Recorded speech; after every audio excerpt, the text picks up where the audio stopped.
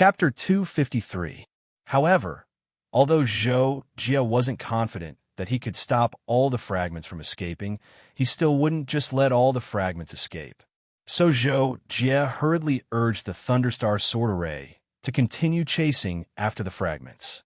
Thunderstar Sword Array, golden light scatter. As of now, Zhou Jie had already grasped the star lightning sword formation to the point of perfection. Naturally, Zhou Jie had also created some sword moves. Golden light scattering was the name of one of the moves. When it was executed, it was like a heavenly maiden scattering flowers. However, it was activated by the eruption of the fire elemental law. Its movement was ferocious, and the sword chi it carried had a wide attacking range. In the end, Zhou Jie used golden light scatter to annihilate about 4/5 of the total number of fragments that escaped, but there was nothing he could do about the remaining fragments. He could only watch them escape. It self-destructed and disintegrated when it was heavily injured. With the remaining fragments, I'm afraid it won't be able to survive in space. Zhou Jie thought and didn't pursue it. He immediately used his perception to sweep the fragments scattered in the sea below. After confirming that there were no abnormalities, he went to meet up with Kakashi. After that, Zhou Jie and Kakashi stayed on Earthstar for more than half a year. After they didn't discover anything special on Earthstar, they left on the Kaji.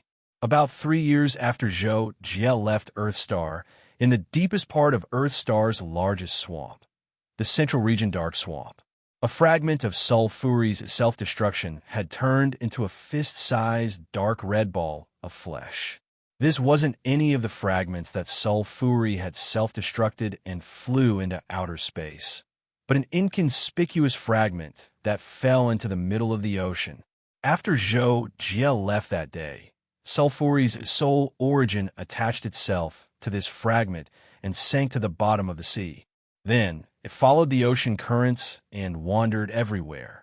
It wasn't until more than a year ago that Sulfuri controlled the fragment to come ashore and settle down in the nearby Central Region Dark Swamp.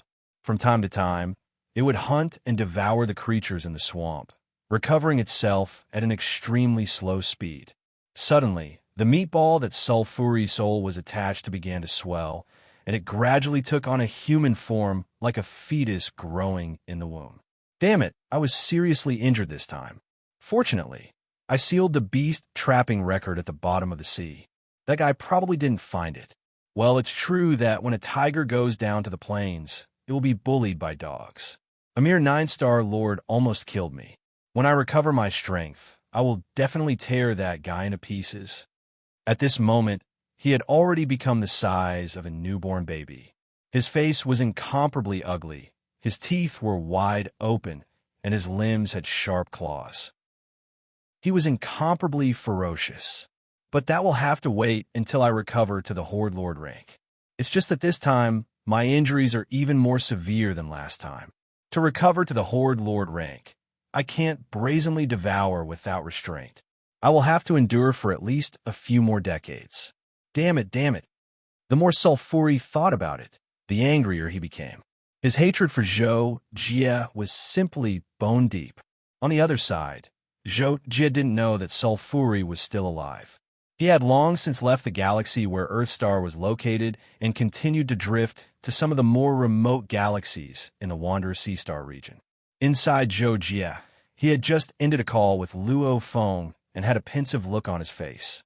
Kakashi, on the other hand, was still eating snacks and watching a movie he had downloaded from Earthstar a few years ago. After pondering for a while, Zhou Jie suddenly turned to look at Kakashi and shouted, "Kakashi!" Kakashi hurriedly quivered and rolled up from the ground. "What's wrong, Jocko?" "I just spoke to senior brother Luo Feng. He told me that Master is preparing to leave the Wanderer Seastar region with several leaders of the top 5 forces to seek an opportunity to break through to the Emperor rank." Zhou Jie said, "But Master is worried about the Star Sword Alliance. After all, senior brother Luo Feng is only a 2nd stage domain lord. If the Star Sword Alliance doesn't have a 6th-stage domain lord to hold the fort, it will be difficult for it to remain intact for a long time. Moreover, senior brother Luo Feng doesn't have the ability to absolutely control the entire Star Sword Alliance. So, I need to break through to the Horde Lord rank as soon as possible. That way, I will be able to help Senior Brother. When Kakashi heard Zhou Jie's words, he immediately understood that Zhou Jie was implying that he would be in closed-door training for a long time, and that he wouldn't be able to accompany him to other planets. Therefore, Kakashi's face fell. But when he considered the importance of Zhou Jie's cultivation, he could only mumble, "All right, Jocko, don't worry. I will be good." In response, Zhou Jie could not help but roll his eyes slightly. With a look of, "Only a fool would believe you," he said helplessly. "You can just stay in the spaceship. I will come out in 3 to 5 years at most." "Oh," Kakashi replied with a depressed face. Seeing this, Zhou Jie couldn't help but shake his head, but he didn't say anything. He took out the Six Paths world and entered it. After entering the Six Paths world, Zhou Jie went straight to the supernatural tower.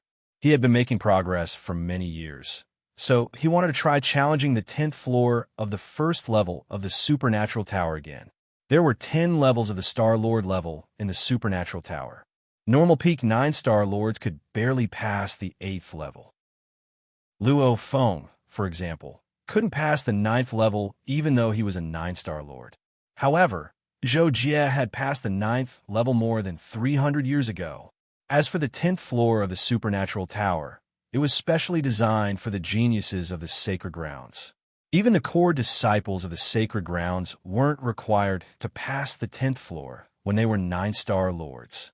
Zhou Jie had challenged the 10th floor of the supernatural tower more than once in the past 300 years, but he had never passed it. It was truly difficult. Even a super warrior like Zhou Jie, who was strong enough to kill peak 9-star lords, was still 1 or 2 steps away from passing the 10th floor. Zhou Jie thought that he could pass it if he strengthened himself a bit more, but he still failed after 2 attempts. When he came to the 10th floor of the supernatural tower once again, Zhou Jie was fully armed and fully alert.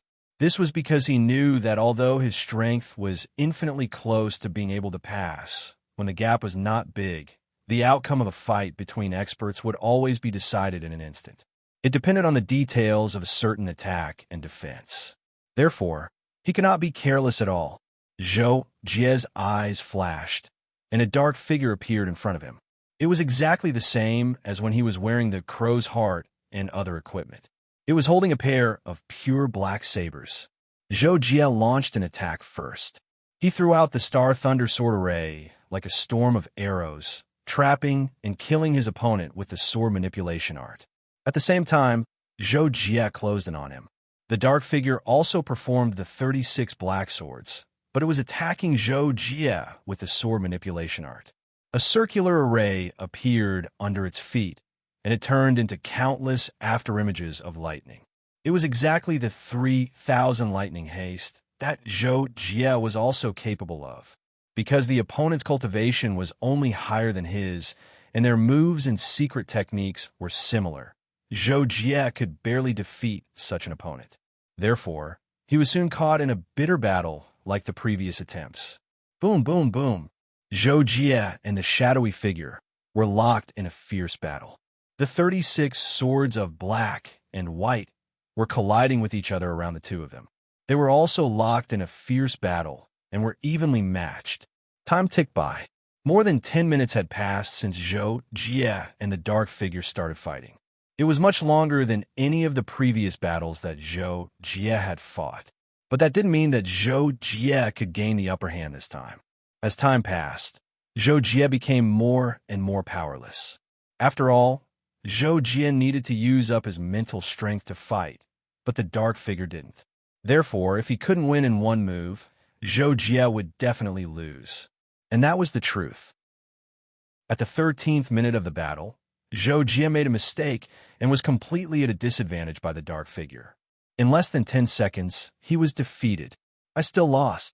Zhou Jie couldn't help but sigh as he was once again forced to withdraw for the 10th floor of the supernatural tower. Although he was mentally prepared for failure before this challenge, after fighting for so long just now, he felt that he might win several times. But in the end, he still lost. This naturally made him feel somewhat regretful. After carefully recalling the battle just now, Zhou Jie realized his shortcomings. He was determined to strengthen himself and strive to pass the 10th floor of the supernatural tower again. Although the opponent in the supernatural tower is simulated, it's not a real person after all. Soul power is virtual and can't be confused by illusions. Otherwise, I might have been able to defeat it. But the previous holy sons of the Zhou Holy Land were also like this. I have to try my best not to fall behind my predecessors. With this thought in mind, Zhou Jie once again entered the Six Paths Pagoda and began the next period of cultivation. In the blink of an eye, more than 30 years had passed. Zhou Jie was still immersed in cultivation in the Six Paths Pagoda. But on Earthstar, Sulfuri began to stir up a bloody storm again.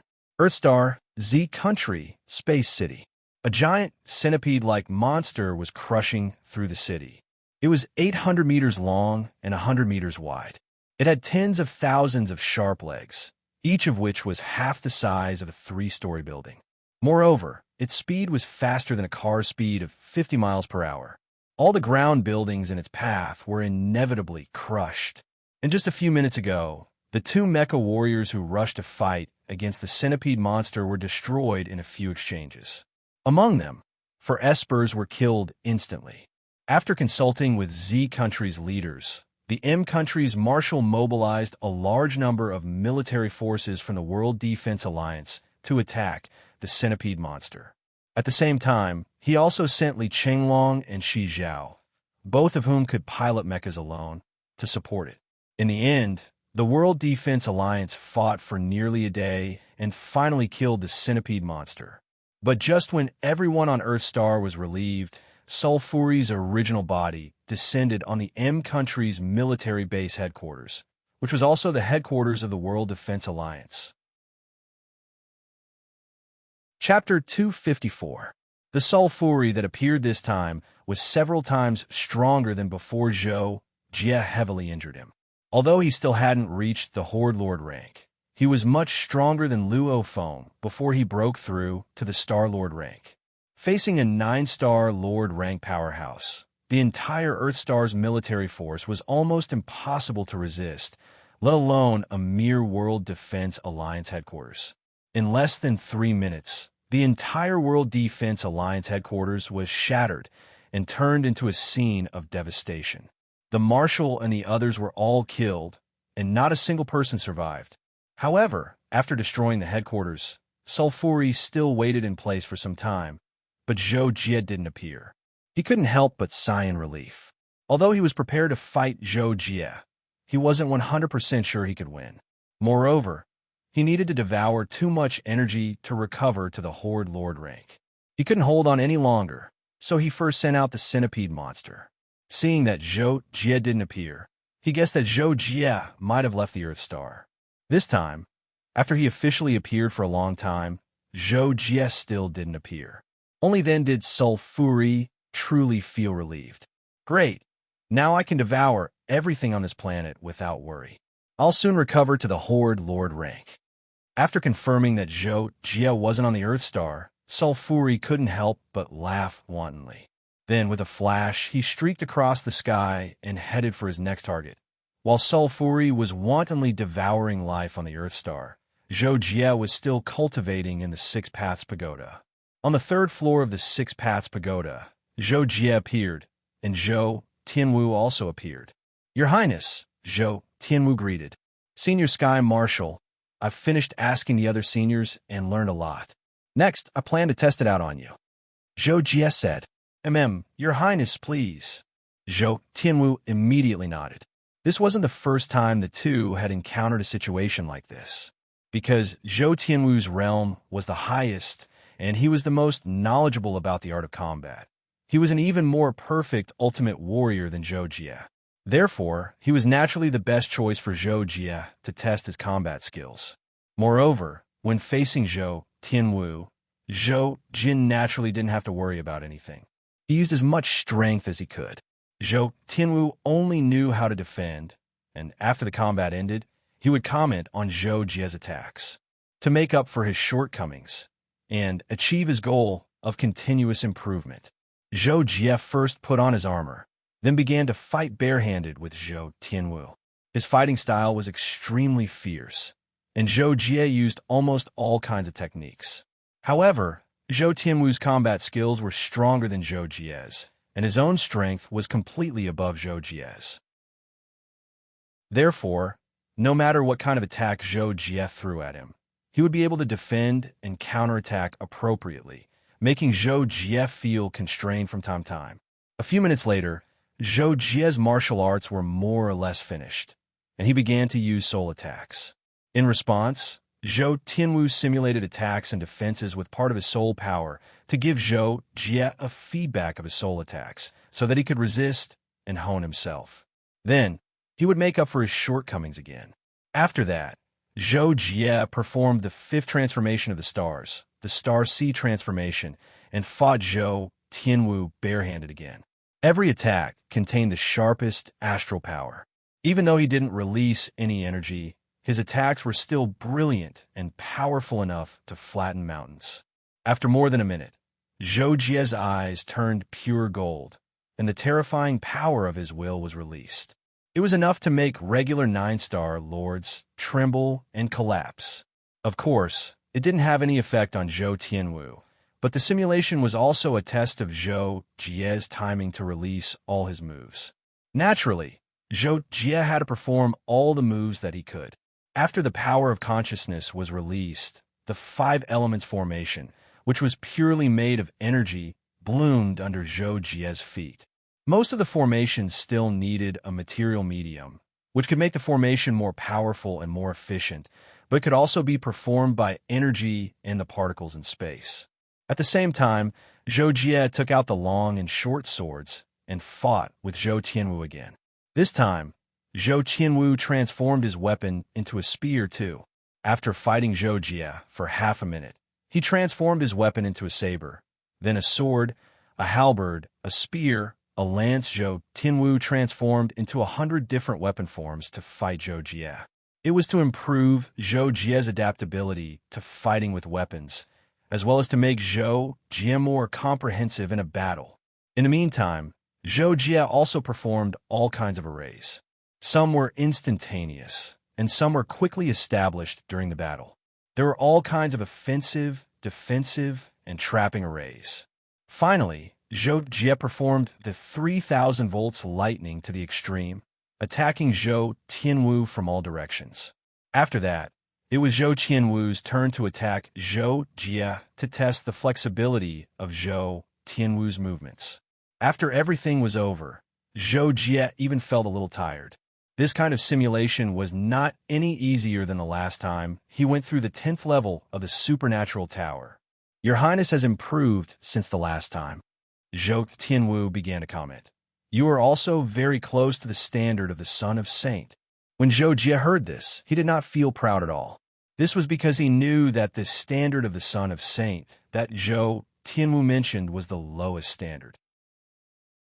Moreover, he was only very close to it, but had not really reached it. Your Highness can be said to have mastered the basics of the 6 paths of Tao, but you still have not achieved the true 6 paths of Tao as one, Zhou Tianwu continued. In response, Zhou Jie could not help but ask, Senior Tianwu, what is the true 6 paths of Tao as one? Zhou Tianwu continued after hearing his question. Yes, that is exactly what I want to tell Your Highness. The so-called 6 paths of Tao as one is actually a kind of realm, and it is the ultimate performance of each cultivation realm. Whether it is the Star Lord, the Imperial Emperor, the Universe Emperor, the Transcendent, or the Saint, the extreme of cultivation is the 6 paths of Tao as one. In the Universe Emperor realm, one must achieve the 6 paths of Tao as one in order to become a Transcendent. Otherwise, it will be extremely difficult to become a Transcendent. However, I did not achieve the true 6 paths of Tao as one in the past, so the breakthrough was a fluke and it was very difficult. The 6 paths of Tao as one in the first place is to practice the basics of the 6 paths of Tao as Your Highness is doing now, and cultivate each path to perfection. Of course, perfection is too difficult, and no one can say the standard of perfection. It can only depend on the cultivator's personal ability to achieve perfection as much as possible. Secondly, which is also the most important point, is to create the ultimate technique of the 6 paths as one. When Your Highness creates such an ultimate technique, it proves that Your Highness has truly achieved the 6 paths as one. Upon hearing Zhou Tianwu's explanation, Zhou Jie couldn't help but be puzzled. Ultimate technique? Regarding this, Zhou Tianwu quickly explained, absolute technique is actually a general term we use for extremely powerful moves. Its characteristic is that it is created by one person and it has its own characteristics. It is also most suitable for the cultivator who created the absolute technique to use. It integrates everything the cultivator has learned into one move or several consecutive moves. So in an extremely short period of time, a cultivator's strongest ability can be displayed explosively. This aspect can be an attack, a defense, or a movement technique. The so-called absolute technique of the 6 Daos as one is the top absolute technique, because ordinary absolute techniques may only be created with 1 or 2 of the 6 Daos as the foundation. The upper limit and power of the 6 Daos as one is definitely not as good as the absolute technique of the 6 Daos as one. After hearing Zhou Tianwu's long explanation, Zhou Jie was deep in thought. In the end, he nodded and said, Senior Tianwu, I think I understand. However, I feel that I still have a long way to go before I become Star-Lord. Zhou Tianwu smiled and nodded after hearing that. Yes, it seems that Your Highness has understood. However, Your Highness, you don't have to pursue the 6 paths as one right now, because I've never heard of anyone who has achieved the 6 paths as one. Even the Holy Master didn't achieve the 6 paths as one until he became an Imperial Lord. The Holy Master is one of the only 2 saints in the Universe Ocean. We can't compare to him at all. Zhou Jie was silent for 2 seconds after hearing that. In the end, he nodded and said, Got it. I plan to break through to the Lord level after passing the 10th floor of the Supernatural Tower. Zhou Tianwu didn't say anything about Zhou Jie's plan. He simply said, Given Your Highness' current strength, it's only a matter of time before you pass the 10th floor of the Supernatural Tower. As for the ultimate techniques, Your Highness can indeed practice them when you become a lord. Of course, if Your Highness is willing, you can start right now. The 6 techniques that Your Highness and I have practiced can all be called ultimate techniques. Your Highness only needs to modify them slightly to make them your own. Then, Your Highness can slowly perceive the combination of 2 and 3 paths until you create your own ultimate techniques. By then, Your Highness will be able to reach the transcendent level. Hearing that, Zhou Jie nodded subconsciously. But on second thought, he couldn't help but feel puzzled. Although the 6 paths that he practiced were related to each other, if they were to be put together and fused, the differences were too great. How could they be fused together? However, on second thought, Zhou Jie figured it out again. With Zhou Tianwu's realm, what he said was definitely not wrong. It was just that perhaps because of his lack of understanding, he did not know how to create the 6 paths absolute techniques for a while. Moreover, the 6 ultimate techniques were so difficult that even those at the Universe Emperor realm might not be able to create them. It was natural that he didn't have any ideas about how to create them now. It was just that after this day, Zhou Jie secretly made up his mind. I will definitely create the 6 ultimate techniques. The 5 top forces of the Wander Sea Star Zone were mainly divided into the central region of the Wander Sea Star Zone. Compared to the inner region of the Wander Sea Star Zone, the outer region of the Wander Sea Star Zone was filled with all kinds of forces, and it wasn't peaceful as a whole. But in the outer region of the Wander Sea Star Zone, there was also a super force that the surrounding forces didn't dare to provoke, the Scattered Man Zone. It was established by the Lord of the 5 Zones, Elder Xingxia. Chapter 255. The independent domain was actually more like a combined power. Compared to the 5 top powers, the discipline of the independent domain was more lax. To the people in the outer regions of the unfettered sea star field, The independent domain referred to the void continent where Old Man Xingxia resided. But to the five top powers, the independent domain was a power controlled by Old Man Xingxia. It involved the entire outer region of the unfettered sea-star field. Old Man Xingxia usually did not manage the independent domain. He was known as educating without discrimination. He had more than 3,000 disciples, of which more than 10 were his personal disciples. The establishment of the independent domain was, in fact, entirely because of Old Man Xingxia's personal disciples. It was them who established their own powers and established the independent domain, finally allowing Old Man Xingxia to take charge of it. The reason for this was, firstly, because the borders of the unfettered sea-star field were initially too chaotic, and there was a need for an overlord-level power to keep everyone in check. Secondly, this was an idea that Old Man Xingxia's personal disciples came up with to repay Old Man Xingxia's kindness. Planet Jade Sea was one of the few superplanets in the borders of the unfettered sea-star field. But this planet's technology was not particularly advanced. What made it qualified to be a superplanet was, firstly, the inestimable value of special mines on it, and secondly, its cultivation civilization was rather prosperous. Jade Sword Sect, the holy land of planet Jade Sea, was established by Old Man Xingxia's first personal disciple, Jun Yujian. It had a great reputation in the star system where Jade Sword Sect was located. The disciples of the sect followed the principle of eliminating evil. For thousands of years, they had benefited countless planets, and many disciples of the Jade Sword Sect were immortalized.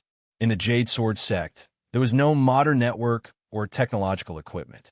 It was built against the mountain and was completely in ancient stone and wood building.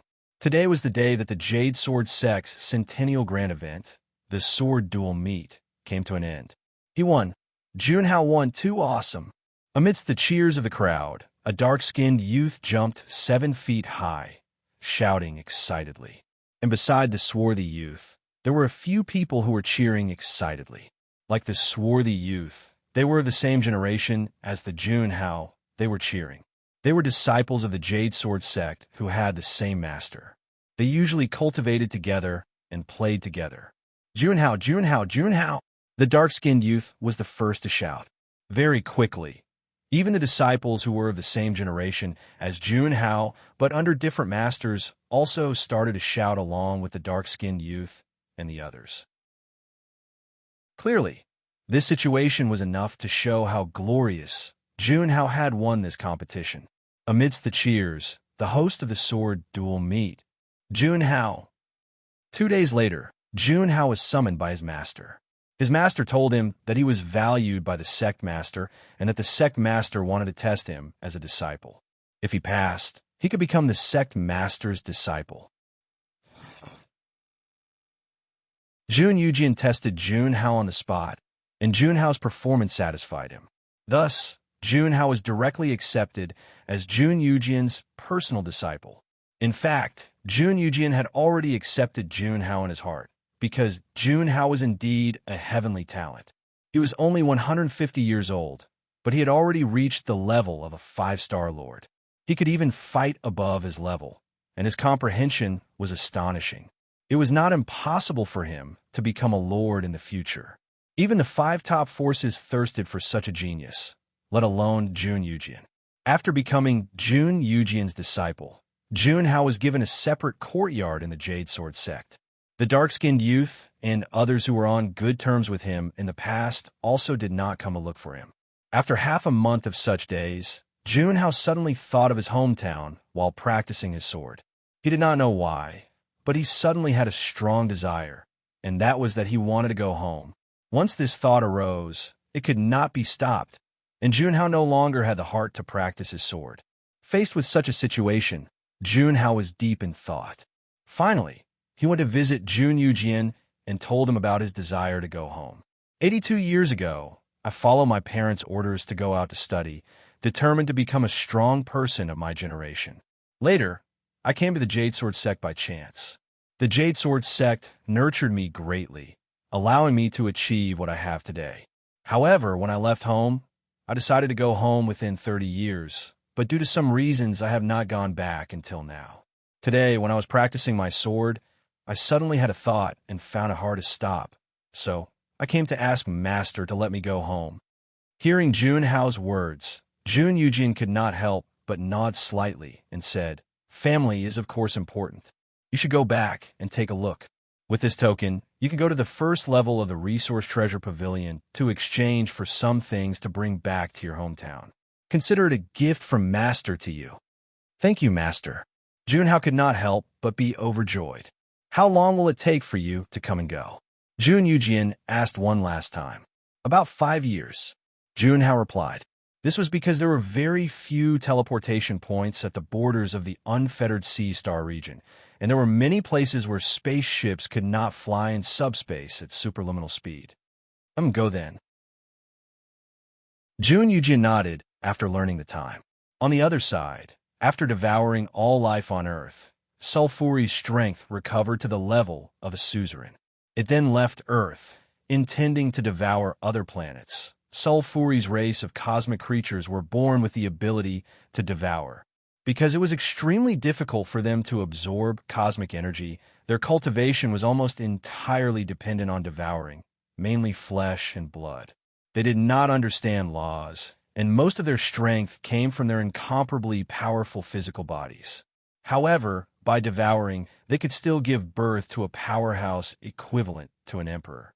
It was just that it was more difficult for them to become an emperor compared to human cultivators. After leaving Earth, Sulfuri directly traveled through space at subliminal speed. This was something that ordinary suzerain powerhouses could not do, and was also a racial talent. After flying for about half a year, Sulfuri found a wormhole and used it to travel through space. After flying for nearly a year and a half, Sulfuri found a life planet. This made it overjoyed, and it directly chose to descend on that life planet.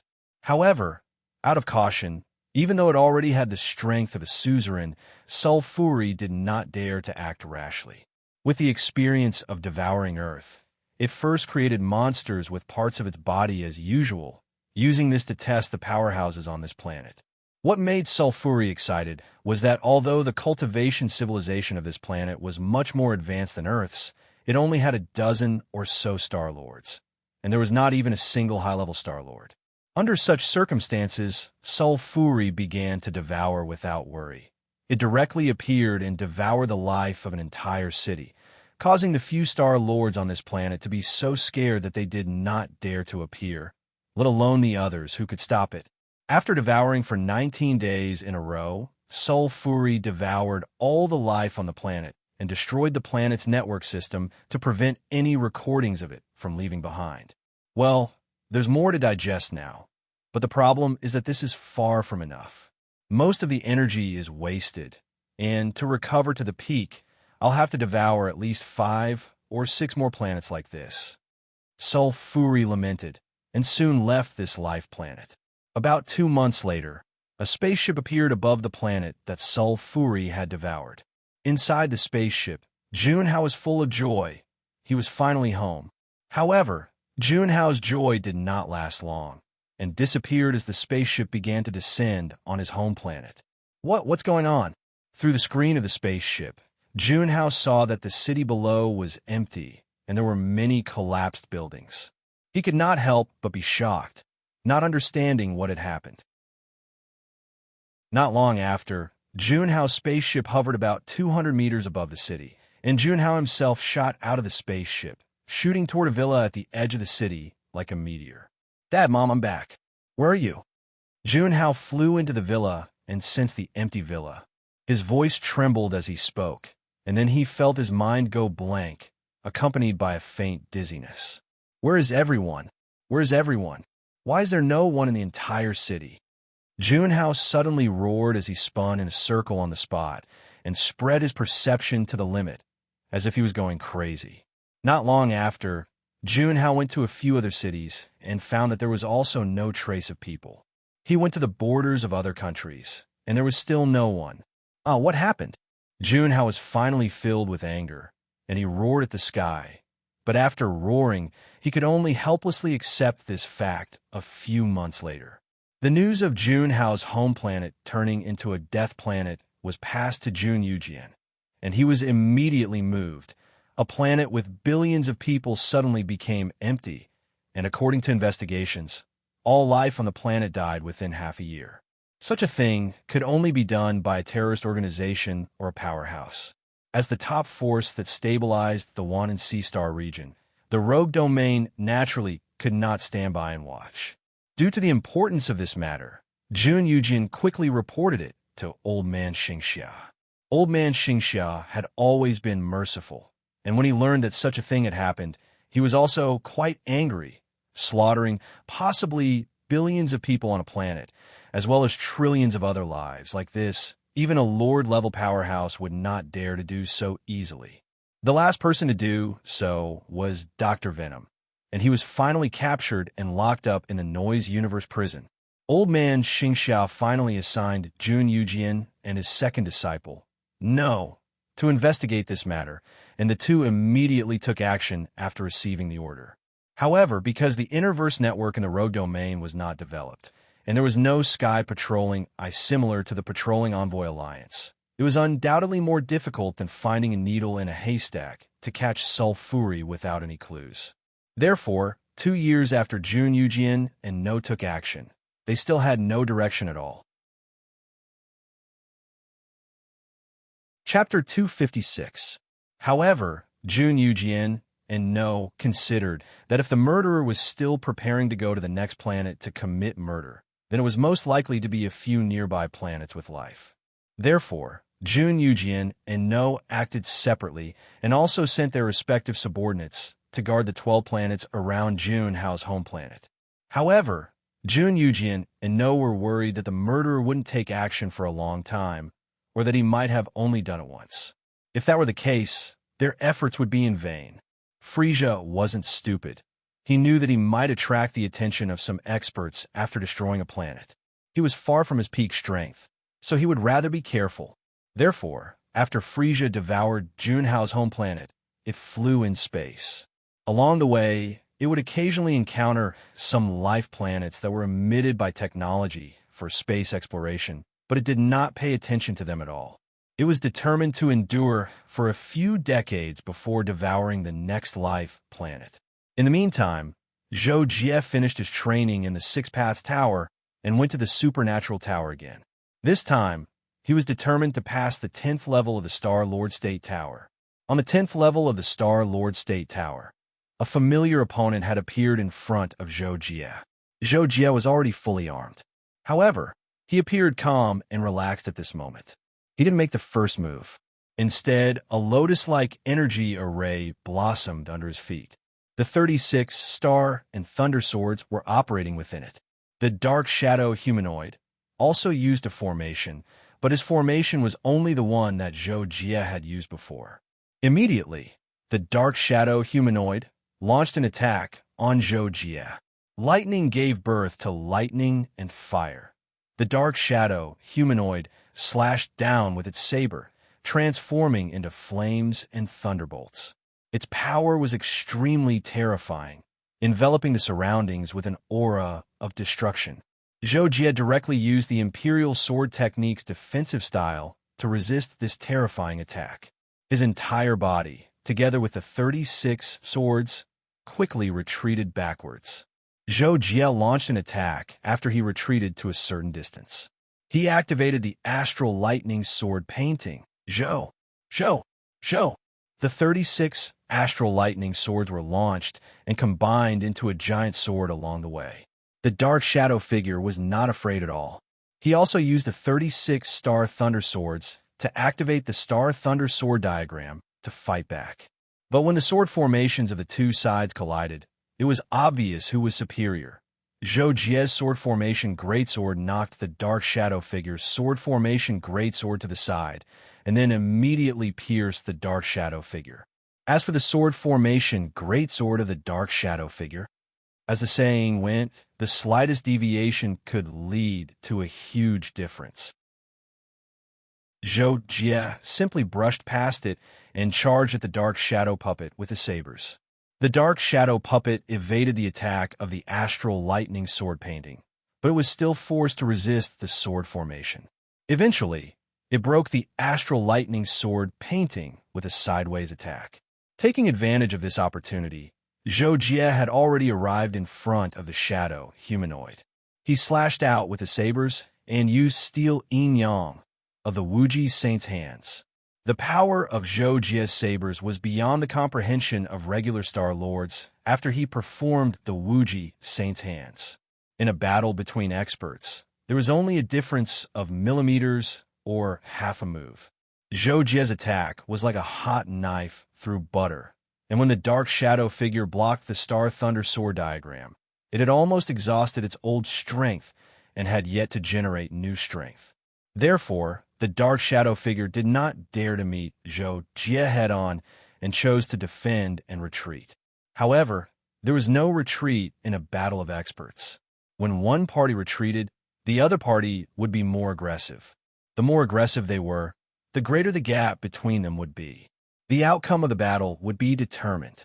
The fact was that the dark shadow humanoid retreated, while Zhou Jie's illusory thunder rushed forward with even more ferocity. The dark shadow humanoid had no chance to resist, so it chose to launch a suicidal attack. However, Zhou Jie was not afraid of this at all. The strength of his attack was enough to break through all the counterattacks of the dark shadow humanoid.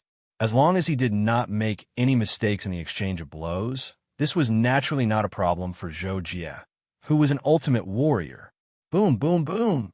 Thunder and lightning crisscrossed, saber light crisscrossed, and the might of the array swept across the entire area. This final battle lasted no more than 3 seconds, but it was extremely fierce. The suicidal attack of the shadowy humanoid was finally suppressed by Zhou Jie, and then the shadowy humanoid was also destroyed by Zhou Jie with a single slash. I finally passed. Seeing the dark figure dissipate, Zhou Jie couldn't help but stop attacking and say with a sigh of relief. Then, an extremely pure ball of light appeared above Zhou Jie's head and descended, quickly entering Zhou Jie's body. Zhou Jie didn't resist at all. He began to absorb the energy with familiarity. This time, I'll break through to the Lord tier, Zhou Jie thought to himself as he absorbed the ball of light. He had been waiting for this day for too long. Unlike Luo Feng's breakthrough, Zhou Jie didn't feel anything when he broke through. He just believed that with his accumulation and the energy reward from the 10th floor, he could naturally break through to the Lord tier. However, because Zhou Jie had a perfect breakthrough, it was destined to take a long time. And this long time, in the blink of an eye, had been 22 years. The reason why Zhou Jie needed such a long time to break through to the Lord tier was because his breakthrough was profound. During the process of the 9-star domain, the 9-star cores condensing into one body, the continuous breakthroughs in his sea of energy. The reason why the Lord tier was divided into 6 levels, called the 6th domain, was because this sea of energy had 6 breakthroughs. It was like an object made of wood made of wood molecules made of atoms, and atoms made of even smaller particles. This so-called breakthroughs was like continuously studying and refining matter. However, at most, it could only be broken through 6 times. Breaking through again was like crossing the heavenly moat, like a fish leaping through the dragon gate, and becoming an emperor. So, after saying so much, it actually meant that Zhou Jie's breakthrough had directly skipped the 1st and 2nd layers of the Lord tier and advanced to the 3rd layer of the Lord tier. Therefore, Zhou Jie needed more and more energy to strengthen his sea of energy and at the same time improve his body and soul. Once again, the breakthrough of a major tier was blessed by the laws of the universe and could greatly improve the soul. This was also the prerequisite for a Lord tier expert to have a stronger soul power to understand and control the laws of the universe at a deeper level. And in the last year of Zhou Jie's breakthrough, the individual domain was even more restless. What? East Pole Planet. When No received a call from Jun Yujian, he could not help but be shocked, followed by extreme anger. But Jun Yujian promptly said, "Calm down, junior brother. It has already happened. The priority is for us to hurry over and investigate." No heard this, gritted his teeth, and suppressed his anger, and replied, "Okay, I got it. I'll be there right away." After hanging up, No was so angry that his whole body was trembling, and he could not calm down for a long time. The reason for this was that East Pole Planet was a planet under the control of No's forces, and this planet had a star master, planet manager, who was his only younger brother. Who the hell did it? No tried to calm himself down, and at the same time, he subconsciously said, and then disappeared in a flash. He could not wait to catch the culprit. East Pole Planet. When No arrived, Jun Yujian was already there. After the two met, Jun Yujian understood the reason for No's anger, and immediately took the initiative to tell him the situation at the scene. Just like my disciple's home planet, Luo Yun, no living creature survived, not even a bug. And it seems that no one escaped, no survivors. Damn it, could it be that some dark force is conducting a blood sacrifice or something? It shouldn't be. It's been a long time since something like this happened. In response, No said, his voice full of anger, "I don't know. For the time being, I can only be sure that it was done by many people. After all, the possibility of one person doing it is too small. Even a 6-layer domain lord would find it difficult to do so," Jun Yujian said, his voice weak. Jun Yujian said. His voice sounded a little weak because he hadn't found any clues to track down the murderer. "But this is also good news." Jun Yujian paused, and then said, "First, it means that the culprit is likely to continue to commit crimes. Second, East Pole Planet is not far away from the nearest habitable planet we are stationed on. Next, we will increase our manpower and expand the area we are stationed on, and there's a great chance that we will catch the culprit. Okay, then send more people. I must avenge my brother." No could not help but say. The news that all living creatures on East Pole Planet have been wiped out soon reached Xingxia. Xingxia took this matter more seriously, and not only did he send his third and fourth disciples to assist Jun Yujian and Jun Yujian, he also quickly went there himself. On the other side, Zhou Jie had successfully completed a breakthrough in the realm of 6 paths, and his realm stabilized at the 3rd-layer domain lord realm. Zhou Jie's eyes were glittering when he opened them, and his body was enshrouded in the brilliance of energy. However, the next second, Zhou Jie blinked, and the brilliance on his body and in his eyes was gone. Zhou Jie's strength had changed tremendously after the breakthrough. Even someone as calm as him couldn't help but have mixed feelings. He also felt that his hundreds of years of hard work had been worth it. After a few seconds of mixed feelings, Zhou Jie opened his left hand, where a white badge that seemed to have been carved by pure energy was lying quietly on his palm. Although many years had passed, Zhou Jie still remembered that the badge was called the Transcendent Badge by Kakashi, which could be used to enter the Treasure Pavilion. However, each badge could only be used once. The one in Zhou Jie's hand was another reward for passing the 10th level of the Star Lord State Tower. However, Zhou Jie looked at the Transcendent Badge in his hand and didn't know what treasure he should use to retrieve from the Treasure Pavilion. According to Zhou Tianwu, he wouldn't be able to use the Chaos Demon Sealing Lock even if he were to retrieve it. Zhou Jie had never liked having too many useless things on him, so he had given up on the idea of retrieving the Chaos Demon Sealing Lock. Chapter 257. Zhou Jie thought about it carefully. He had the long and short dual sabers as his weapon, and the sacred beetle's shell and the crow's heart as his armor. These 2 treasures were suitable for his current strength. Besides, he had used them for so long, so he didn't want to change them so easily. As for the Thunder Star Sword formation, with Zhou Jie's current level, its upper limit was a little weaker than the treasures left by the Dark Shadow Monarch.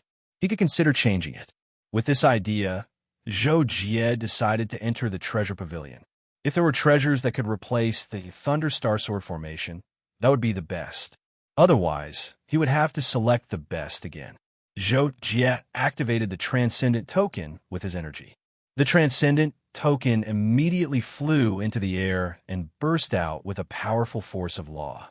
It tore open a layer of space in the realm of 6 paths and summoned the treasure pavilion inside.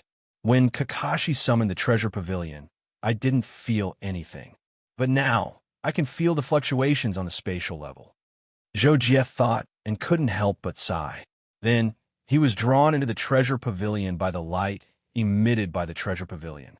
When he came to the first floor of the treasure pavilion again, Zhou was no longer the hothead he was before. This time, he observed a few treasures at close range and found that the many cold weapons and treasures that he found strange the first time he came here were all good treasures that he coveted. Although I don't know what the monarch weapon is like, at least the treasures on the first floor of the treasure pavilion should be comparable to the long and short dual sabers. Zhou perception directly passed through the light balls of various floating treasures. After feeling it, he couldn't help but think to himself, then I'll look for treasures on the first floor that can replace the Thunder Star Sword formation. So, Zhou made up his mind and carefully selected the treasures on the first floor of the treasure pavilion. It took Zhou almost a day to choose. To his surprise, he found a treasure that could replace the Star Thunder Sword formation. But the problem was that he had found 3 such treasures, and he couldn't decide which one to choose at the moment. The 3 treasures that Zhou chose were the Wind Blade, the Rain Sword Diagram, and the 6 Meridians Bracelet. The Wind Blade was a large saber that could be divided into 180 crescent-shaped small sabers. It also had the force of law that had the effect of penetration. The Rain Sword Diagram was a painting with 99 swords, and the swords could all turn into real objects. Together with the sword diagram, they could display a powerful trap and kill sword formation. The last one, the 6 Meridians Bracelet, was a bracelet made of 6 small swords. It could change its size at will and could be divided into 6 swords. It was also equipped with a weapon method. In fact, Zhou valued the Rain Sword Diagram the most among the 3 treasures. However, Zhou finally studied it deeply and found that the original owner's thought image was left in it. From this, he determined that it was an emperor weapon. Although Zhou could activate it, it would be very difficult for him. So, he didn't choose the Rain Sword Diagram immediately. As for the comparison between the Wind Blade and the 6 Meridians Bracelet, Zhou thought that the former was easier to control and had a practical penetration effect. However, the latter seemed to have a higher upper limit and could be used to show off operation in actual combat. For an ultimate warrior like Zhou it was also an irresistible temptation. The 2 restrained each other, so Zhou couldn't decide which one to choose. Not to mention that Zhou didn't completely give up on the Rain Sword Diagram. But since he could only choose one to take away, Zhou calmed down after struggling for a while. He went to study the 3 treasures more deeply and even activated them within the scope of the Treasure Pavilion's law. Therefore, Zhou finally chose the treasure to take away, the 6 Meridians Bracelet. It's yours. Zhou finally took the 6 Meridians Bracelet and put it on his right wrist. With a thought, it recognized him as its owner. Then, under the guidance of the Treasure Pavilion's law, he returned to the realm of 6 paths. Zhou spent another day familiarizing himself with some simple control methods of the 6 Meridians Bracelet in the realm of 6 paths. Then, he returned to the Kaji. Seeing Zhou appear, Kakashi, who was lying on the ground in boredom, suddenly jumped up. "Jocko, you finally came out. Hey, Jocko, you broke through?" Kakashi first cheered and then asked with a surprised expression. "Well, how did you know?" Zhou was in a good mood at the moment, so he asked. Hearing this, Kakashi proudly shook his little head and said, "Isn't that simple? I can scan the energy intensity of the energy body and judge the strength of the opponent." "All right, I forgot," Zhou said as he recalled some of his past experiences. Thinking of this, Zhou suddenly felt as if he had been isolated from the world for a long time. He had never felt this way in the past few hundred years. Maybe I should take on some responsibilities again, Zhou suddenly thought. This time, he had broken through to the Lord rank, so there was no reason for him to wander around like before and not care about the world anymore. However, Zhou Jie thought about it again and decided not to tell Luo Feng and the others about his breakthrough for the time being. He still needed to spend some time to consolidate his cultivation base and improve his overall strength. Thinking of this, Zhou Jie said to Kakashi, "Kakashi, find one last planet. I'll play with you for a few more years. During this time, I'll consolidate my current realm. After that, I might not be as free as before." Unaffiliated territory, the Red Planet. Sulfuri carefully landed on the Red Planet, and soon created a monster with ease to test if there were any strong existences on the Red Planet that he couldn't contend with. Not long after, the black tortoise created by Sulfuri began to wantonly destroy the cities on the Red Planet. However, this time, Sulfuri didn't expect that the Red Planet had already received a notice from Jun Yujian and the others. Whenever there was a special situation on the planet, they were to send out a specific signal source immediately. Therefore, when the Red Planet people saw the black tortoise that suddenly appeared, they chose to send out a specific signal source immediately. Although they didn't build a universal network, the transmission of the specific signal source was countless times faster than the speed of light. Less than half a day after the signal was sent, Jun Yujian and the others who were closer received it. The Red Planet. After Jun Yujian received the news, he immediately rushed to the Red Planet. Not only that, but Xingxia also chose to leave immediately after receiving the news. On the Red Planet, the Black Tortoise was destroyed by the combined power of the 4-star lords on the Red Planet within half a day. When Sulfuri saw that the Red Planet only dispatched 4-star lords, with the strongest being the Samsung Star Lord, he knew that there weren't any strong existences on the Red Planet that he was wary of. This was actually within Sulfuri's expectations, because before he chose a target planet, he would sense the energy density of the planet. Generally speaking, if the density was low, the level of cultivation wouldn't be high. If the level of development was average, then the possibility of having an expert living there was next to nothing.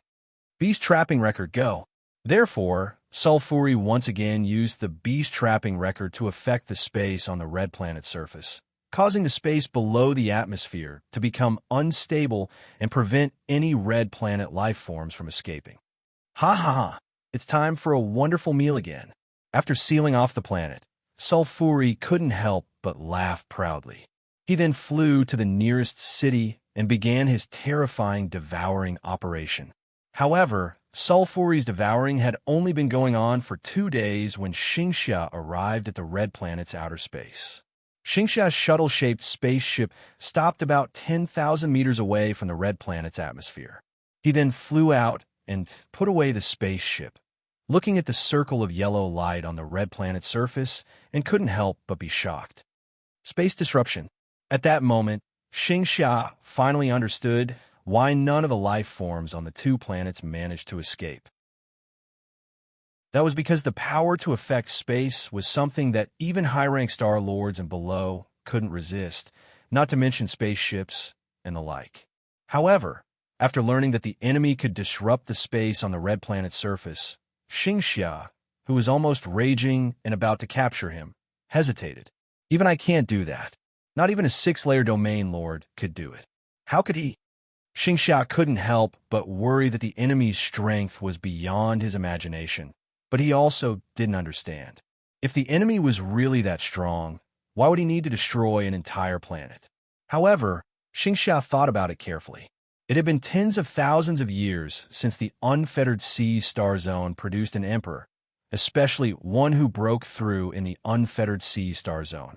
In the last few million years, the number of emperors produced in the Unfettered Seas star zone was less than 10, and all of them had left the Unfettered Seas star zone when they were domain lords, breaking through in outer star zones, and then leaving again after returning for a while. Obviously, outer star zones were much better than the Unfettered Seas star zone, and in fact, the Unfettered Seas star zone was one of the last dozen star zones in the 4th-dimensional universe in terms of comprehensive strength. It's probably impossible for it to be an Imperial Monarch, right? If it's really an Imperial Monarch, then he should have sensed me a long time ago. As for this spatial disturbance, perhaps it's the effect of some treasure. But since it's not an Imperial Monarch, Then let me see who actually dares to do this. After thinking quickly, Xingxia finally chose to take action. He held a wooden cane in his hand and gently swung it at the yellow light in front of him. On the red planet, Sulfuri's mouth had expanded to the size of a football field, and it was devouring a large city with tens of millions of people and tens of millions of livestock. It was having a great time, but suddenly, Sulfuri sensed that the fluctuations from the beast trap record were unusual. Startled, it stopped devouring at once. Then, Sulfuri sensed and found that in the atmosphere thousands of miles away, a powerful presence had locked onto it and was rapidly flying towards it. It was so frightened that its expression changed drastically. Chapter 258. Sulfuri's strength had yet to recover to the level of a third-stage domain lord, so it didn't dare to fight at all. It simply flew and fled into the atmosphere. When Xingxia sensed Sulfuri's aura, he knew that the enemy was someone he could handle. Now that Sulfuri was fleeing, he was even more certain and immediately chased after it in anger. However, Sulfuri was very fast. Even if it hadn't recovered to its peak, its speed was comparable to an ordinary six-stage domain lord human cultivator. When it fled, Xingxia was very quickly shocked, so fast. After Xingxia recovered from his shock, he realized that with the enemy's speed and the distance between them, it was very likely that he wouldn't be able to catch up. After some thought, Old Man Xingxia increased his speed to the limit. At the same time, he tapped the moving star staff in his hand a few times, shooting out 7 milky white balls of light the size of a person. They caught up to Sulfuri at an extremely fast speed in just a few seconds. Sulfuri sensed this and immediately waved its hand, its palm turning into the size of a mountain. Boom! Receiving 7 light balls in a row, Sulfuri's mountain-like palm was directly blown to smithereens. Sulfuri's body flew out of the atmosphere at an even faster speed like a streak of light, leaving terrifying sparks along the way. Damn it, my devouring for the past 2 days was wasted just like that. Sulfuri felt the extent of damage to its palm and couldn't help but curse in its heart. As mentioned before, whether it was cultivation or recovery, Sulfuri mainly relied on devouring flesh and blood. Its utilization and transformation of cosmic energy was similar to a human cultivator in the middle stage of the mortal body realm. It wasn't enough to cultivate and recover its body because it needed too much time. As for Sulfuri's recovery on Earth, it mainly relied on the beast trapping record to recover by eating the feces, shed scales, and feathers of trapped cosmic creatures. However, it had already eaten most of those things, so it had no choice but to come out and forage like this. Xingxia saw Sulfuri escape at an even faster speed after receiving his attack, and couldn't help but feel anxious. However, he still wasn't willing to easily give up the opportunity to chase, so he immediately launched another attack. Rumble! This time, the 9 balls of light formed a formation and chased after Sulfuri. At this time, Sulfuri was putting away the 10,000 beast record. Seeing this, he turned pale with fright and had no choice but to use the full power of the 10,000 beast record to devour the 9 balls of light. But for the current Sulfuri, activating the 10,000 beast record consumed a lot of soul power. Just this activation alone made it feel its brain.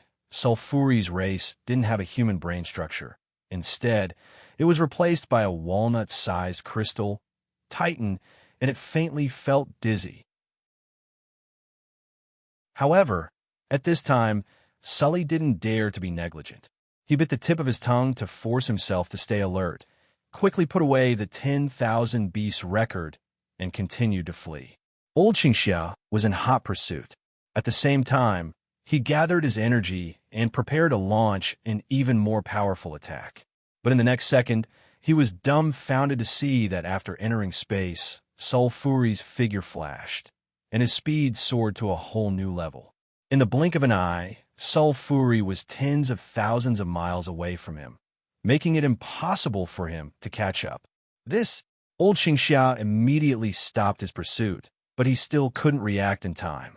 If he hadn't seen Sulfuri's terrifying speed with his own eyes, he wouldn't have believed that a lord rank could accelerate to such a degree in the blink of an eye.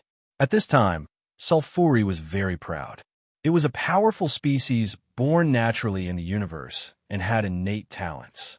For example, it could accelerate to sublight speed in space for a short period of time. With such speed, almost no one below the Emperor realm could catch up to it. I didn't expect to be exposed so quickly. I really don't know where this old man came from. He came so quickly. It seems that I have to be more careful from now on. Sulfuri thought to himself as he fled. The galaxy where the World Mercenary Group was located, Neptune. This was Zhou Jie's 4th year on Neptune. At this moment, he was leisurely sunbathing on a beach. Beside him was Kakashi, who was wearing a boy's swimsuit and building a sand castle. At some point, Zhou Jie suddenly lay down, took off his sunglasses, and said to Kakashi, "Kakashi, let's go. It's time to go back." Kakashi had just finished building his masterpiece and was admiring it. When he heard this, he couldn't help but be shocked. Soon after, a bitter expression appeared on his little face. However, Kakashi knew that since Zhou Jie said so in such a tone, then they had to leave. There was no room for negotiation. All right, Kakashi reluctantly agreed. Then, he kicked down the masterpiece he had just completed and ruthlessly added 2 more kicks. Zhou Jie shook his head slightly. The next second, he took Kakashi and flew to an altitude of 1,000 meters in the blink of an eye. At the same time, a set of black clothes made of energy appeared on Zhou Jie's body. Zhou Jie took Kakashi and flew out of Neptune's atmosphere in one breath. Then, he released the Kaji in outer space. The two entered it and quickly headed for the Star Sword continent. After entering the Star Sword Alliance's sphere of influence, Zhou Jie contacted Luo Feng and Zhuqiu Hong one after another and told them about his breakthrough to the 3rd domain lord level. Naturally, Luo Feng and Zhuqiu Hong were shocked when they learned that Zhou Jie had directly become a 3rd domain lord. After all, they had never heard of such a situation where one broke through 2 levels in one go. However, although they were shocked, Zhuqiu Hong and Zhuqiu Hong were still happy for Zhou Jie. Luo Feng didn't even feel jealous that Zhou Jie had surpassed him. On one hand, this showed that Luo Feng's cultivation heart was extremely good. On the other hand, it was enough to show that Luo Feng really did treat Zhou Jie as his brother, and so did Zhou Jie. Since Zhuqiu Hong and Luo Feng were both in the Star Sword continent, they also asked Zhou Jie to go to the Star Sword continent to look for them. Zhou Jie naturally agreed to this. After all, he was going to the Star Sword continent anyway. After spending over 10 years, Zhou Jie finally arrived in the sky above the Star Sword continent from the border area of the unfettered Sea Star region. The Star Sword continent was extremely vast. Under the situation where the Kaji didn't perform a spatial jump, it flew for another half a day before arriving at the Star Sword Palace, which was also the core area of the continent where Zhuqiu Hong resided. About a minute before arriving at the Star Sword Palace, Zhou Jie contacted Zhuqiu Hong and Luo Feng and told them that he would arrive in about a minute. Therefore, a few dozen seconds before Zhou Jie arrived, some of the disciples, guards, maids, and hangers-on in the Star Sword Palace were surprised to see Zhuqiu Hong and Luo Feng fly to the sky above the plaza in front of the main hall. They stood in the air and seemed to be waiting for someone's arrival. After the Kaji passed the identity verification, it successfully descended above the Star Sword Palace's plaza. Zhou Jie flew out and casually put away the Kaji. With Zhou Jie's current strength and identity, there were many things that he didn't need to conceal anymore. When Zhuqiu Hong and Luo Feng saw Zhou Jie's appearance, they were all smiles and hurriedly went up to greet Zhou Jie. Zhou Jie also hurriedly went up to greet them with a slight smile on his face. "Master, senior brother, hi, you come on time. I've arranged a banquet for you. Just the 3 of us. Let's catch up together," Zhuqiu Hong said with a smile. "Yes, we've been waiting for you." "Junior brother, let's go," Luo Feng said. Thus, The three of them directly flew to the second floor of the Swordhead Palace where Zhuqiuhong usually resided. There was a large hall on the second floor, and there were already tables and chairs. There were also some wine and cold dishes on the table, and they were all protected by energy barriers to prevent them from deteriorating or being damaged. After Zhou Jie took his seat, Zhuqiuhong instructed someone to prepare the dishes, and the three of them started eating with the cold dishes and wine on the table. Junior brother, aren't you too abnormal? It's only been a few hundred years, yet your cultivation has instantly surpassed mine. I've cultivated for 700 to 800 years more than you. Not long after they started eating, Luo Feng ridiculed with a smile on his face. Zhou Jie was extremely helpless towards this, and he could only smile obsequiously. I was just lucky. At the beginning, Luo Feng had nothing to say, so he started by ridiculing Chun Shi, and he didn't continue arguing about it when he heard this. He said with a smile, I don't believe it's luck. It's mainly because Junior Brother worked hard enough. Actually, I was only able to compete with Junior Brother when I was young, but now, I really can't. Zhuqiuhong couldn't help but interrupt with a smile when he saw this. That's true. Zhou Jie, Luo Feng has fallen in love recently, and he doesn't have the mood to cultivate. When Zhou Jie heard this, he couldn't help but be stunned on the spot, and then he looked at Luo Feng and asked with surprise, Senior brother, you? Luo Feng laughed and actually said with slight embarrassment, Alas, this is fate, and it can't be stopped. Actually, I was just about to talk to you about this. It just so happens that you've returned. I intend to hold a wedding in a few days and officially marry one. Zhou Jie instantly didn't know whether to laugh or cry, and then he recovered from his shock and nodded repeatedly. This is a good thing. I'll definitely go and visit Senior Sister while I'm at it. Haha, I, Luo Feng, have no regrets in my life. For some unknown reason, Luo Feng suddenly laughed as he spoke these words.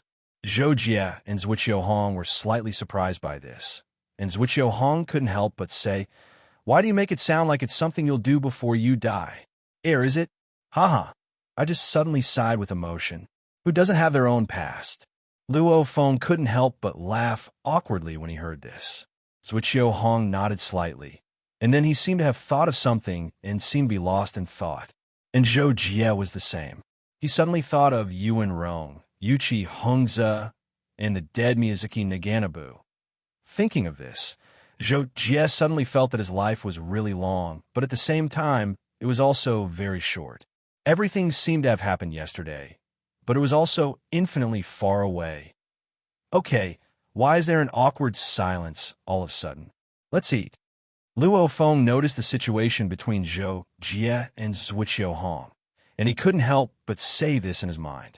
But at this moment, Zhuqiuhong's expression tensed up, and he took out his identity token.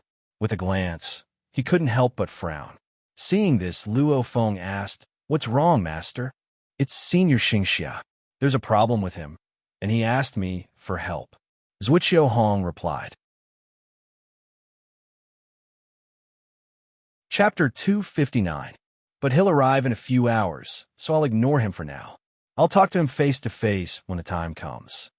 Zhuqiuhong continued. Let's continue eating and have a chat, especially Zhou Jie. You've been adventuring outside for hundreds of years. Did you encounter anything?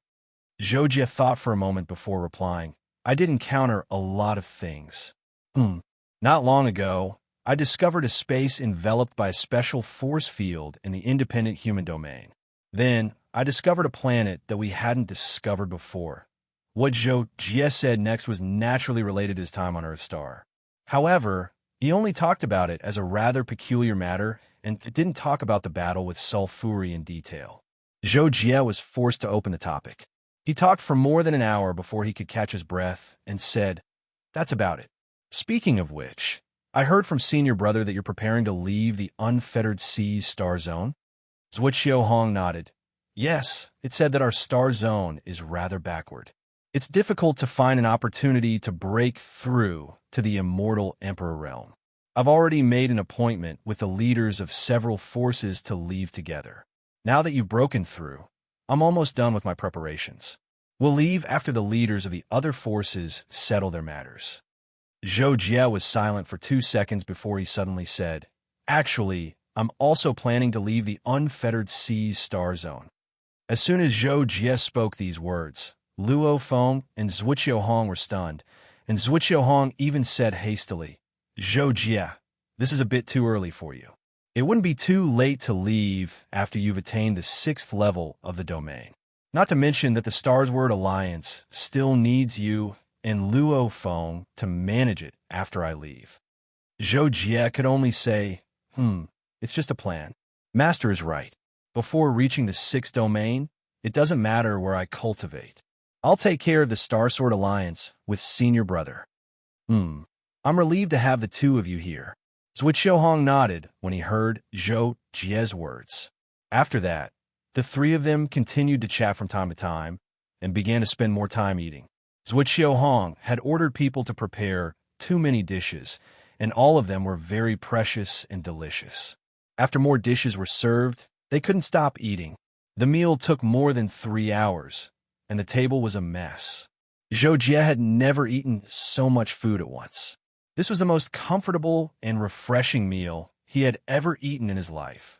Later, Zhou Jie even thought that if Kakashi knew that he had eaten so many good things behind his back, would he want to pinch him? When Zhou Jie and the others were almost done eating and chatting, there happened to be news about Zhuqiu Hong's identity token. Zhuqiu Hong immediately took it out and looked at it. Then he said to Zhou Jie and Luo Qiu, Senior Xingxia is here. Come with me to meet him. Xingxia had lived for tens of thousands of years. When Zhuqiu Hong was young, he had coincidentally received guidance from him and benefited a lot. Later, Zhuqiu Hong became the leader of a force and was very respectful to Xingxia. The two of them had a good relationship. This time, Xingxia had a headache about Soul Fury devouring the planet's life in the independent territory, so he came to Zhuqiu Hong for help. Luo Feng and Luo Qiu Hong agreed. Soon, they followed Zhuqiu Hong to the square in front of the main hall to welcome Xingxia. Zhuqiu Hong and the others didn't even wait 10 seconds before Xingxia's spaceship appeared in the sky above them. Soon, an extremely thin, white-haired old man appeared in front of Zhuqiu Hong and the others from the sky. Senior Xingxia, long time no see. As a junior, Zhuqiu Hong greeted him with a smile. Luo Feng and Zhou Jie were aware of the difference in status, so they didn't say anything. When Xingxia saw Zhuqiu Hong, he immediately put on a smiling face. Alliance leader Zhua, long time no see. This time, I've come to ask for your help shamelessly. Zhuqiu Hong's expression became serious when he heard that. He said, Senior Xingxia, please speak your mind. You've helped me before, so I'll definitely help if I can. Xingxia glanced at Zhou Jie and Luo Feng when he heard that. He then smiled and said, Are these the two disciples of Alliance leader Zhua? I know Luo Feng. This is? Xingxia pointed at Zhou Jie and asked. Yes, they're both my personal disciples. His name is Zhou Jie. He's a personal disciple I took in a few hundred years ago. Zhuqiu Hong couldn't help but introduce them. Then they're not outsiders. This old man will directly tell you what it is. Xingxia said. Zhuqiu Hong nodded in agreement, indicating that Xingxia could speak his mind. It's like this. Then, Xingxia told Zhou Jie and the other two in detail about Soul Fury devouring creatures in the independent domain. After listening to Xingxia's general description, Zhuqiu Hong and the other two couldn't help but frown. Its speed in outer space far exceeds a 6th-stage domain lord, but its strength is only at the level of a 4th-stage domain lord. Zhuqiu Hong repeated Xingxia's words and asked for confirmation.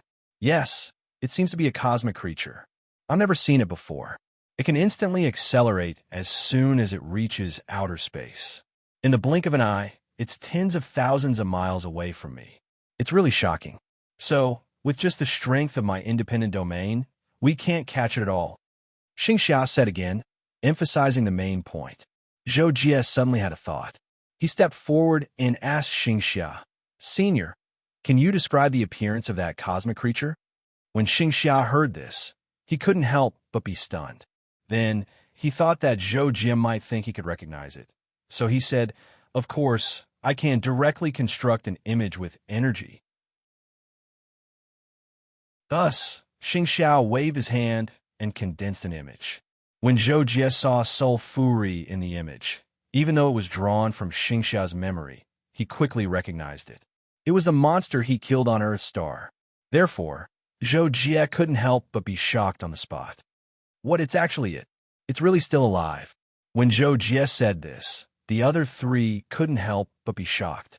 Xing Xia quickly asked, "Young friend Zhou Jie, have you seen this cosmic creature before?" In response, Zhou Jie replied, "I was traveling around not long ago and happened to pass by the rogue territory. There, I found a planet that we hadn't discovered before called Earth Star. When I got there, this cosmic creature should have been preparing to devour that planet, but I happened to stop it. I killed it, but it self-destructed and escaped with some fragments of its body. And when I met this cosmic creature, it wasn't even at the Horde Lord level. How did it become a fourth-layer domain Horde Lord according to Senior Xingxia?"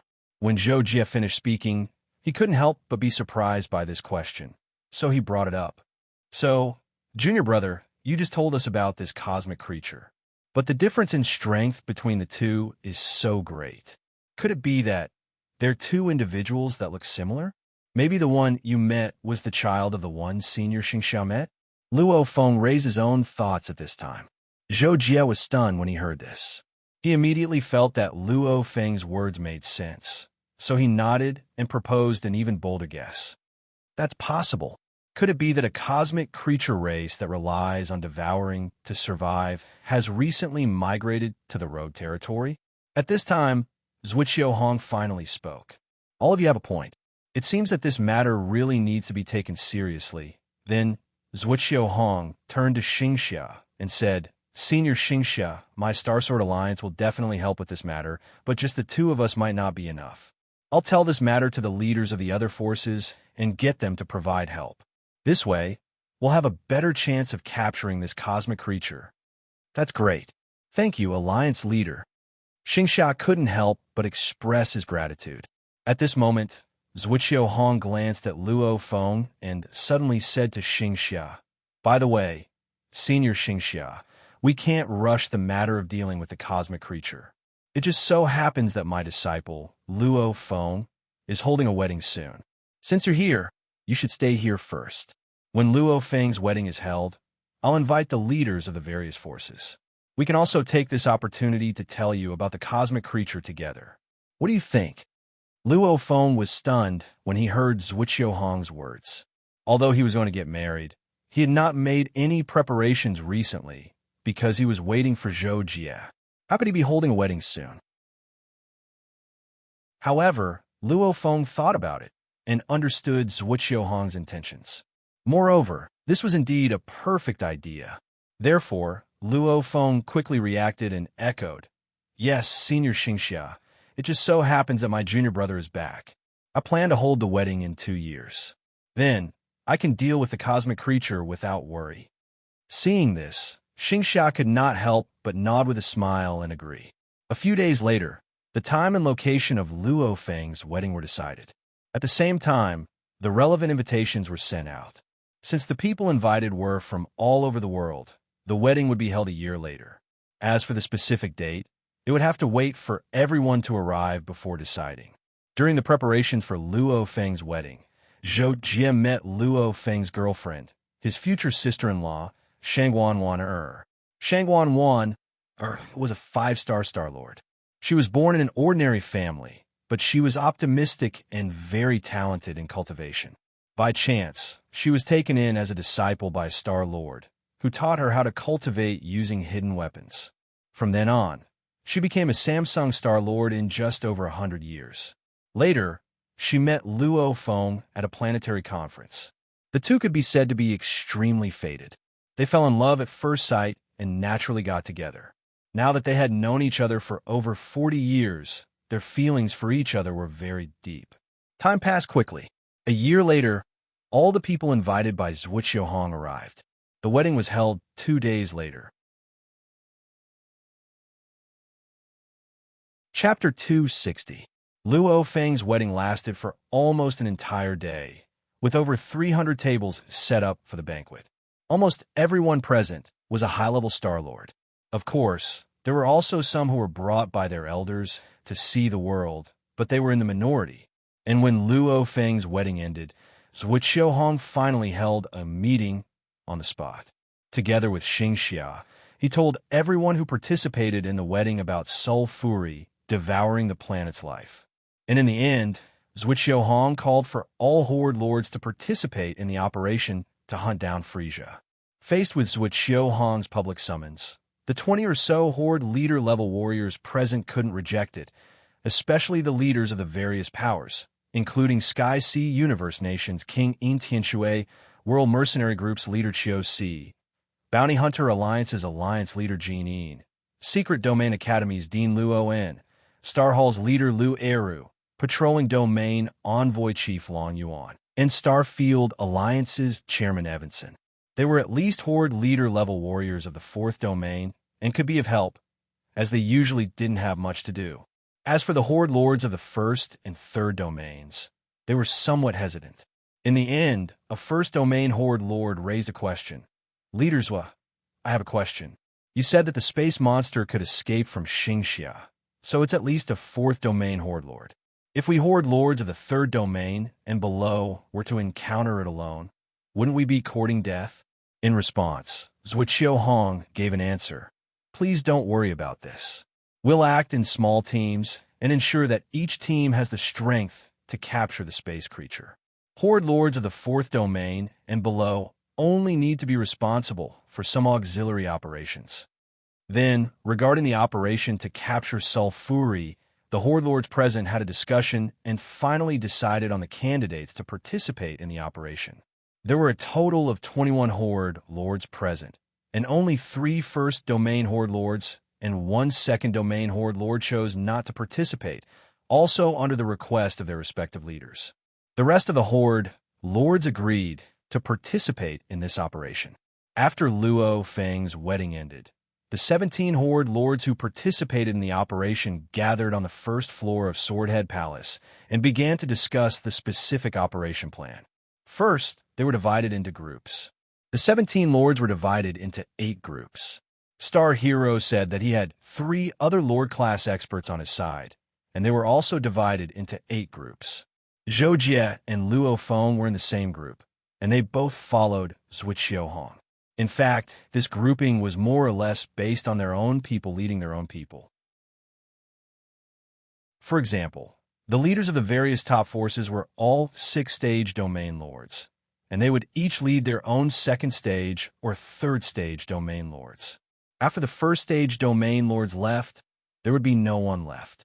Only Elder Xingxia would form his own group, and one of his 3 disciples would be a 1st-stage Domain Lord. As for the plan to capture sulfury, no one had a good idea other than keeping watch. In the end, they tentatively decided to split into groups and keep watch.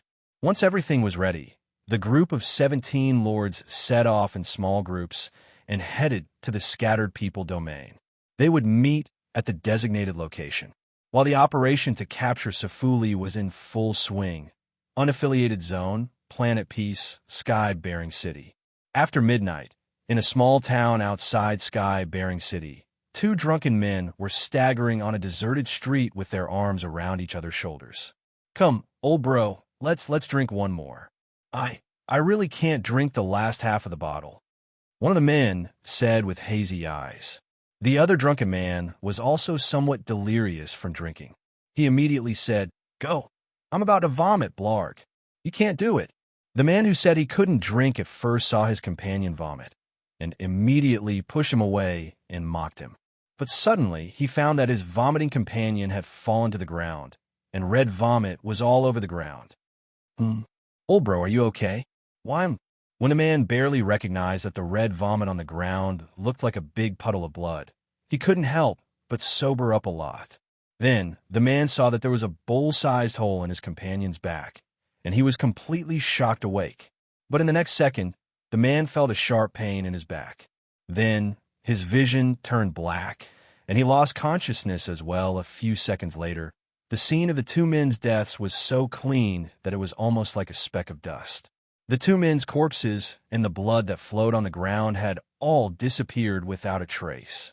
After eating the two men, Safuli returned to his residence in the town.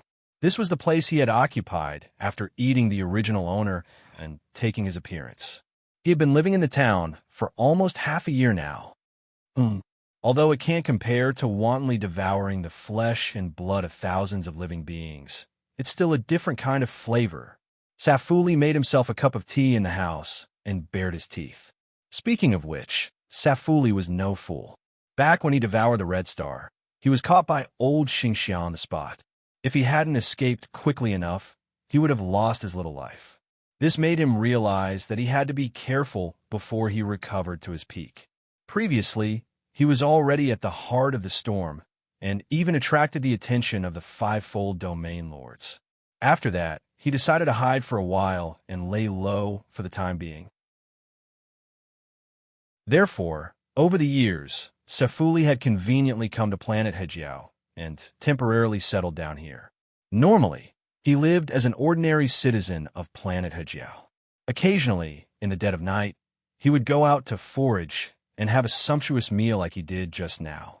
Thanks to Safuli's hiding, when old Xingxia and a group of Lord-class champions who came to capture Safuli arrived at the independent sector, they learned that after the Red Star, there were no more habitable planets in the independent sector that were devoured. In response, old Xingxia had everyone split into small groups and went to guard some planets, waiting for the time to pass as a vacation. And as they waited, 50 years passed in the blink of an eye.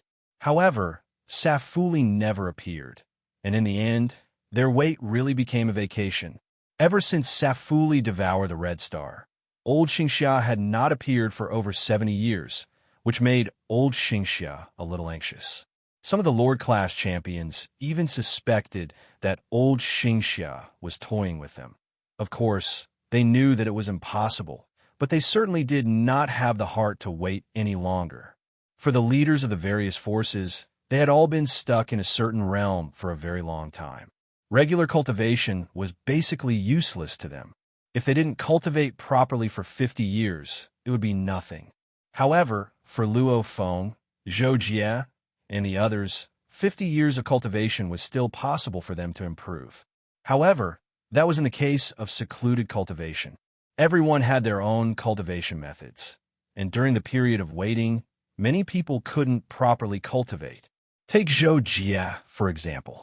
He had wanted to enter the realm of the Six Paths to cultivate many times, but he was afraid that Safuli would suddenly appear one day and he would not be able to pay attention to the passage of time while he was in seclusion. Therefore, he always felt that something was wrong and did not enter. Just as people's hearts were wavering because of this, Zhou Jie suddenly had an idea. He told Luo Feng and entered the realm of the Six Paths. About half a year later, Zhou Jie returned to the Wanderer Seas galaxy and immediately told Luo Feng the good news. Back then, he had told Luo Feng that he would be in seclusion for a period of time, about a few months, to study a formation that could be used to monitor Safuli.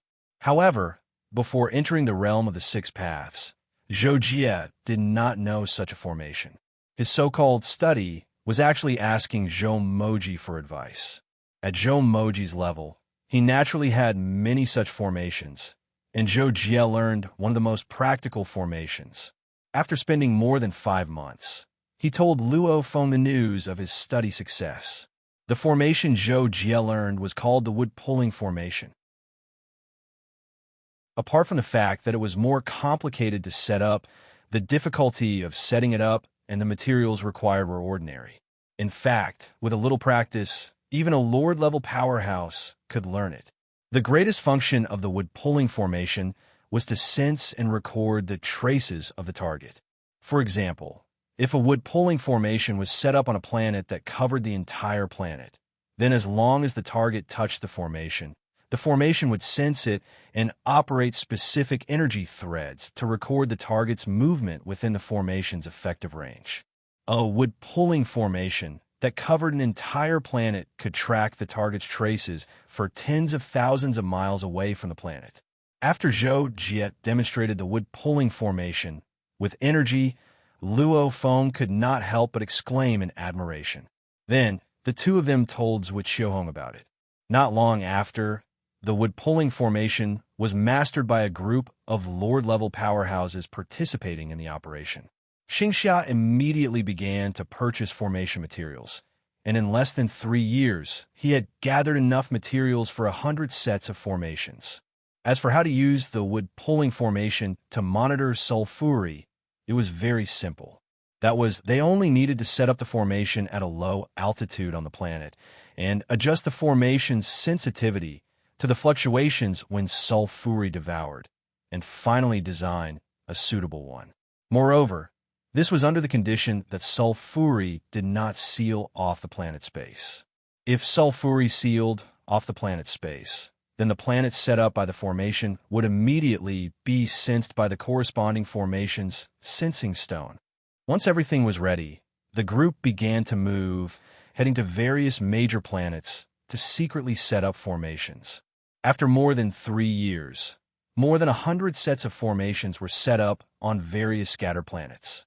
Although they could not guarantee that they would be able to squat sulfuri, at least the possibility of squatting was much higher. Time continued to pass, and in the blink of an eye, 100 years had passed since the last time sulfuri devoured. In these 100 years, Luo Feng seemed to have been forced by Zhou Jie's pressure. Plus, he had benefited a lot from his frequent exchanges with Zhou Jie, and he had successfully advanced to the 3rd layer of the Lord's domain. At the end of the 100th year, on planet Hejiao, on a fine and sunny afternoon, sulfuri flew high into the sky, and the corners of its mouth could not help but curl up. It activated the beast trapping record and directly used it to seal off the entire planet. However, after doing so, sulfuri did not immediately start devouring, but waited quietly at the edge of the atmosphere. It wanted to observe the situation first. If there happened to be a powerhouse waiting for it on this planet, it would choose to escape immediately. Chapter 261. However, there weren't any experts on planet Hejiao that could threaten sulfuri. There were no more than a dozen Star Lords. Sulfuri waited for about half an hour. Seeing that no threat had been drawn out, he began his devouring. Ever since sulfuri escaped from Old Man Xingxia had predicted that sulfuri would be even more cautious. His next target was likely to be a planet further away from the last time he devoured it. Therefore, Old Man Xingxia had already sent an order to notify the many life planets in the unaffiliated domain. Planets that had the conditions to communicate with each other were to maintain a signal exchange every day to ensure that other planets would know if a planet was devoured within a day. Secondly, for some relatively isolated planets that didn't have any life planets within 100 light years of them, they would be equipped with a special signal source as much as possible. In other words, a cosmic energy magnet could be charged with a large amount of energy in a short period of time to trigger a powerful cosmic energy ray.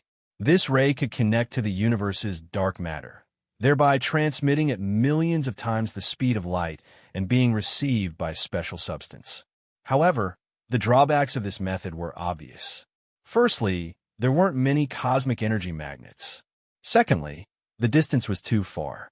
By the time the signal was received, sulfuri might have already devoured the entire planet and left. Speaking of the universe's dark matter, it had to be explained that the cosmic network was built by activating these dark matter to transmit a special signal. The cosmic network of the Wanhai Star Zone was a colossal project. Hundreds of millions of people had spent tens of thousands of years to build a cosmic network that covered the central region of the Wanhai Star Zone. And this was under the condition that the construction conditions were good. Not only was the Wanhai Star Zone's surrounding unaffiliated domain unsuitable to build a complete cosmic network, there weren't enough people willing to do it either. Therefore, to this day, the unaffiliated domain didn't have a cosmic network. At most, they had a local area network that covered thousands of light years, which was mainly concentrated in Old Man Xingxia's unaffiliated domain. P.S. Generally speaking, the scattered people domain refers to the entire region around the unfettered seas star region. However, in reality, the scattered people domain is a faction established by Xingxia and his disciples.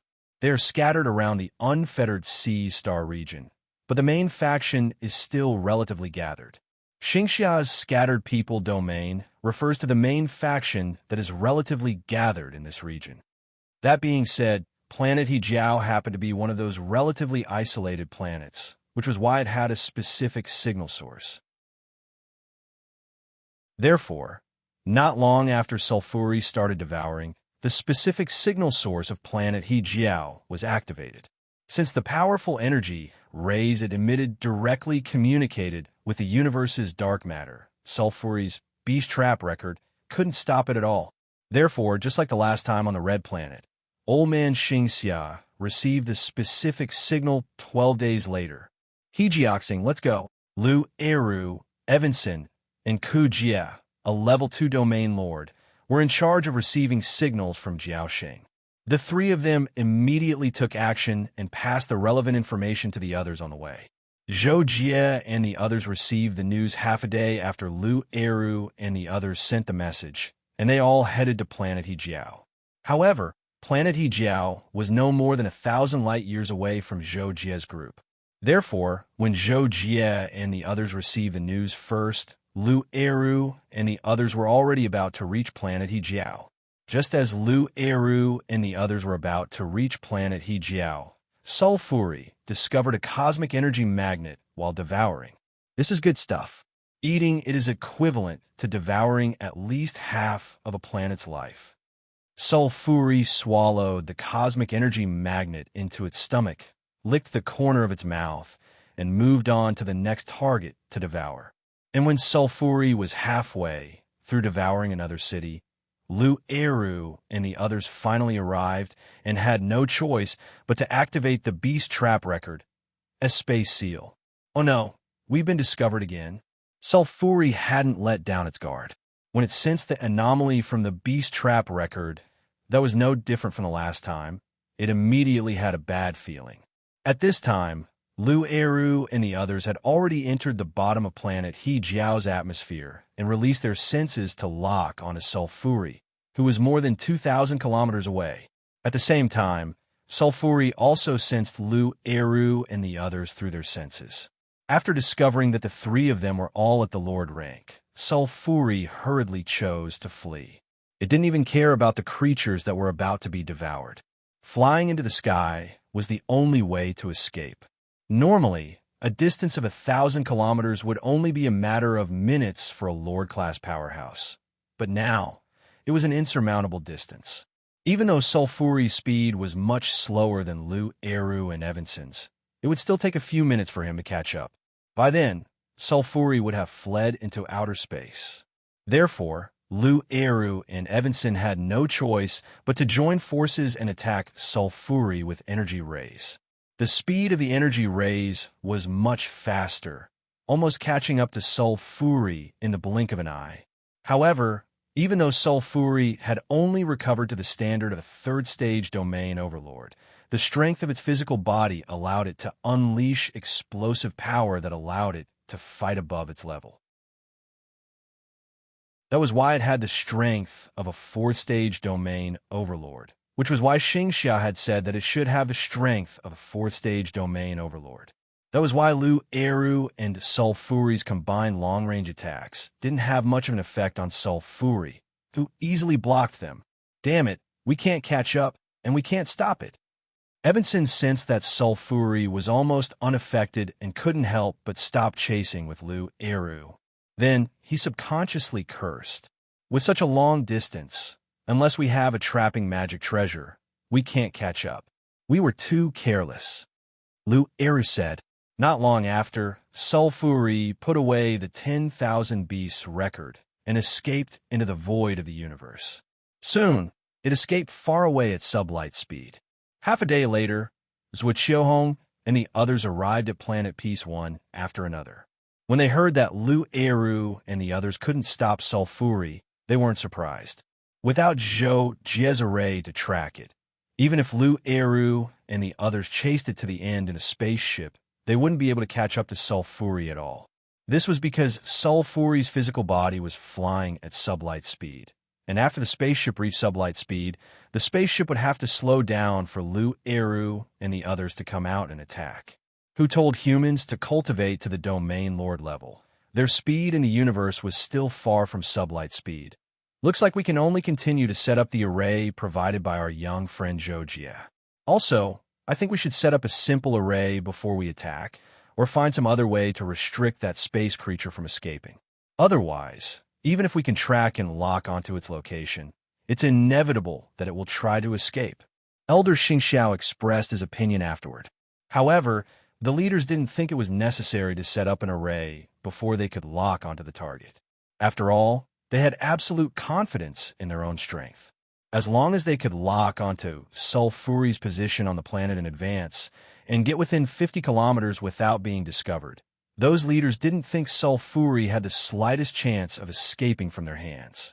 Setting up an array in advance was only necessary if they didn't have the wood-pulling array. Regarding this, Elder Xingxia and the others didn't express any opinion. As for discussing the various methods to keep Sulfuri in place without the wood-pulling array, everyone's unanimous opinion was to rely on an array.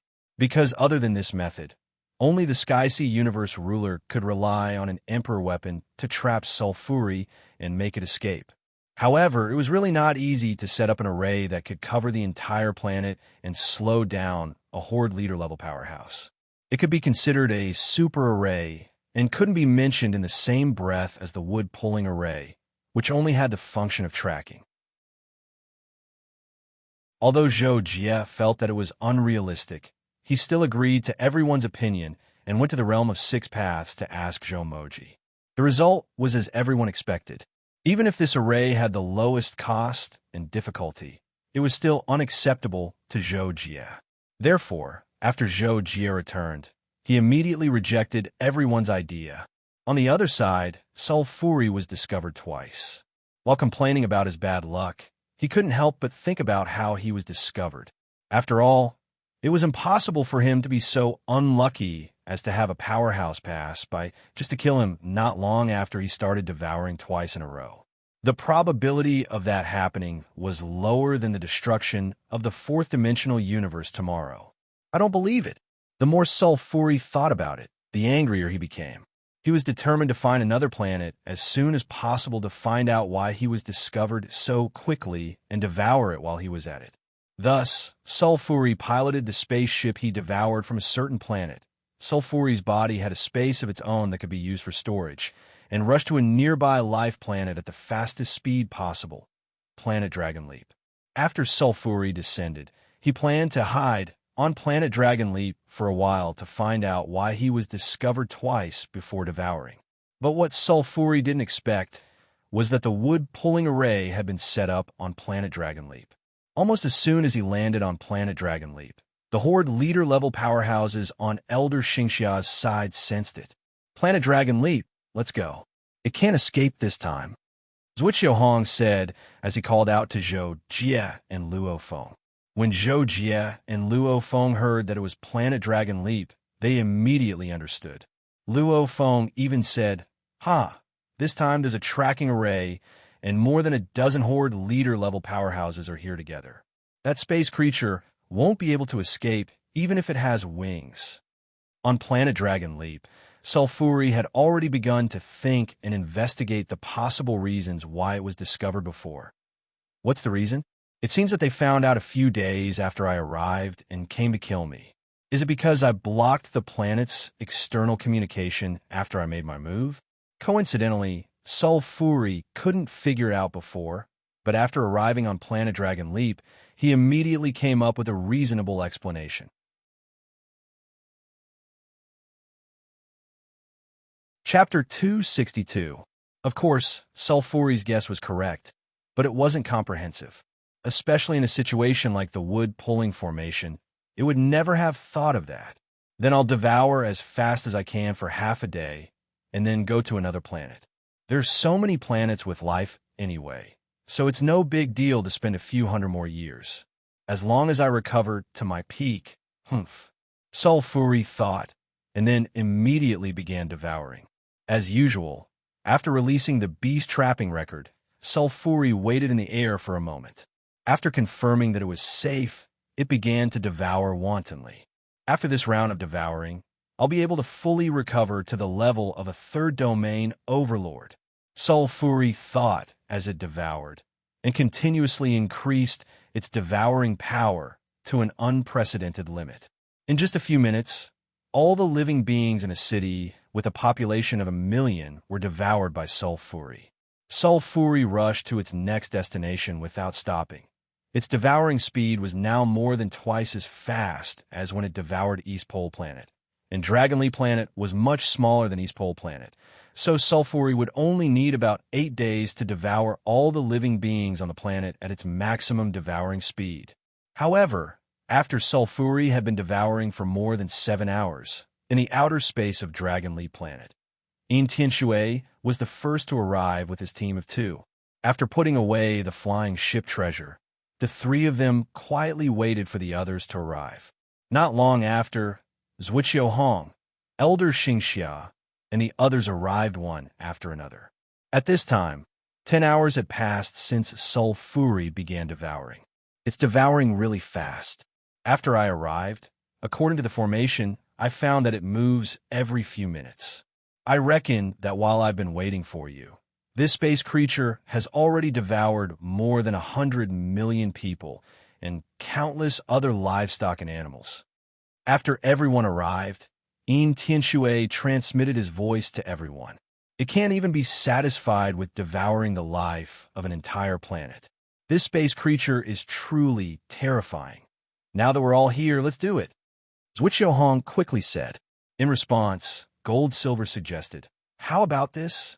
Us 6 domain overlords will go, and the others will stay here to provide support at any time in case of any accidents. How about that? Let's do that. The 5 of us are enough. Tianxue replied, and Hong and the others agreed.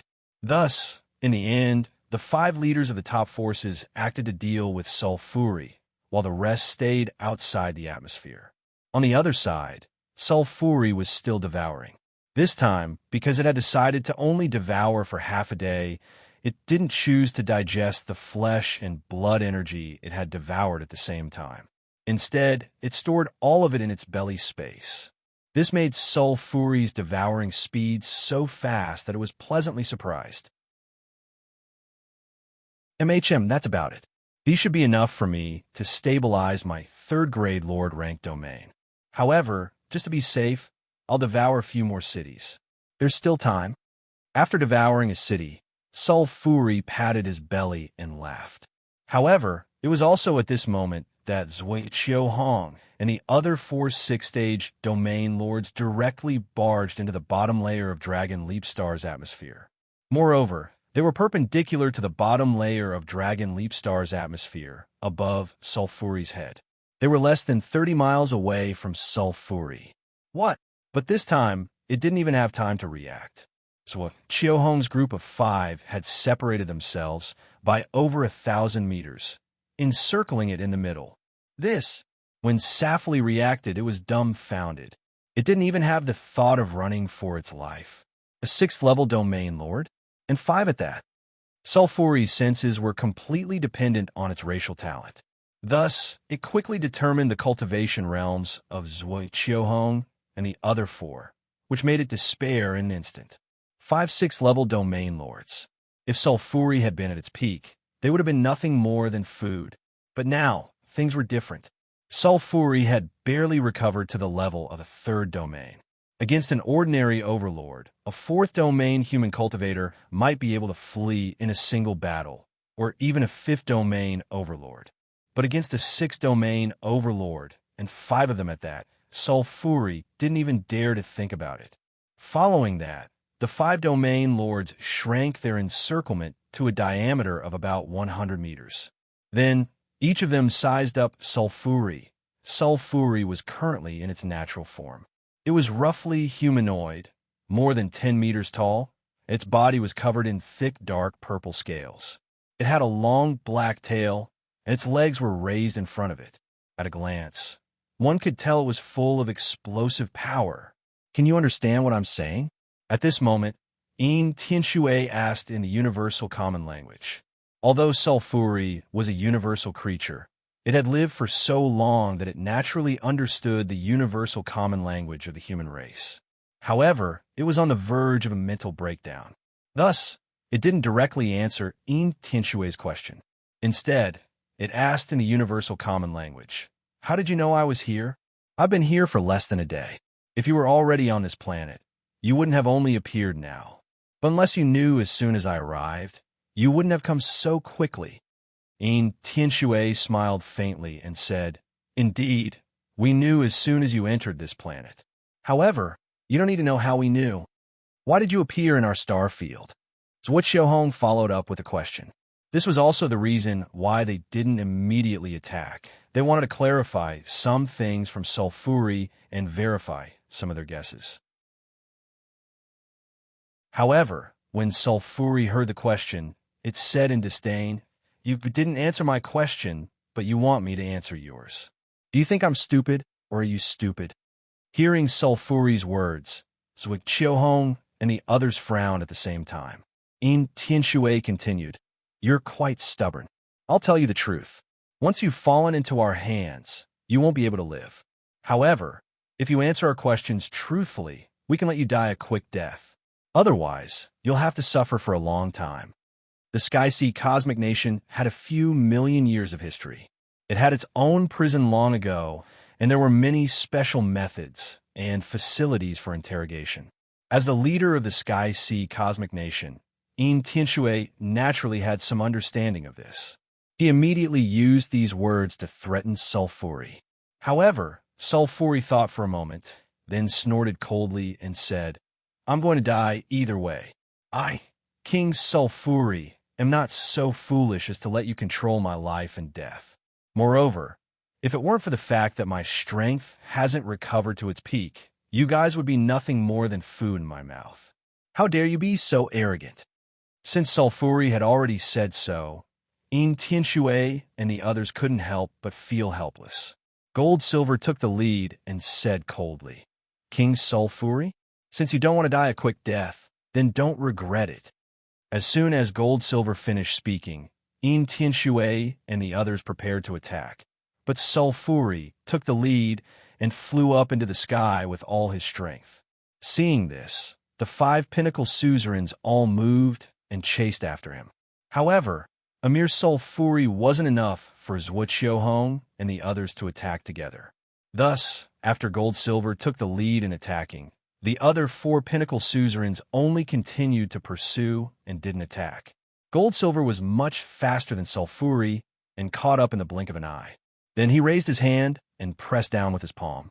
A terrifying golden halo almost tore through the main part of Dragon Yueshing's atmosphere and ruthlessly slashed at Sulfuri's back. Sulfuri, who was vainly trying to escape, instantly gave up on any thoughts of escaping. "Ah, damn it!" Sulfuri had no choice but to turn around and take Gold Silver's attack head-on. But the moment his hands touched the attack, he felt his heart crumble. "I can't take it. I can't take it at all." In the blink of an eye, Sulfuri's hands were torn and annihilated. The boundless energy erupting from his body was cut and shattered. The golden halo completely crushed him to despair. However, because he wanted to capture Sulfuri alive, Gold Silver still held back. Just as the golden halo was about to cut Sulfuri's body into pieces, he controlled the halo to stop its attack. However, Sulfuri didn't feel lucky because after the halo stopped its attack, it split into many golden rays that wanted to entangle him. Obviously, it wanted to capture him alive. "Ah, you guys got your way. One day I'll eat all of you, eat all of you." Seeing that he was about to be entangled by the golden rays, Sulfuri suddenly roared loudly and chose to self-destruct. Rumble! The self-destruction of a horde leader naturally couldn't be underestimated. Gold Silver's halo was directly destroyed by the explosion wave. Zhuo Qiuhong and the other 5 horde leaders chasing momentum also paused. 2 seconds after the explosion, The five horde leaders sensed that Sulfuri's body had turned into countless fragments, and among them, dozens of fragments were rapidly flying out of the atmosphere. This time, Zhuqiu Hong and the others' expressions all changed. They hastily chased after them. Only Yin Tianxue snorted coldly. He casually flipped out a crystal-like seven-story pagoda, emitting a soft blue light. This was the national treasure of the Sky Sea Universe Nation, the Emperor Armament Sky Sea Pagoda. It had the ability to seal and trap enemies. Go! Yin Tianxue flipped out the Sky Sea Pagoda and immediately activated it, throwing it in the direction of Sulfuri's self-destruction. The dozens of fragments that Sulfuri had fled in all directions of 180 degrees, the furthest had already fled nearly 40 li. However, once the Sky Sea Pagoda was activated, the blue light sealed 10,000 li, directly locking all the fragments of Sulfuri's body after its self-destruction. Destroy. Then, following Yin Tianxue's light shout, all the fragments of Sulfuri's body were once again destroyed by the blue light, turning into powder. Seeing this, Zhuqiu Hong and the other four horde leaders who had chased after Sulfuri all returned, all praising Yin Tianxue. Even if I didn't do anything, it still wouldn't have been able to escape, right? I just save a bit of time. Yin Tianxue only casually laughed at everyone's praises on the surface. All right, since we've succeeded, we can go back. Gold Silver let out a sigh of relief and laughed. Yes, let's go, Zhuqiu Hong said. Thus, everyone once again sensed their surroundings, then flew into space. Chapter 263. Not long after, Zhuqiu Hong's group of 5 arrived in outer space and met up with Zhou Jie and the others.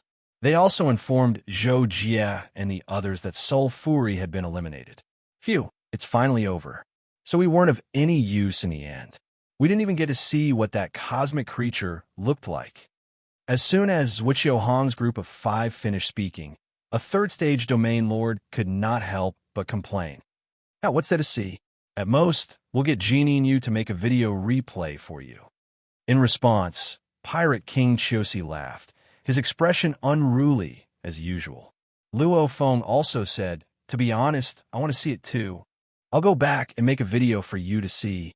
Zhuqiu Hong could not help but laugh. Then, everyone bid farewell to old Xingxia and his 2 disciples. Go home and find your own mothers, East Pole Planet, Yuhai. Yuhai was the largest ocean on East Pole Planet. When Sulfuri devoured planets, it did not want to spend too much effort, so it only devoured the life on land. As for the life in the depths of the ocean, it let go. Therefore, East Pole Planet's ocean was now the only area with a large number of life forms on East Pole Planet. Somewhere in the depths of Yuhai's seabed, there was a reef mountain.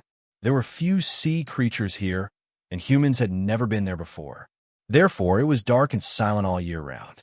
But suddenly, a creature emitting an extremely weak red glow swam out of this reef mountain and quickly floated to the surface of the sea. A few days later, this creature that swam out of the reef mountain surfaced. It had a humanoid body covered in a thin layer of purplish-black scales, and its legs were raised in front of it. It was exactly the same as Sulfuri that Zhuqiu Hong's group of 6 had killed, except that it was 1 size smaller. Ah, damn it, I lost my main body again. This time, it'll take a long time to recover and devour many planets. Most importantly, the beast trap record is gone, Sulfuri roared on the surface of the sea, venting its anger and depression to the extreme, unable to calm down for a long time. As it turned out, the body that Sulfuri had killed on Planet Dragonleap that day was Sulfuri's main body. Due to his racial talent, Sulfuri was able to split off a part of his body and use it as a backup body. When his main body died, Sulfuri's soul force could quickly enter the backup body through the laws of the universe and be resurrected. This could be said to be a heaven-defying ability, but it also had its limitations. After the death of the main body, Sulfuri's soul force wouldn't be depleted by more than half. If it was depleted too much or its soul force was simply annihilated, then Sulfuri would truly be dead. There would be no possibility of resurrection. However, existences below the imperial monarch realm that were capable of annihilating Sulfuri's soul could be said to be extremely rare, and they were even rarer than existences at the imperial monarch realm. It was even to the extent that not a single imperial monarch had appeared in unrestrained ocean region since its birth. So it could be said that Sulfuri was truly terrified when it was pursued by an imperial monarch that day, and it would rather be a slave of an imperial monarch for the sake of survival. On the other hand, it was much more unyielding when facing Zhuqiu Hong's group of 6. The reason was that Sulfuri was clearly aware that Zhuqiu Hong and the others were utterly incapable of truly killing it. But then again, with its main body completely annihilated, Sulfuri's losses had even surpassed the losses it suffered when it was pursued by an imperial monarch. So, how could it not be furious and resentful? Endure, I still have to endure. Once I, King Sulfuri, recover to my peak, all those 6th-level region lords will die. Not a single one of them can dream of escaping. After venting for a short moment on the surface of the sea, Sulfuri didn't forget to leave behind these ruthless words before diving back into the sea to devour. On the other side, Zhuqiu Hong brought Zhou Jie and Luo Feng back to Starward Continent on the Ebony flying vessel. Luo Feng had returned to see his wife, Shangguan Wan. On the other hand, Zhou Jie didn't have anywhere to go. So, Zhuqiu Hong arranged for him to temporarily reside in East Sword Palace. After settling down, Zhou Jie acted according to what he'd already planned on the way back. He took out the numerous formation materials he'd ordered earlier and started to craft a formation disk. The so-called formation disk could be said to be something that stored the core of a formation. Its function was to place some of the most core parts of a formation within it. At the same time, it would be connected to the formation materials. In the end, when the formation was set up, one could instantly set up and execute the formation upon taking out the formation disk, greatly reducing the time required to set up the formation.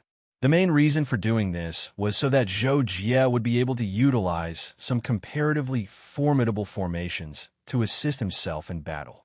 This could be considered as a type of application of what he'd learned from the path of divine tactics. A few months later, Zhou Jie finally succeeded in developing a formation disk. He named it the Fire Formation Disk. After using it, he could rapidly set up a fire formation that enveloped a radius of several hundred miles, raising his control over the fire element to the point where he could contend against a peak domain lord. However, this didn't mean that Zhou Jie could rely on the fire formation to challenge a 6th-grade domain lord. This was because a 6th-grade domain lord's control over the elemental law domain was much more flexible than Zhou Jie's. Even if it was a battle of elemental law domains, they would still be able to completely crush Zhou Jie's domain after relying on the formation. Moreover, to a 6th-grade domain lord, the elemental law domain was merely a worldly possession. In a battle of the same level, it was the difference between an ordinary person wearing a cotton-padded jacket. After completing the fire formation disk, Zhou Jie couldn't help but admit that studying formations was an extremely taxing matter. Even with the strength of his soul power, continuously fiddling with formations for a few months without sleep and rest made him feel a little tired. Therefore, Zhou Jie got up and left the room, intending to get some food and wine before coming back to relax with Kakashi. However, what Zhou Jie didn't expect was that as soon as he left the room, he sensed Luo Feng leaning against the wall not far away. "Junior, you're finally out. I've been waiting for you for 2 months." Luo Feng saw Zhou Jie appear and walked over with a smile. Zhou Jie couldn't help but feel a little surprised. He asked curiously, "Senior, did something big happen?" When Luo Feng heard Zhou Jie's question, he didn't know whether to laugh or cry. He hurriedly said, "No, it's just that one heir got me some good wine. I brought it over to drink with you and chat. It's that simple." "Heir." Zhou Jie heard this and couldn't help but be speechless on the spot. "Haha, okay, Junior, do you have time to do me the honor?" Luo Feng saw this and couldn't help but laugh. Zhou Jie just reacted, so he didn't know whether to laugh or cry. He said, "Of course I have time." "Senior, what are you talking about? I was just about to buy some wine to drink." Senior, come to my place. Okay. Luo Feng answered and then followed Zhou Jie into the house. After the two sat down, Luo Feng took out a few bottles of hot white liquid and introduced excitedly, "This is the specialty of Blue Snow Planet, Blue Snow Wine. Only 6 or 7 bottles of this can be brewed every 10 years. The local price is sky high. I didn't know about this wine before, but Wanair happened to know about it. Knowing that I like to drink, she bought it for me. Come, Junior, try it. The taste is amazing." As Luo Feng spoke, he had already opened a bottle of Blue Snow wine and poured a full glass for Zhou Jie. After hearing Luo Feng's words, Zhou Jie took the glass and smiled, looking a little helpless. Seeing this, Luo Feng suddenly smiled a little maliciously and continued, that. Junior, I think you're jealous of me, right?" Zhou Jie heard Luo Feng's sudden question and couldn't help but be stunned. Luo Feng laughed and said, "Junior, don't you think it's time for you to find a girlfriend to talk to?" This time, Zhou Jie's voice changed from stunned to shocked. Ahem. Seeing this, Luo Feng couldn't help but feel a little embarrassed, but he still continued. "It's like this, Junior. After I went back, I talked to her about you.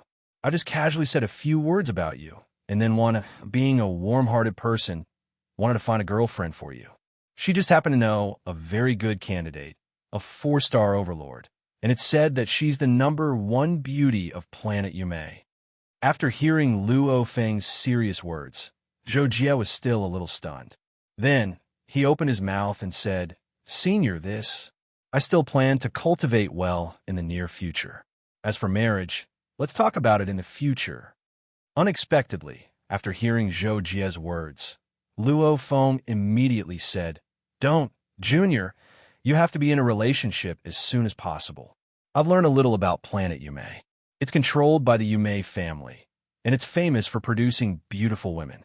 The title of the #1 beauty of planet Yume is even more extraordinary. Not only does she have to be beautiful, but more importantly, she has to be extremely talented in cultivation. The one recommended is a genius. The #1 beauty Zhou Jie is recommended by Wan is very high." Zhou Jie was stunned again, but in the end he sighed slightly and was about to say no again. However, Luo Feng knew what Zhou Jie was going to say. He immediately raised his hand to signal him to shut up and said righteously, "Junior, just meet her first. If you don't like her, I won't make it difficult for you. However, I'm thinking for you, so at least meet her. What do you think?" This time, Zhou Jie was speechless. He could only nod before replying weakly, "Okay." East Pole Planet. Lehigh, Sulfuri floated to the surface of the sea. Looking at the scales on his body, he remembered that his main body was destroyed more than a year ago. He was so angry that his teeth were itching. "Phew. It took me such a long time to basically devour all the sea creatures on this planet, and my strength barely recovered to the level of a 9-star lord. I'm afraid I'll have to devour the sea creatures of another planet to rebuild my lord body," Sulfuri thought to himself. However, he had already decided that after leaving East Pole Planet, he would go to other life planets, lurk in the oceans of other planets, and slowly devour the sea creatures to recover himself. Although it's a little slower to recover this way, it's much safer. I was too stupid before, devouring too blatantly. Now, I've changed to devouring sea creatures. At worst, I'll just have to go to a few more planets and spend a little more time. I'll still be able to recover to my peak.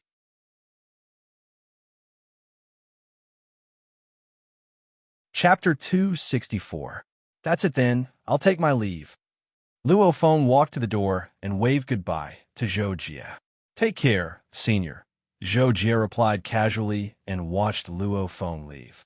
After Luo Feng left, Zhou Jie couldn't help but shake his head and sigh. Luo Feng was here to arrange a blind date for him. What the hell was this? However, Zhou Jie didn't really take this matter to heart.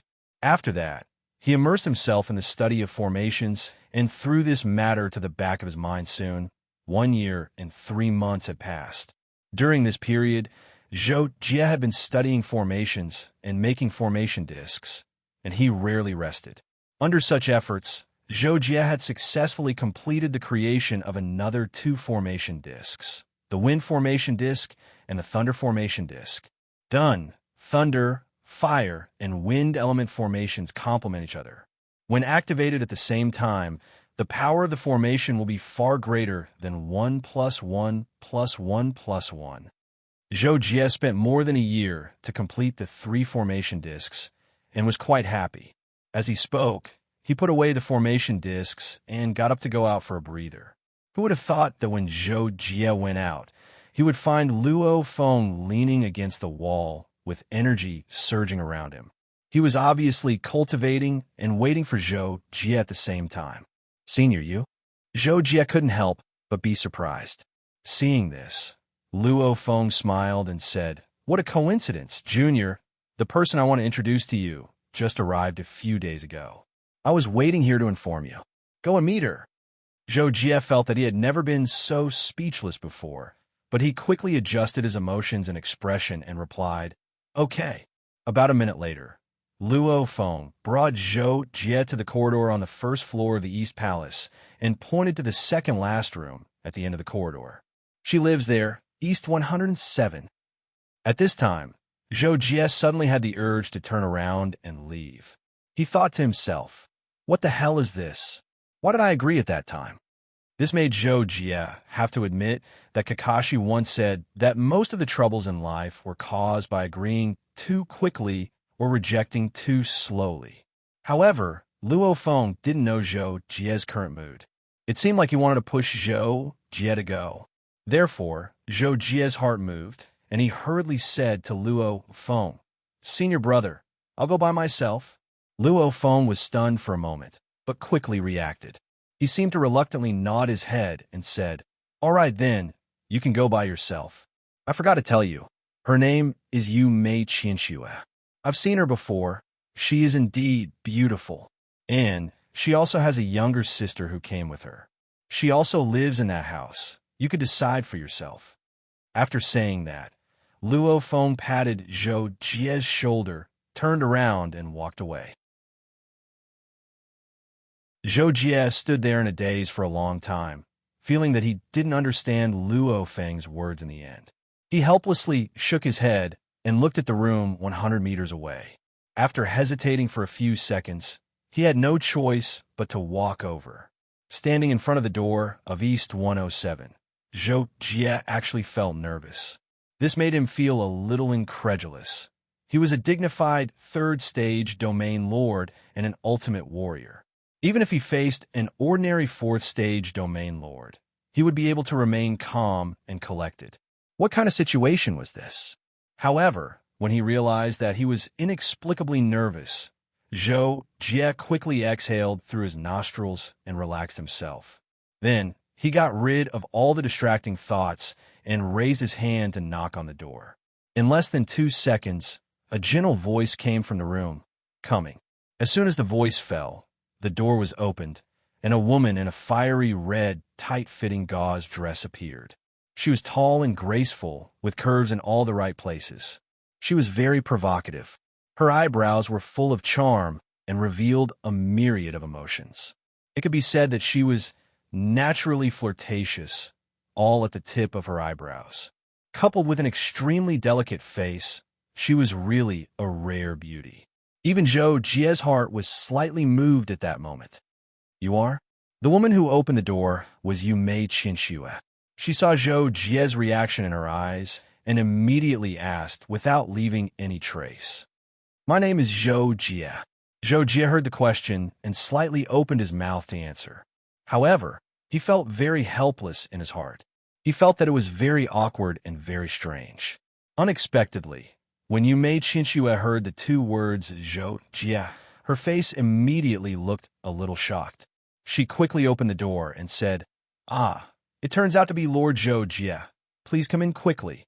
Zhou Jie hesitated for a moment, but in the end, he simply responded and walked into the house.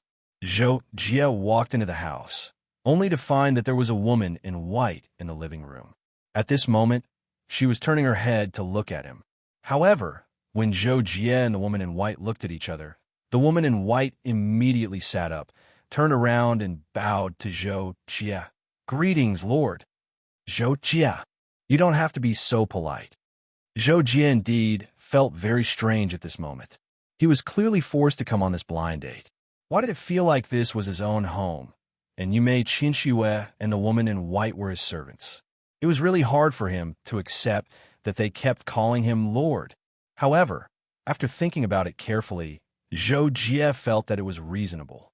He was now a Lord-level expert, standing at the peak of the entire Wanhai Star Zone. He was also Zhu Qiuhong's personal disciple, and in terms of power, he was very powerful. However, Zhou Jie had been wandering on the road of cultivation for the past few hundred years, and it could be said that he did not care about worldly affairs. His way of dealing with people was still the same as when he was a Star Lord hundreds of years ago. Therefore, it was inevitable that Zhou Jie would feel uncomfortable when he suddenly encountered such a situation. At this moment, Yume Qinxue came to Zhou Jie's side, pointed at the woman in white, and introduced her to Zhou Jie. "Lord, this is my younger sister, Long Shui.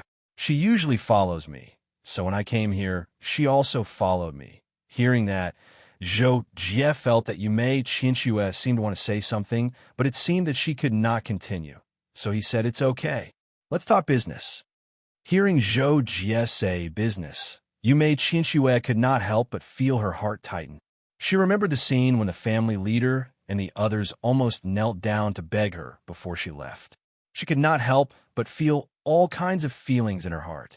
However, it was only for a moment. Yume Qinxue quickly came back to her senses and quickly said with a smile, "Lord, please take a seat. Let's talk business. Shui, go make a cup of tea for Lord." "Okay, sister." Lung Shui responded and went to the kitchen. Zhou Jie glanced at Lung Shui's back and could not help but think of Yuanrong again. It turned out that Lung Shui was wearing a white tight-fitting battle suit, which looked similar to Yuanrong's. In addition, Lung Shui's figure was also very good, and she was somewhat similar to Yuanrong. Yume Qinxue saw this scene, but she did not say anything. She still maintained a charming smile and led Zhou Jie to the sofa to sit down. After Zhou Jie sat down, he glanced at the guest table in front of him. There was a half-played Star Wars chess on it. Obviously, when he knocked on the door, Yume Qinxue and Lung Shui were probably playing Star Wars chess. Zhou Jie thought for a moment, tilted his head to look at Yume Qinxue, and asked, "Do you know why you are here?" Yume Qinxue was stunned. Obviously, she did not expect Zhou Jie to ask this. She could not help but feel embarrassed. But in the end, Yume Qinxue nodded seriously and replied in a firm tone, "Yes, I know." Zhou Jie heard this and suddenly felt a little headache. At the same time, he did not know what to say next. So Zhou Jie paused for a while and was about to speak, but Yume Qinxue spoke first at this time. "Sir, I will tell you the truth. Knowing that Sir Luo Feng introduced me to you, my family was very happy. They almost begged me to become your wife. But I know that although I can be considered as a beauty on planet Yume, in your eyes, whether it is status or strength, the gap between us is too big. I can't get along with you as an equal. So how can I be willing to be your wife? It's just that I have no other choice, so I can only hope that if you like Qinxue, you'll marry me. Even if I can only be a concubine in the future, Qinxue is willing." Yume Qinxue's words made Zhou Jie moved. He was stunned for a moment, then suddenly smiled and said, "Oh, what you said, to be honest, I didn't think about it before. Maybe my senior brother Luo Feng didn't think so either. After all, he and I have the same temperament in this respect. But since you said so, I'm afraid I can't marry you." When Yume Qinxue heard Zhou Jie say that he could not marry her, she could not help but be stunned. Her face turned pale. She recovered and asked, "Why? You don't like me?" In this regard, Zhou Jie shook his head, maintained a smile on his face, and said, "No, you are very beautiful, and I can see that you are a confident and self-aware person. I admire you very much, and I can't help but be moved by you. But as you said, you feel that we can't get along with each other equally. You can't be my wife because you like me from the bottom of your heart. I can't accept this either, so let's forget about it. Besides, I haven't thought about getting married recently. After Zhou Jie finished speaking, Yume Qinxue couldn't help but fall into a daze. At this time, Lung Shui came over with tea and said to Zhou Jie, "Sir, the tea is here." "Oh, thank you." Zhou Jie hurriedly took the tea and thanked her. After Lung Shui handed the tea to Zhou Jie, she saw that Yume Qinxue was in a daze. She pursed her lips and couldn't help but say, "Sister, I heard everything. Let's forget about it then. We can't afford to be friends with Sir." When Zhou Jie heard Lung Shui say this in front of him, he couldn't help but feel a little speechless. He then said with a slightly awkward voice, "This is not a matter of whether or not you can be friends. It is a matter of whether or not there are feelings between two people. I was once an ordinary person, and far more ordinary than you all are now. I said this because I hope you don't think too much about it. As for your family, if you need any help, you can come to me." After saying this, Zhou Jie stood up and took one last look at Yume Qinxue. He said, "That's it," and left.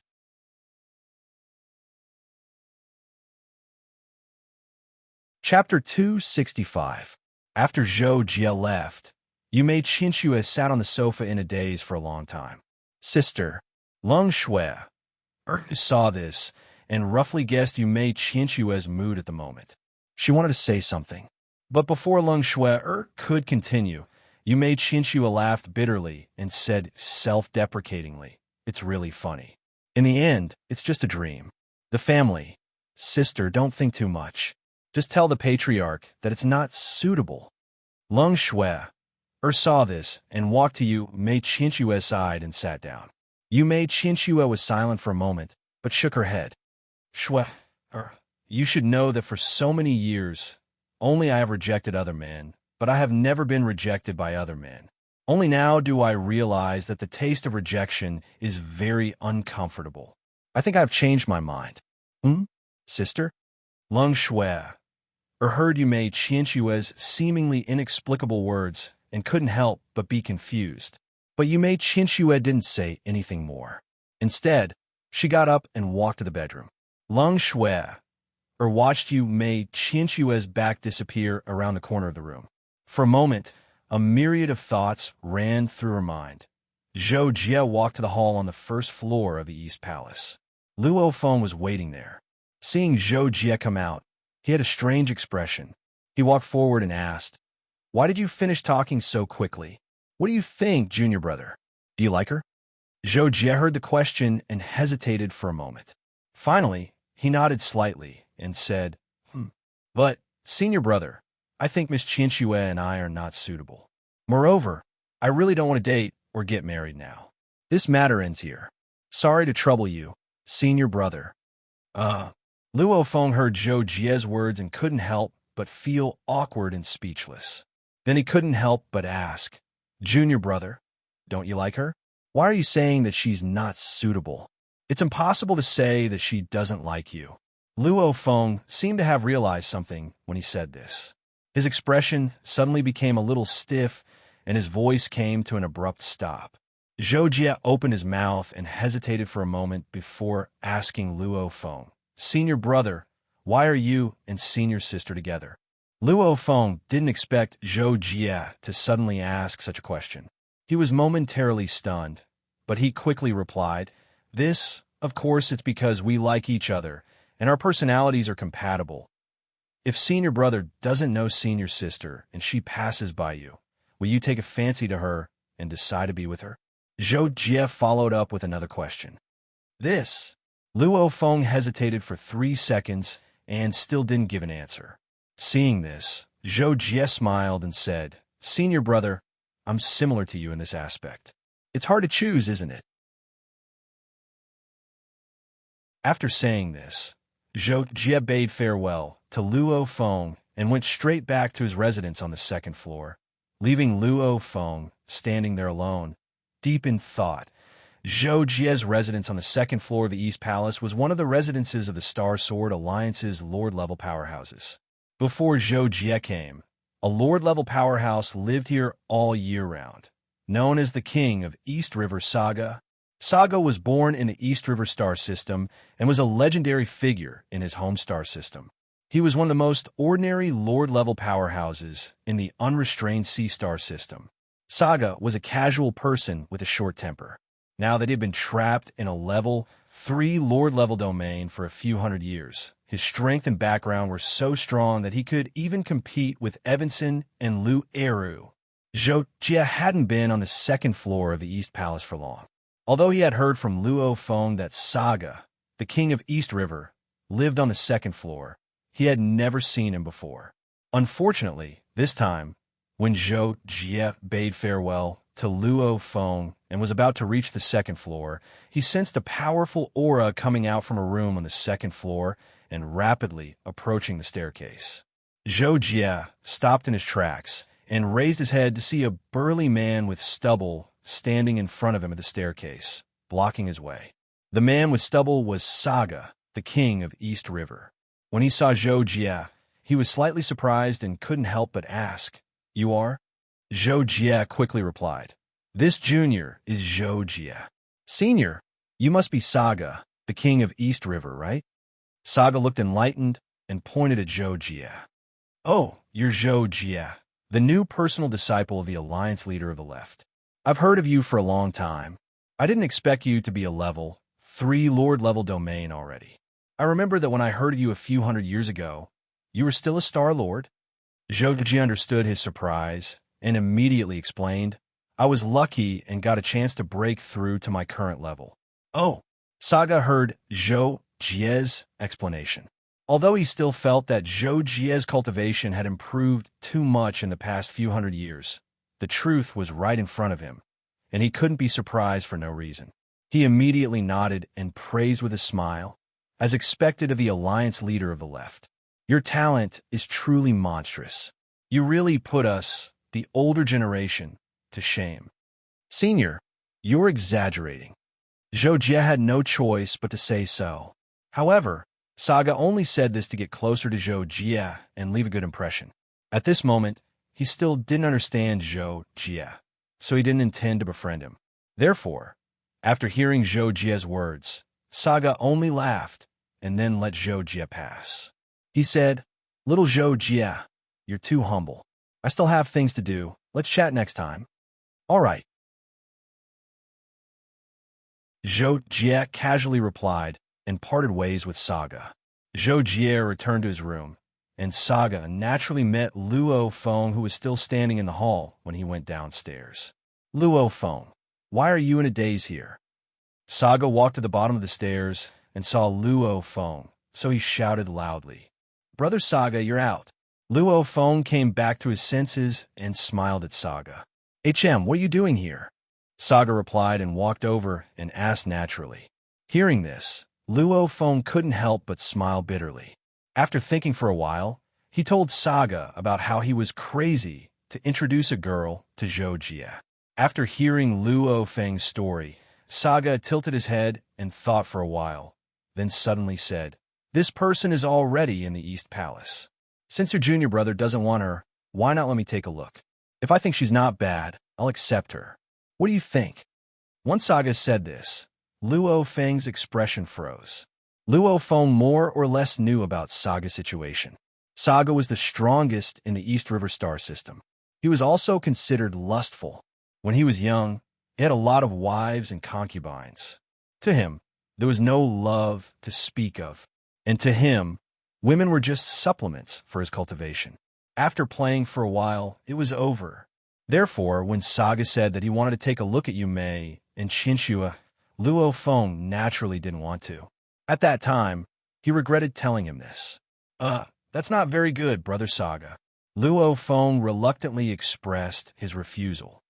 "What's not very good about it? Is the Yume clan some big clan? Do they have an overlord behind them?" Saga couldn't help but ask. Just as Luo Feng was in a difficult position and didn't know how to answer, the door to room 107 suddenly opened. Lung Shui quickly walked out. Saga and Luo Feng both sensed Lung Shui's appearance. Saga immediately sensed Lung Shui, carefully, and then smiled. She's one of the two sisters from the Yume clan, right? She's not bad-looking, mainly to my taste. Luo Feng, brother, I'll go take a look, Saga said after seeing that Luo Feng didn't say anything and then flashed into the corridor. Lung Shui, O's cultivation was only a one-star lord. When Saga appeared in front of her, she suddenly realized who it was and immediately paled in fright. At the same time, she couldn't help but cry out, "Ah!" When Lung Shui realized that the person in front of her didn't do her any harm, she couldn't help but ask, "You are?" Saga sized up Lung Shui with his eyes and couldn't help but smile. He asked directly, "What's your name?" Lung Shui realized that Saga was an expert she couldn't afford to offend. He was at least a high-rank star lord, so she didn't dare to offend him. She lowered her head and answered, "Lung Shui, what? What do you want?" Saga couldn't help but laugh and explain, "My name is Saga, a lord of the Star Sword Alliance. I just heard about you and your sister from Luo Feng, and I happened to see you go out, so I came take a look." At this moment, Luo Feng unhurriedly appeared next to Saga and said to Lung Shui, "Miss Shui, I'm sorry. Brother Saga is a straightforward person." Saga was a little unhappy when he heard that. He glanced at Luo Feng and pretended to be angry. "Luo Feng, did you say that I was reckless?" Not at all. I was just saying," Luo Feng immediately replied. He felt a headache coming on. Saga ignored Luo Feng and said to Lung Shui, "Well, little girl, I'm quite interested in you. How about this? Take me to see your sister. If possible, I'd like to take you in as my concubines. What do you think?" Luo Feng's face turned pale when he heard that. He thought to himself, why is Saga even less polite in front of others? This was truly a lord-level problem. P.S. It can be understood as a leader's problem. Those who understand will naturally understand. However, Saga's status wasn't much lower than Luo Feng's, and his seniority was higher than Luo Feng's. Luo Feng couldn't stop him, so he could only stare and say nothing. When Lung Shui heard what Saga said, she was stunned. She glanced at Luo Feng and saw that Luo Feng was also helpless. Even though she was disgusted with Saga, she had to control her expression and replied, "About this, Master, you could talk to my sister. She's in room 107. I still have something to do, so I'll excuse myself." After that, Lung Shui wanted to walk around Saga. When Saga heard that she wanted to excuse herself, he was naturally unhappy. He wanted to stop her and question her, but he was stopped by Luo Feng. "Brother Saga, you can go and see Miss Chinchue. I also have something to do, so I'll excuse myself," Luo Feng said. This time, Saga was a little confused by the two of them. After Luo Feng and Lung Shui walked a few steps away, he shook his head helplessly and walked quickly to room 107.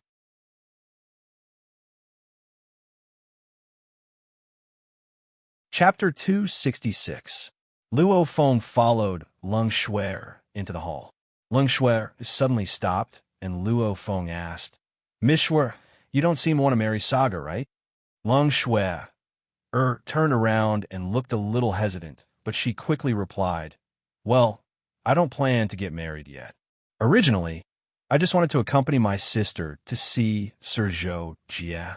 But what can I do when a lord-level powerhouse has spoken?" Luo Feng frowned and said to Lung Shui, "Well, I'll talk to Saga directly. I don't want to make things difficult for you." Lung Shui quickly said, "Don't, Sir Luo Feng. If Sir Saga knows that I don't want to marry him, I'm afraid that shouldn't be the case." Luo Feng heard Lung Shui's words and couldn't help but laugh. But very quickly his smile froze. Saga's words, whether he would be petty or not, that was hard to say. Therefore, Luo Feng paused for a moment. He had an idea and quickly changed his words. "How about this? I'll let my junior brother come out and say that he wants to marry you.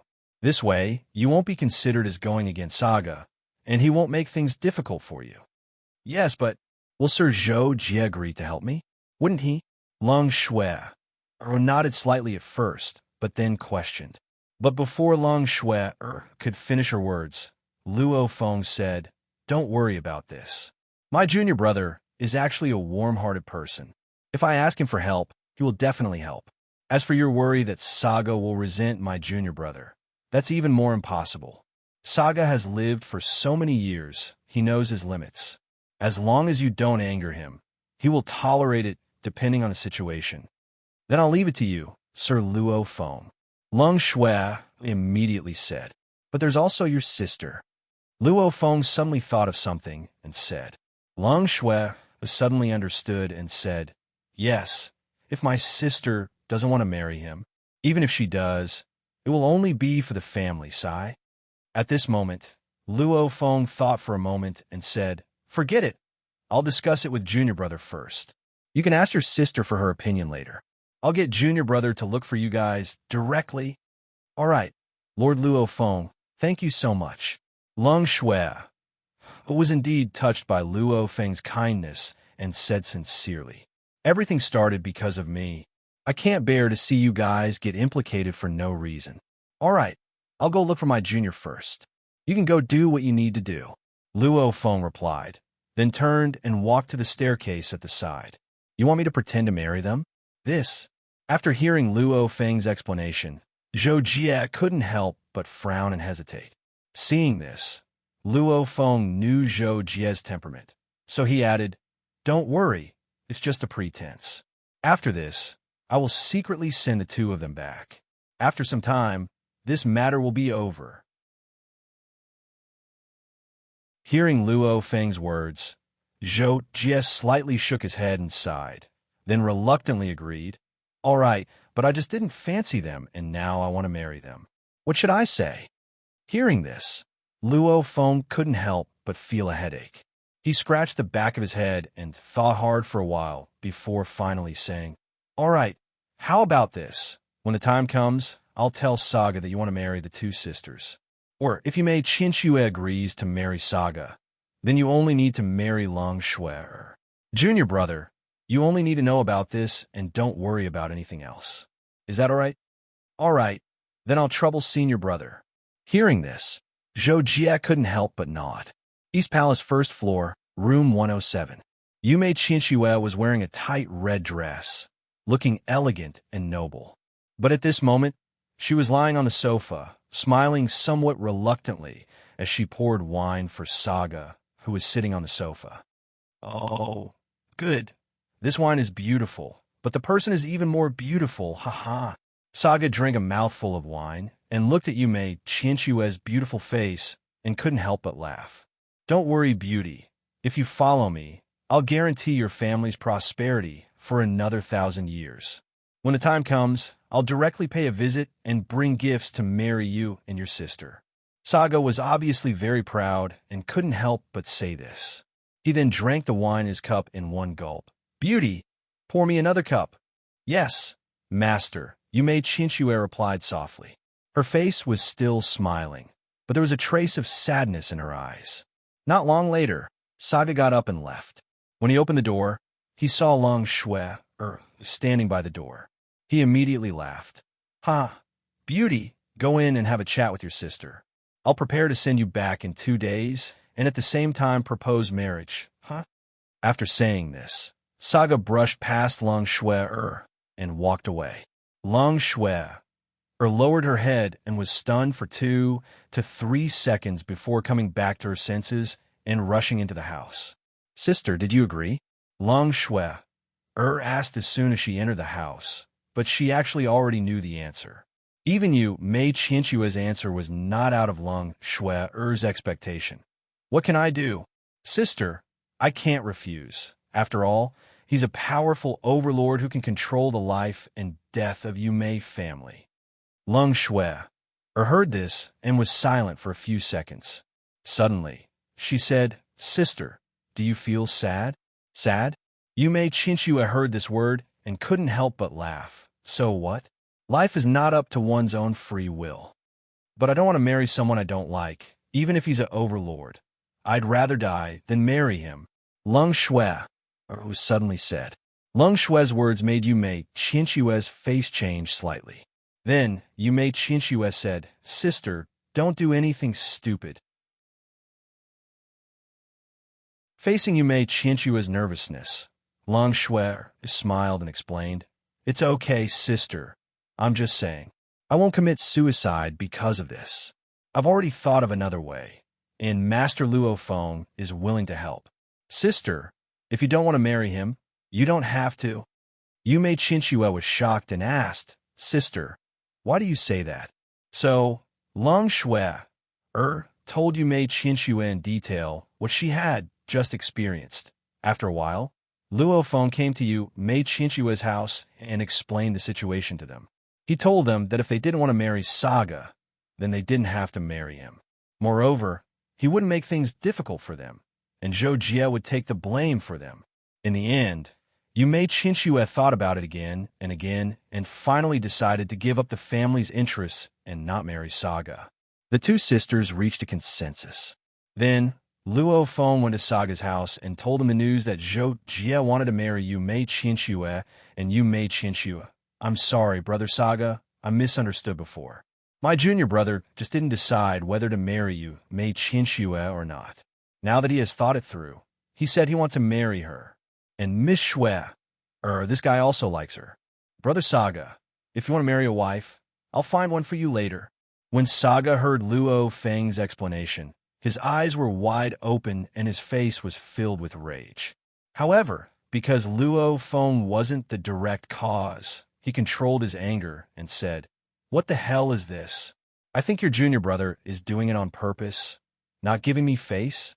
How is that possible? Brother Saga, you think too much. If there's nothing else, I'll leave first." Luo Feng saw the situation and couldn't wait for the matter to end quickly. So, he took the opportunity to leave. When Saga saw this, he was even angrier. After Luo Feng left, he stood at the same spot and thought for a while. Suddenly, he walked towards Zhou Jie's house not far away. Zhou Jie was thinking about the next step of his cultivation plan when he suddenly heard someone knocking on the door. Because the material of the room greatly weakened one's perception, he couldn't tell who was outside the door. He only knew that there was a person outside. So, he walked over and opened the door. "Senior Saga?" Seeing that it was Saga outside the door, Zhou Jie was slightly shocked. Then, he roughly understood the situation and his expression returned to normal. At this moment, Saga asked directly, "Zhou Jie, you want to marry the two women downstairs?" Hearing this, Zhou Jie hesitated slightly. Finally, he endured it and nodded, "Yes." When Saga heard Zhou Jie's reply, his face darkened. Thinking about how he told Yume and Qianxue not long ago that he wanted to propose marriage, he couldn't help but get angry. Previously, Saga's temper was irritable. Even though so many years had passed, when he got angry, it was easy for him to do some extreme things. "Zhou Jie, I also like those two women and have said that I want to marry them. How about this? You give them to me. Take it that I owe you a favor." When Saga said this, there was a hint of impatience and decisiveness. It didn't seem like he was discussing with Zhou Jie. Instead, he was asking Zhou Jie to do this.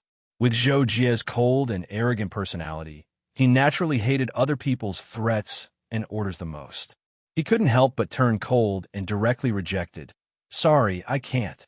Zhou Jie's cold reply instantly ignited the anger in Saga's heart. He couldn't help but think, "You, a junior, actually dare to reject me, Saga?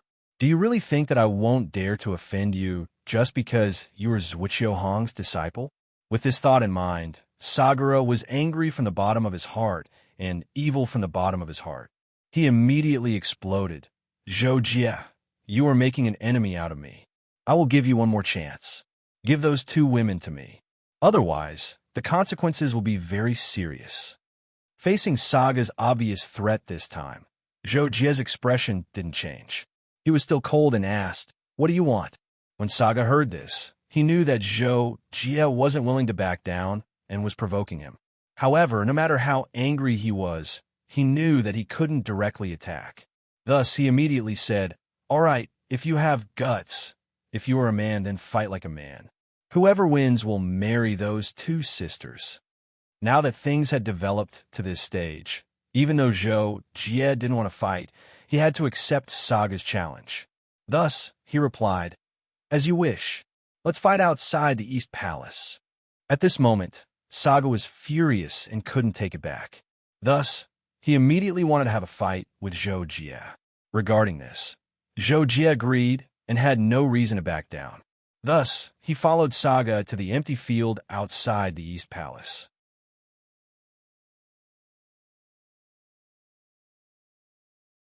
Chapter 267. In the empty space in front of the East Palace, Saga and Zhou Jie released their energy fields and hovered 3 feet above the ground, facing each other.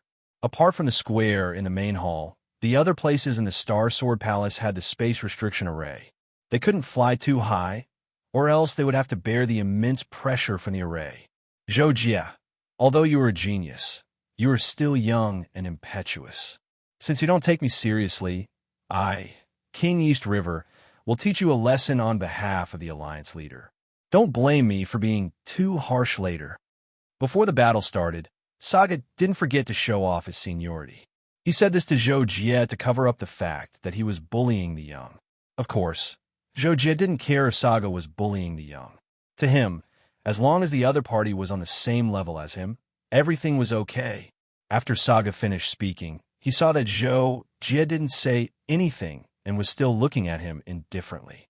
He was so angry that his mouth twitched. He said, "Since you don't have anything to say, come at me.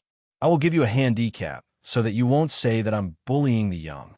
The reason why Saga did this was because he felt that he had been in the 3rd domain for many years. His strength was enough to exchange 2 blows with a normal 4th domain lord. Dealing with Zhou Jie would be a piece of cake. He was bullying the young, so it was better to give him a handicap so that he would feel more at ease. However, when Zhou Jie heard this, he spat out 2 words and rejected directly. "No need. What an arrogant brat." Seeing this, Saga couldn't help but think in his heart. His anger that had been suppressed with great difficulty rose again. At that moment, he decided not to be modest and directly defeat Zhou Jie with thunderous means to make him deeply aware of the gap between them. Young people are indeed arrogant. Thus, Saga coldly snorted and then launched an attack on Zhou Jie. A green light burst out from Saga's body, forming countless green threads that were visible to the naked eye. They wrapped around Zhou Jie crazily. At the same time, a long green rod appeared in Saga's hand.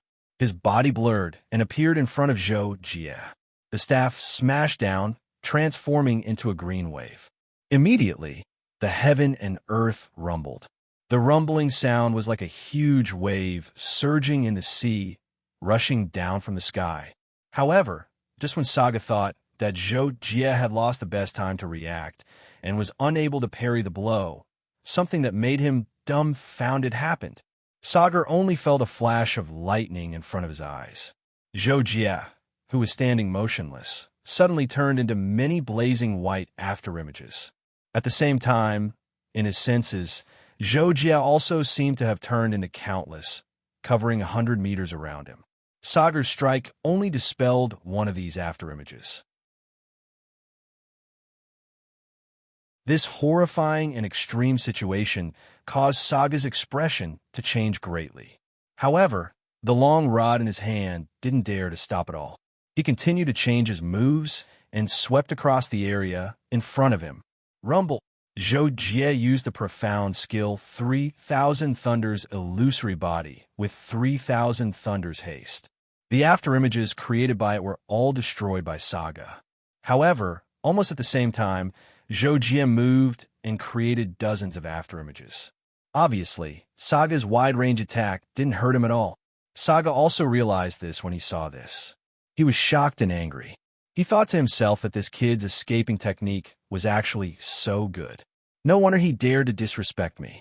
Leader must have given him a defensive, life-saving item. With such an escape technique and a defensive treasure, it is indeed difficult for me to injure him easily. However, if he thinks that I can't do anything to him, he is too naive. Shortly after, Saga said coldly in his heart. He had already changed his move, Blue Sky Blue Waves staff technique, rolling waves. A terrifying energy burst out from Saga's body. As he waved his staff, The energy within a radius of a few dozen miles was pulled toward him. At the same time, it greatly restricted Zhou Jie's movement and dodging speed. Zhou Jie didn't change his expression at all. He didn't choose to use his escaping technique to escape. Instead, he turned into a thunderbolt and charged towards Saga. With his bare hands, Zhou Jie was only a few meters away from Saga, and he forcefully broke through the vast energy wave that Saga had condensed due to his staff technique. The sixth transformation of the 9 changes of stars. Transformation of stars and moon. Zhou Jie's body was surrounded by astral power. It was as if thousands of rays of light were flowing under his skin. At the same time, he awakened 10 times the basic strength. Saga was shocked that Zhou Jie could break through the energy wave created by his spear with his bare hands. While he was shocked, he gathered his power and whipped his staff mercilessly at Zhou Jie. The power shook the space along the way, as if it was going to split open. However, when faced with this terrifying attack that even a normal 4th-stage domain lord would have to take seriously, Zhou Jie directly stretched out his hand to meet it. In the end, he accurately grabbed Saga's staff in his hand. Limitless saint hands, plunder of yin-yang. In that instant, Saga felt that his aggressive staff hit an endless quagmire and was swallowed by it.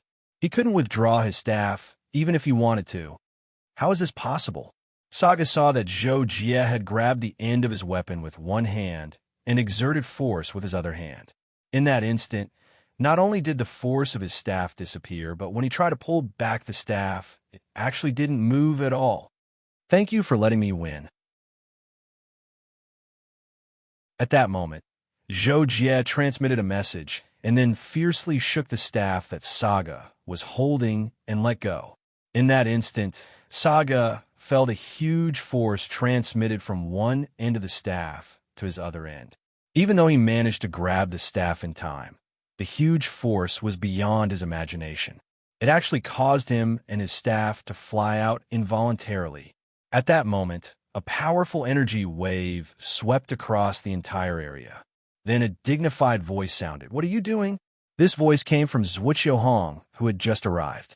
Previously, when Zhou Jie and Saga fought for a few seconds, the commotion had reached a certain extent. Naturally, Zhuqiu Hong quickly noticed it and rushed over to check. When he arrived, it was when Zhou Jie attacked Saga. When Zhou Jie executed 2 secret techniques, Divine Body Dao and Divine Martial Dao, to grab Saga's weapon, he sensed Zhuqiu Hong and Luo Feng's appearance. Hence, he said, "Thank you for letting me win," and casually threw Saga out. "Master," Zhou Jie heard and hurriedly turned around to bow to Zhuqiu Hong. Zhuqiu Hong glanced at Zhou Jie. Although his expression was dignified, it wasn't directed at Zhou Jie. He knew that Zhou Jie was so talented that even he felt inferior. Now, he looked at Zhou Jie even more than Luo Feng. Why would he give Zhou Jie a hard time over such a small matter? Hence, Zhuqiu Hong's dignified expression and questioning could be said to be completely directed at Saga. At this moment, Saga had already stabilized himself in midair. However, his face was still filled with fear, as if he had just seen a ghost. When he heard Zhuqiu Hong's questioning, he was even more shocked and hurriedly replied, "Alliance Master, I was just sparring with little friend Zhou Jie and accidentally caused a commotion." Luo Feng appeared almost at the same time as Zhou Jie. He was just telling Yu Mei and Qin Xue about Zhou Jie's promise to help. After that, he planned to look for Zhou Jie and inform Zhou Jie, who knew that when he stepped out, he sensed a commotion outside and hurriedly rushed out. At this moment, Luo Feng flew to Zhou Jie's side. After greeting Zhuqiu Hong, he sent a voice transmission to Zhou Jie and asked, "Junior brother, what exactly is going on? I just finished talking to Saga. Why did you guys start fighting? This isn't as simple as sparring, is it?" In response to Luo Feng's series of questions, Zhou Jie glanced at Saga and saw that the latter was looking at him as if he had seen a ghost. He hurriedly lowered his head in fear and couldn't help but secretly shake his head. Then, he directly said to Luo Feng and Zhuqiu Hong, "I'm fine. Senior Saga was indeed just sparring with me." Now that the sparring is over, everything should be fine. After saying that, Zhou Jie looked at Saga. Hearing that and seeing that Zhou Jie was looking at him, Saga, who was smart, naturally took the opportunity to say, "Yes, little friend Zhou Jie is truly amazing. I admit that I'm not as good as him. I've noticed that I have a lot of shortcomings, so I plan to go back and cultivate in seclusion. Alliance Master, Brother Luo Feng, I'll take my leave first." Since both Zhou Jie and Saga had said so, Zhuqiu Hong couldn't pursue the matter any further. He immediately said to the few lords and star lords who had arrived a few seconds later, "That's all. You can go now." Then he called Zhou Jie and Luo Feng, intending to learn the truth from them. Under Zhuqiu Hong's interrogation, Zhou Jie and Luo Feng, especially Luo Feng, told Zhuqiu Hong the whole story of what had happened that day. Zhuqiu Hong didn't know whether to laugh or cry after hearing that. He couldn't help but shake his head and say, "Luo Feng, you're really something. Isn't it enough for you to have a wife? Why did you have to give one to Zhou Jie?" Luo Feng was embarrassed after hearing that. He tried to defend himself. "I only did it on a whim after hearing what one said." When Zhuqiu Hong heard Luo Feng's words, he didn't pay much attention to it. He only looked at it and suddenly thought of his own past, so he sighed. "But thinking about it, when I was Zhou Jie's age, I was already in a relationship. Taking advantage of my youth, I should indeed have a vigorous relationship, so that when I'm like me, I won't have anyone by my side and sometimes feel lonely. If I don't have someone to think about, the loneliness will be even worse." Zhou Jie was slightly tempted by Zhuqiu Hong's words, but he didn't say anything. Seeing that, Zhuqiu Hong couldn't help but say to Zhou Jie, "Zhou Jie, it's indeed time for you to get a wife.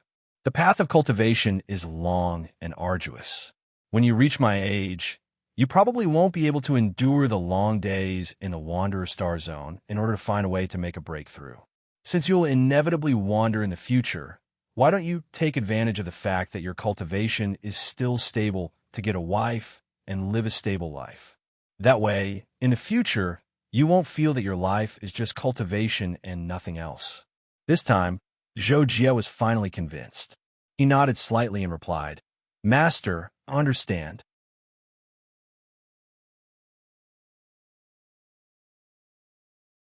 Chapter 268. That night, Zhou Jie was drinking in his room while thinking about something. Just as he was a little lost in thought, there was a knock on the door of his room. Zhou Jie waved his hand and opened the door. He was surprised to see Leng Shui, standing outside. "Lord Zhou Jie." Leng Shui, saw Zhou Jie sitting cross-legged on the sofa and walked in shyly. Zhou Jie saw Leng Shui, holding a clay pot in her hand. It wasn't the electronic kind, but looked like it was made of some kind of ore. Zhou Jie scanned it with his perception and knew what was in the pot. Leng Shui, closed the door and walked to Zhou Jie with the clay pot. "My lord, this is the white jade chicken soup that my sister and I made together. We brought the white jade chicken soup from planet Yume. It's very famous on our planet." Leng Shui, placed the clay pot on the guest table in front of Zhou Jie. She bowed slightly to Zhou Jie and said, "Lord Zhou Jie, thank you for helping us out this time. I heard that you even fought with Lord Saga because of this. We're really embarrassed." When Zhou Jie heard this, he finally understood why Leng Shui sent the chicken soup over. It turned out that this was the reason. Zhou Jie couldn't help but smile and say, "Don't worry about it. It's nothing." Leng Shui said, "My lord, you're so nice. I heard that Lord Saga is known as the king of the East River and is unrivaled among the lords of the third region. You're willing to help us and don't blame us at all." Zhou Jie didn't know whether to laugh or cry when he heard Leng Shui's words. He thought to himself, it's just a small matter. He doesn't care about Saga's strength at all. However, Zhou Jie couldn't say this out loud. He smiled and said, "All right, it's all in the past. It's fine." After saying this, Zhou Jie glanced at the chicken soup on the guest table and added, "Thank you for the chicken soup. I'll accept it." Seeing this, Leng Shui hesitated for 2 seconds before she finally mustered up the courage to talk about serious business. "Lord Zhou Jie, Zhou Jie couldn't help raising his brow when he heard Leng Shui still had something to say. My sister told me that she thinks you're different for what she imagined you to be. She really likes you now. If you're willing, she hopes to marry you. After saying this, Leng Shui suddenly thought of something and hurriedly added, by the way, my sister also said that this time she didn't do it for the benefit of the family. She really wants to date you. She wants to pursue you. She hopes that you can give her a chance. After hearing this, Zhou Jie couldn't believe his ears. He even felt a little dizzy. What is this?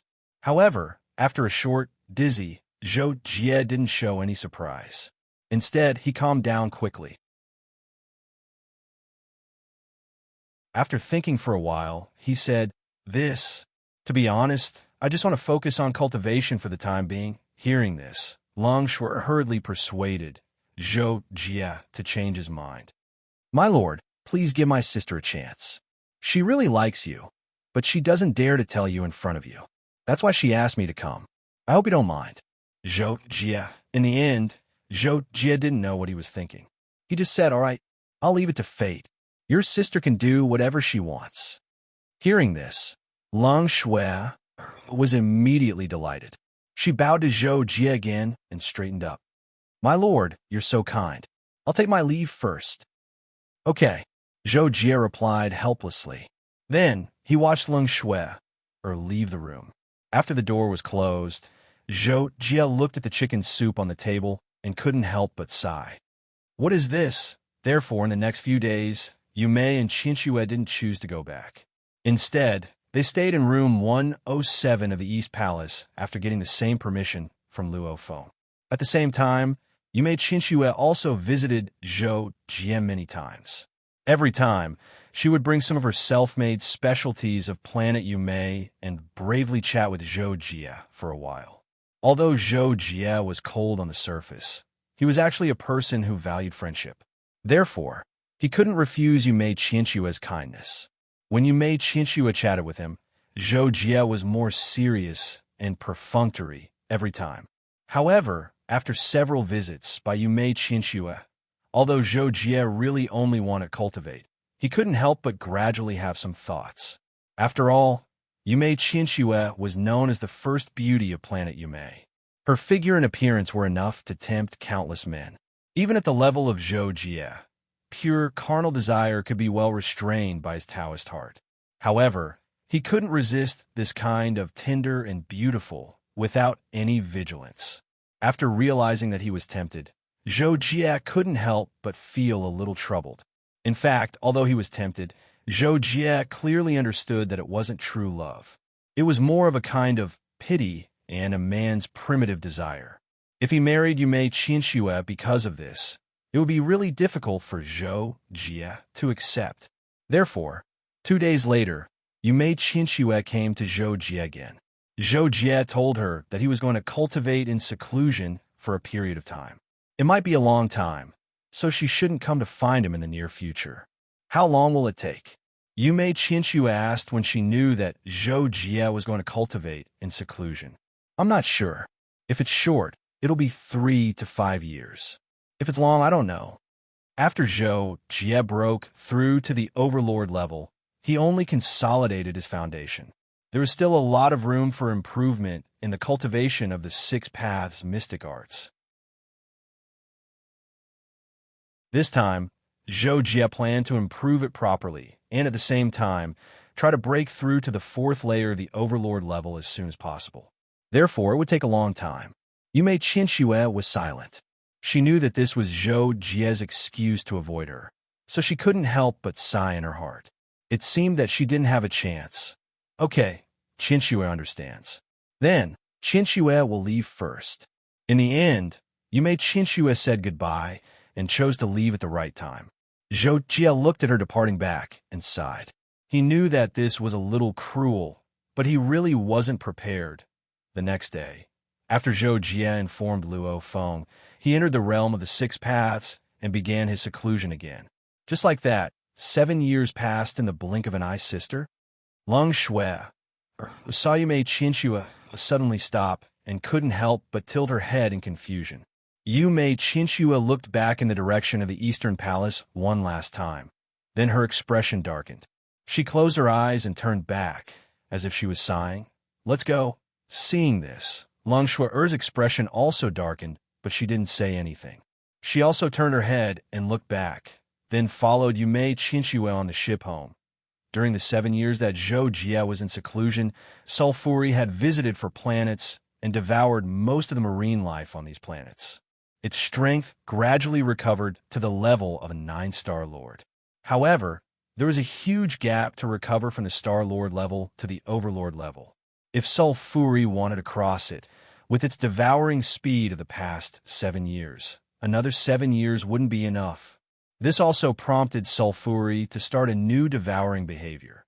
For Sulfuri, in addition to flesh and blood life, there were also some special cosmic energy ores or materials that its body could absorb and use. This meant efficient use.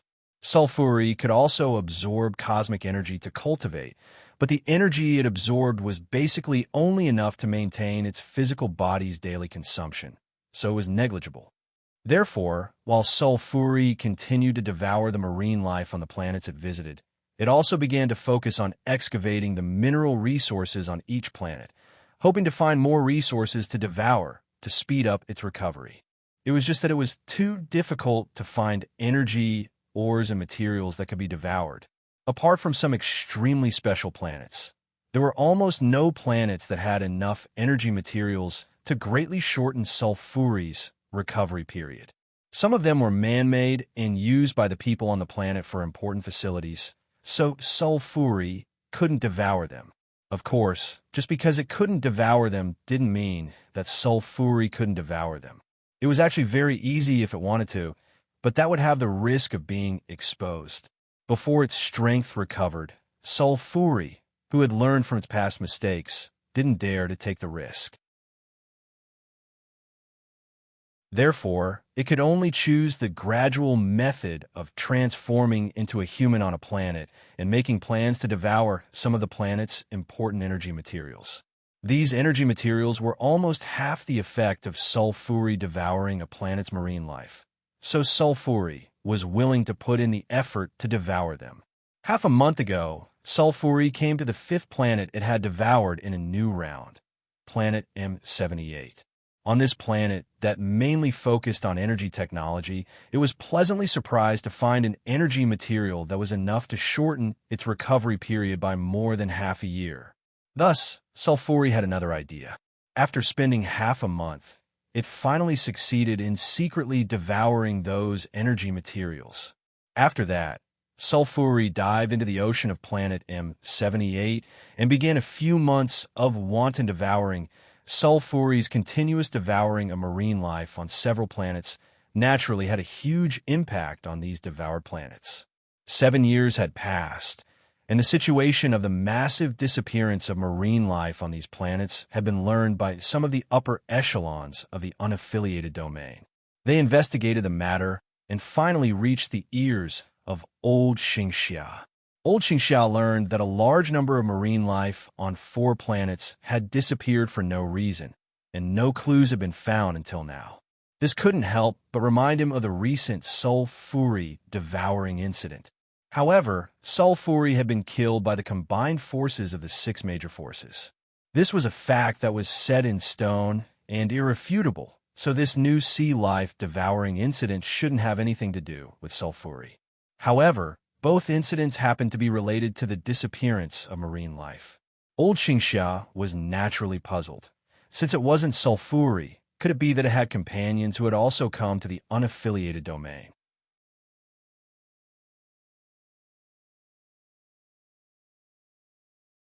Chapter 269. If it was an invasion by a space creature of the same race as Sulfuri, it would also be a big deal. Thinking of this, Old Man Xingxia didn't dare delay and quickly issued a series of orders while personally taking action. But this time, Old Man Xingxia didn't immediately ask for help from the leaders of the 5 top forces. He needed to investigate personally first and understand the situation further before deciding on some things. On the other hand, Sulfuri was also very shrewd. It had long expected that Old Man Xingxia might already know about its devouring, but it believed that Zhuqiu Hong and the others all thought it was dead, so the lineup and arrangements used to deal with it had been canceled. It would still take some time before they could take action against it again. However, Sulfuri had already decided that after devouring all the sea creatures on this fifth planet, it would completely leave the scattered man domain and head to the central area of the Wanderer Sea Star field. During its recent devouring, Sulfuri had often mingled with the crowd, so it had a general understanding of the Wanderer Sea Star field. However, it still didn't know about the existence of the cosmic network in the central area of the Wanderer Sea Star field. Otherwise, it might not have chosen to head to the central area of the Wanderer Sea Star field so early. It didn't take long for Sulfuri to devour most of the sea creatures on planet M78 and quickly left planet M78. Following the route it had already planned, it set off towards the sphere of influence of the World Mercenary Group. Coincidentally, planet M78 received a notice more than 2 months ago requesting that once a large number of sea creatures on the planet were discovered, it should be reported to the relevant interstellar organizations as soon as possible. And more than 2 months ago, Sulfuri was already halfway through its devouring on planet M78. The inhabitants of planet M78 had long discovered that the difficulty of fishing out marine fish had sharply increased, and this was under the circumstances that Sulfuri had cleverly chosen to start devouring deep-sea creatures. So, planet M78 quickly reported the situation of a large number of sea creatures disappearing on their planet. However, due to some reasons, this news was only found out by Old Man Xingxia's disciple, Kujia, after nearly a month. He immediately reported this matter to Old Man Xingxia, and then quietly came to planet M78. The problem was that as soon as Kujia's spaceship arrived at planet M78, Sulfuri took a spaceship and left in the atmosphere of planet M78. Therefore, apart from learning that a large number of sea creatures on planet M78 had disappeared, Kujia couldn't find Sulfuri no matter how hard he tried. Similarly, Old Man Xingxia came to planet M78 not long after, but he also came to nothing. On the other hand, on the same day, Sulfuri left planet M78, Zhoujia's 6 realms. In the past 19 days, Zhoujia had cleared the first level of the Supernatural Tower, which was the 11th level of the Supernatural Tower. After receiving the energy boost, his cultivation had reached the point where he could attempt to break through to the 4th layer of the suzerain domain. Sulfuri sol sol sulfuri, sol sol sili, sol sol sulfuri sulfuri, sol sol solto level of sol sulfuri, S's of sol sol sulfuri of sol sulfuri. The opponent on the 12th floor made Zhou Jie feel pressured all of a sudden. This made Zhou Jie very surprised. As a 3rd domain lord, Sagar was considered very strong among those of the same level, but Zhou Jie didn't even use 70% of his strength to defeat him, so he didn't feel pressured at all. However, the test on level 11 of the Supernatural Tower corresponded to a Holy Sun level 2nd domain lord, and he was so strong that Zhou Jie felt pressured. It was indeed a little scary, because this meant that a Holy Sun level 2nd domain lord already had the strength of an ordinary 4th domain lord, which meant that he could directly fight 2 levels above him. However, despite the pressure, Zhou Jie also had the strength to fight above his level. In the end, he finished the battle around a minute later and successfully passed level 12. After receiving the reward of level 12 of the Supernatural Tower, Zhou Jie planned to break through to the 4th domain. For ordinary Lord-level cultivators, breaking through to the 1st domain was a big hurdle, and it was very difficult. However, Zhou Jie had been making perfect breakthroughs at the Star Lord level, so his foundation was very solid. As long as he had enough energy, it wouldn't be difficult for him to break through to the 5th domain or even the 6th domain, let alone the 4th domain. However, because Zhou Jie's breakthrough required him to absorb a lot of energy and build a corresponding foundation, the process of breaking through would be much longer than that of cultivators who were stuck at the peak of a certain domain for hundreds of years. Normally, it would only take 1 or 2 hours to accumulate enough energy to break through to a stable level, but Zhou Jie would need years. Therefore, One day, 3 years later, Zhou Jie successfully broke through to the fourth domain without any suspense. The moment he opened his eyes, there was no energy release, but two bolts of lightning burst out of his eyes. This was a sign that the soul power had begun to materialize, and it was also the prerequisite for mastering laws. Because the real laws of the universe were beyond the so-called matter itself, they could only be sensed and controlled by the soul power. If the soul power wanted to sense and control the laws, it needed to be recognized by the laws of the universe. This recognition meant that the soul power of the cultivator was sublimated by the laws of the universe, reaching a level similar to materialization and condensing into a soul core. On this basis, the power of the soul would be truly displayed, and it would produce a powerful force that surpassed the physical body. The so-called heart force was one of the manifestations of this.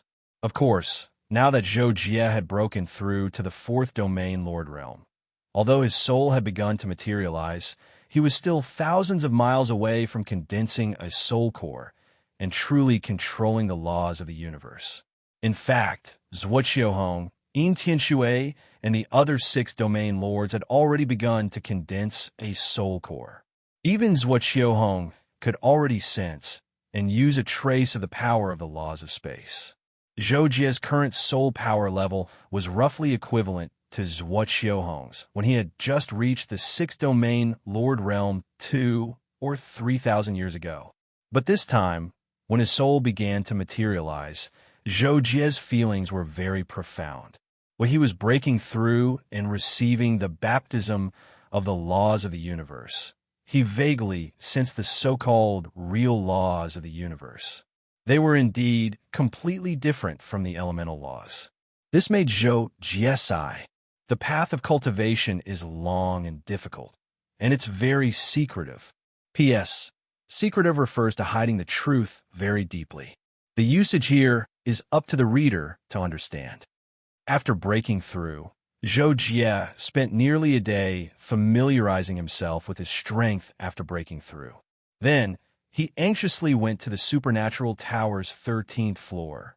Zhou Jie judged the difficulty of the 13th floor of the supernatural tower based on the 12th floor's difficulty.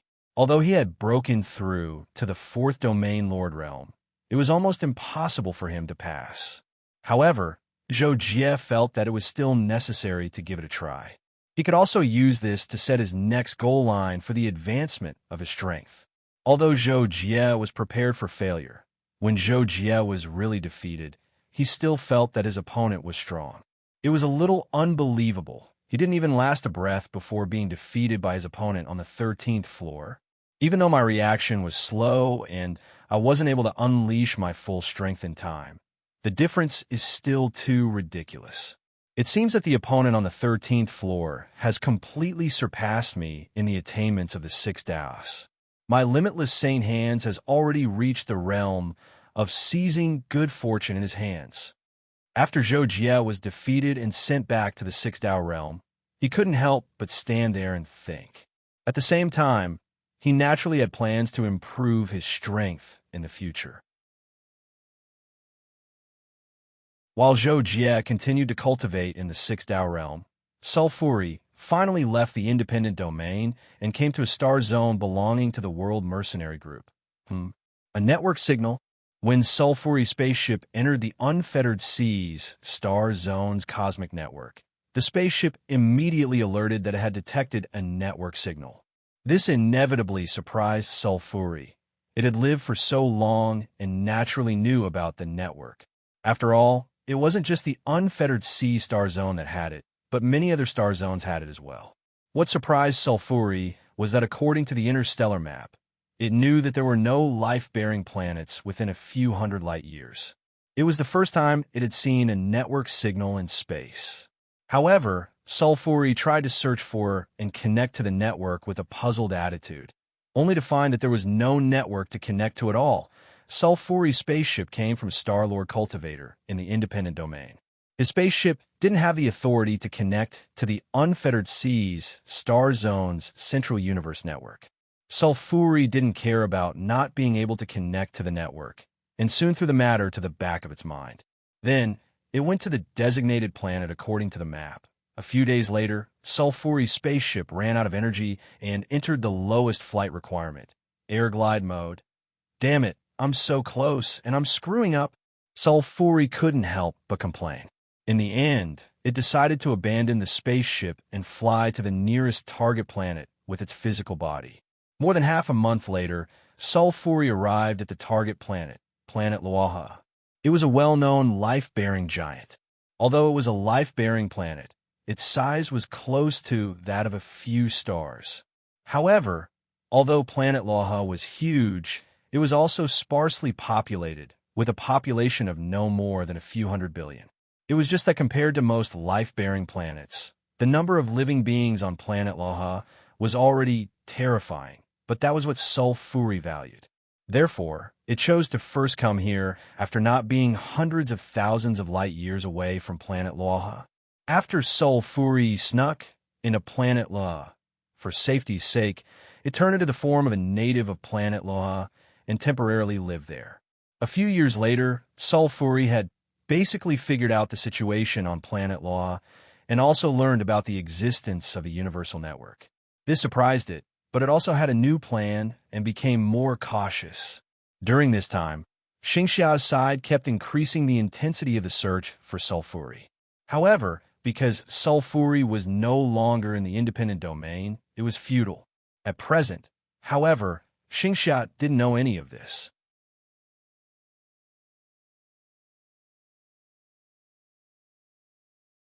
Chapter 270.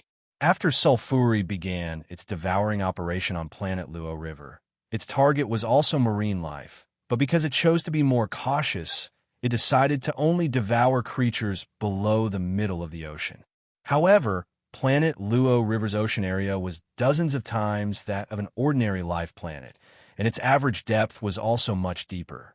Therefore, even though Sulfuri only chose to devour creatures below the middle of the ocean, the energy it could obtain was very considerable, even surpassing the energy it obtained from devouring an entire ordinary life planet in the past. Of course, there was only one drawback to devouring marine life, and that was that it would take a very long time. However, Sulfuri knew that it could not be rushed. It had to be patient and careful, very careful. Patience and perseverance were the key to victory. Sulfuri kept telling itself that it began to keep a low profile in the various sea areas of planet Luo River, and this devouring operation lasted for more than 10 years. On Xingxia's side, since Sulfuri was no longer in the independent domain, they naturally could not find any traces of it. However, Xingxia did not think that the murderer who devoured marine life had left a wanton sea star field or died. So after thinking about it many times, he finally decided to tell Zhuo Xiuhong and the others about this matter one day, to let them pay attention to this matter to prevent the terrible consequences of the previous Sulfuri devouring incident from happening again. This time, Xingxia first visited the nearest headquarters of the World Mercenary Group, Planet Peter. Planet Peter was a superplanet, and the founder of the World Mercenary Group, the pirate King Chiosi, usually lived here. It could be said that it was Xingxia's first time coming to Planet Peter. Chiosi was very surprised by this and hurriedly received Xingxia personally. When Chiosi learned that another planet's creatures had been devoured in the independent domain, Chiosi was also quite surprised, and he attached great importance to this matter. If that's the case, it is indeed possible. I will order people to take action. Once I find that the number of marine life on some planets has greatly decreased, I will promptly notify all parties. In addition, I will inform the leaders of all forces of this matter.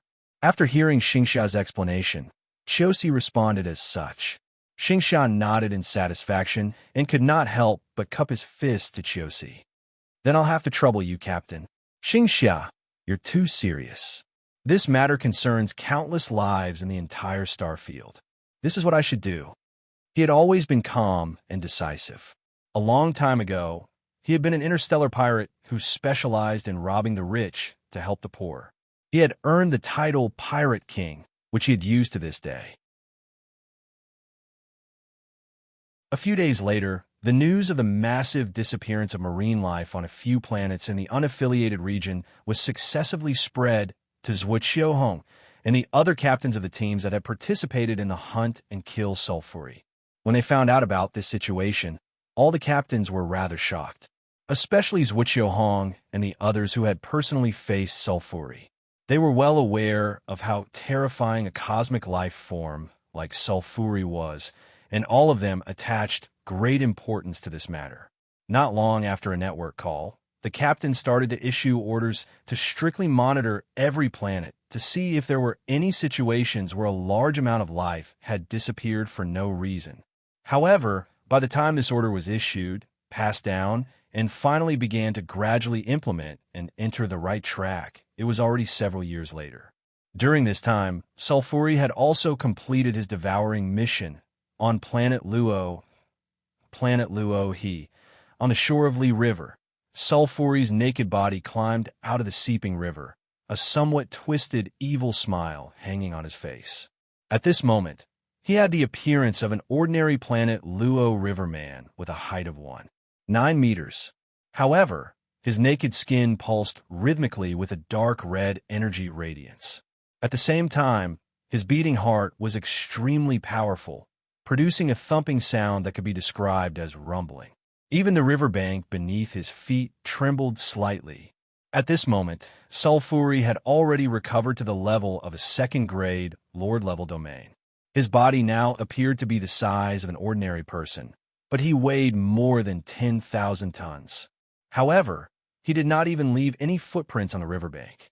It was enough to show that Sulfuri's control of his physical strength, including his energy field, was completely at the level of a Lord-level cultivator. I really want to continue devouring. This planet's ocean is really big. If I could devour the entire planet, I'd probably be able to recover to my peak. It's a pity that those damned human Lord-level cultivators won't give me that much time to devour such a huge planet. Sulfuri stood on the riverbank and muttered to himself. The expression on his face was indescribably strange, and he could not help but look somewhat ferocious. Endure, I still have to endure. Wait until I devour the marine life on 4 or 5 more planets. Then I won't have to hide my head and tail anymore.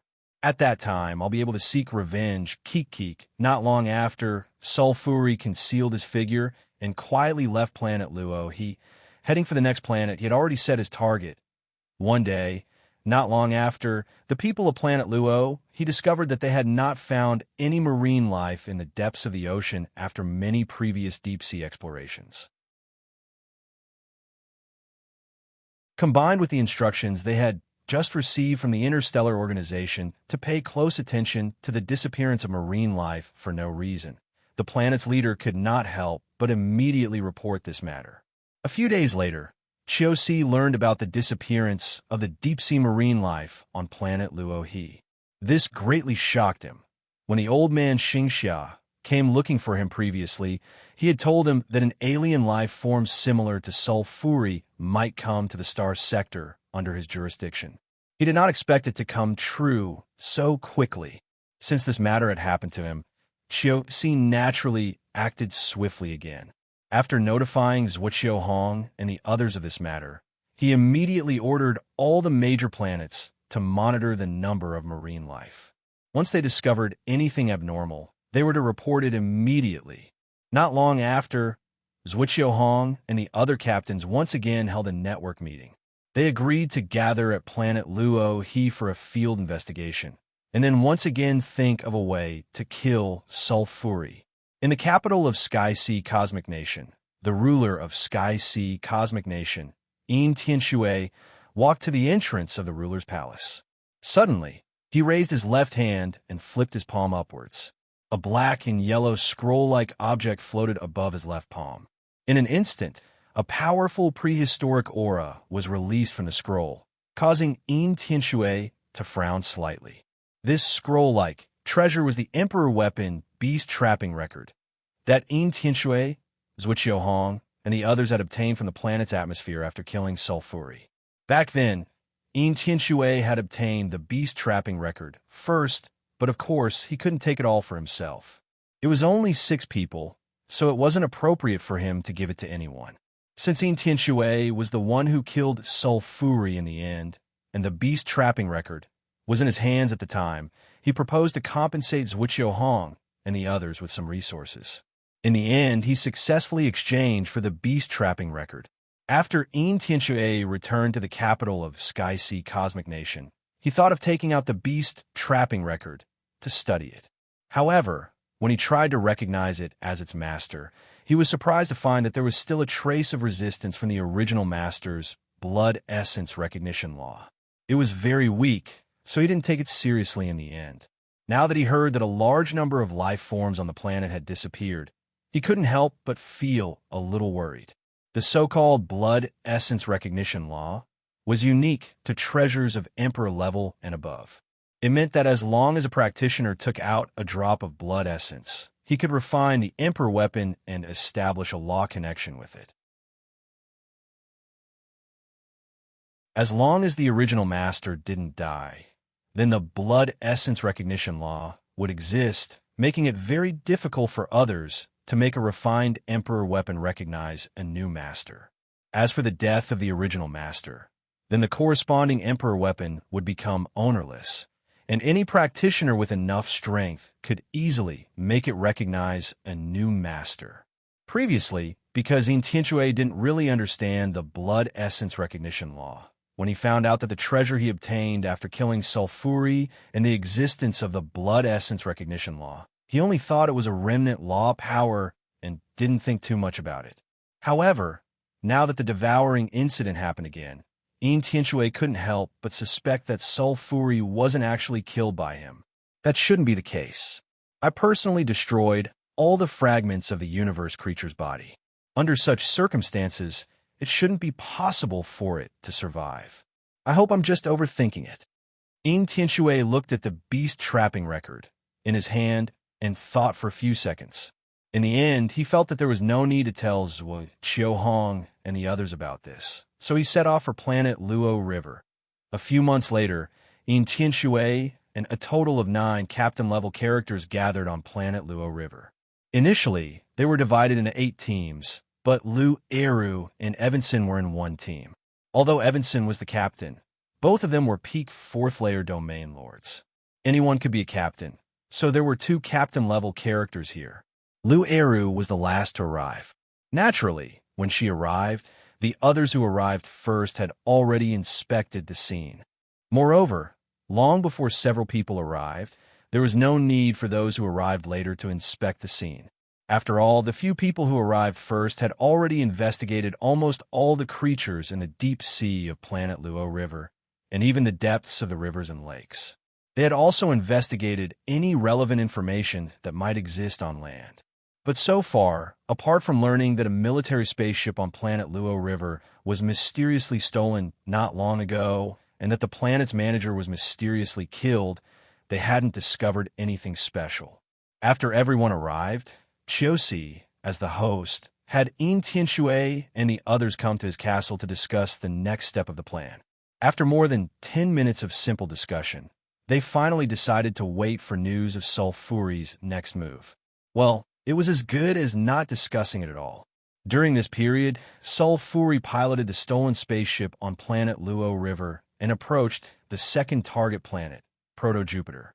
It was a planet with a very small land area and an ocean that covered more than 85% of the planet's surface.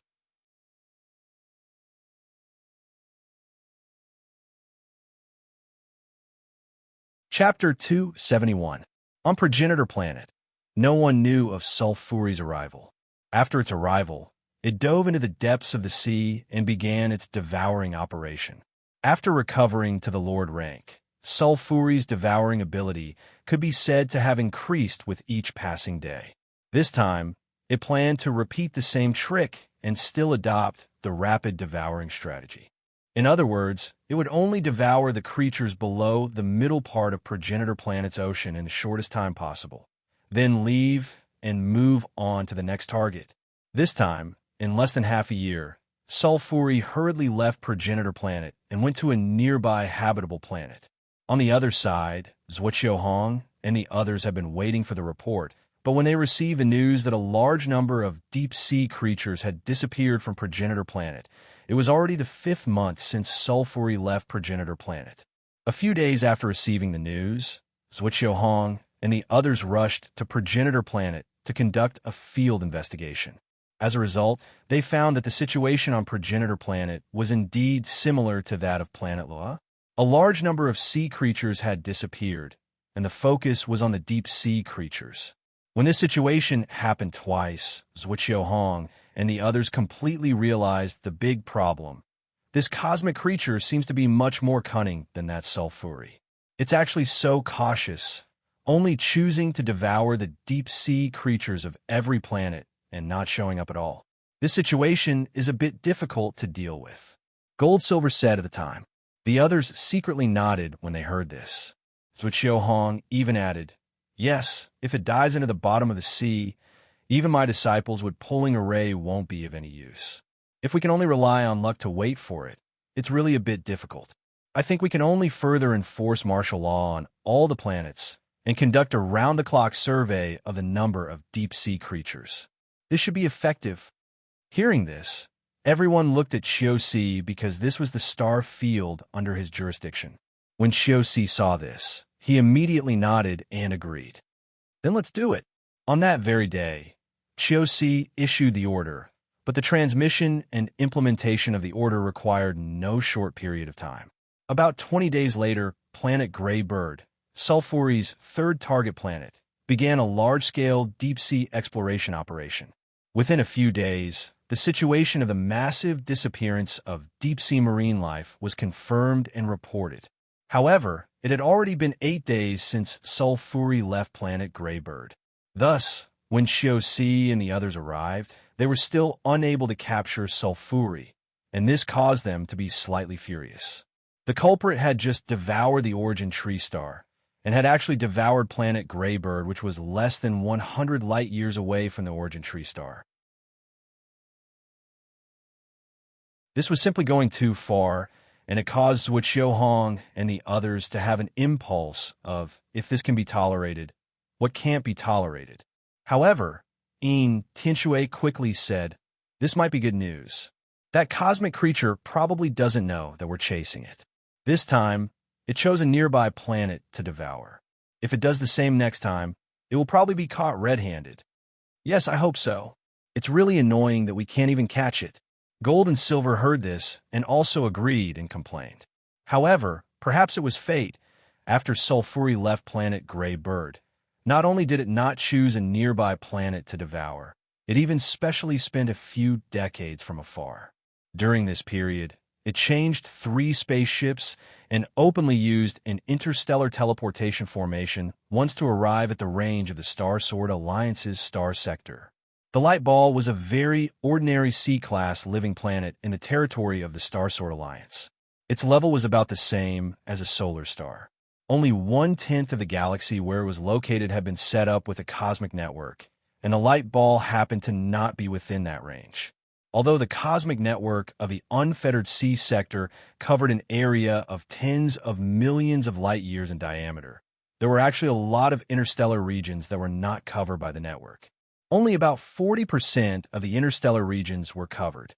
However, it covered the main living planets and many interstellar routes, which was enough for daily use.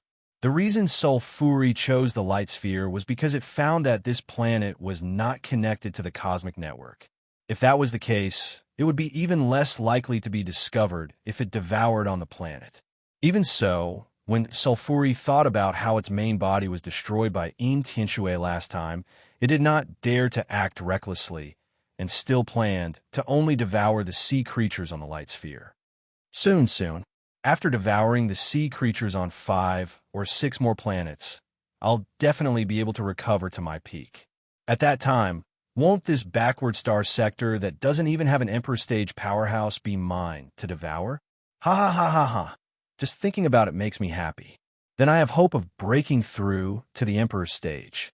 Sulfuri could not help but exclaim excitedly when the spaceship was about to reach the light sphere. Earlier, when he was on Lohastar, he'd specially blended into the society of Lohastar and found out about the situation there. Moreover, before he left Lahastar, he'd specially found the manager of Lahastar, and before he killed the manager, he'd found out about the strongest expert in the unbounded Ocean Star region. It was from then on that Swahastar region found out that there were probably no imperial monarchs in the unbounded Ocean Star region, and this caused him to be overjoyed. Because Sulfuri was a cosmic creature, it had a unique and powerful ability that allowed it to crush ordinary human cultivators of the same level. In particular, Sulfuri even called itself a king.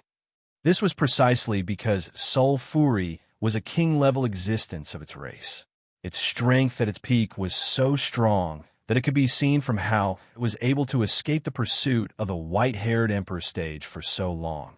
Therefore, Sulfuri believed that as long as it recovered to its peak, it would be able to sweep through all the powerhouses of the unrestrained sea-star sector and establish itself as the king of the vast unrestrained sea-star sector. It would sit on the countless lives of the unrestrained sea-star sector for it to devour. And it was precisely for the sake of achieving this goal that Sulfuri was so careful, and so careful, not daring to take the slightest risk. This included the devouring of planet Greybird the last time. Although it was very dangerous, Sulfuri had long since carefully considered it and felt that the risk was very low. In the end, it was still safe and sound.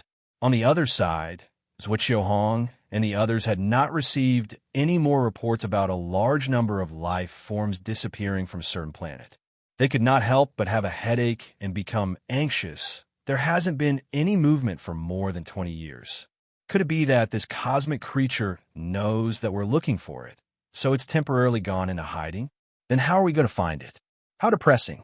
In the conference room of Chiu Si's castle, Jin complained for the umpteenth time.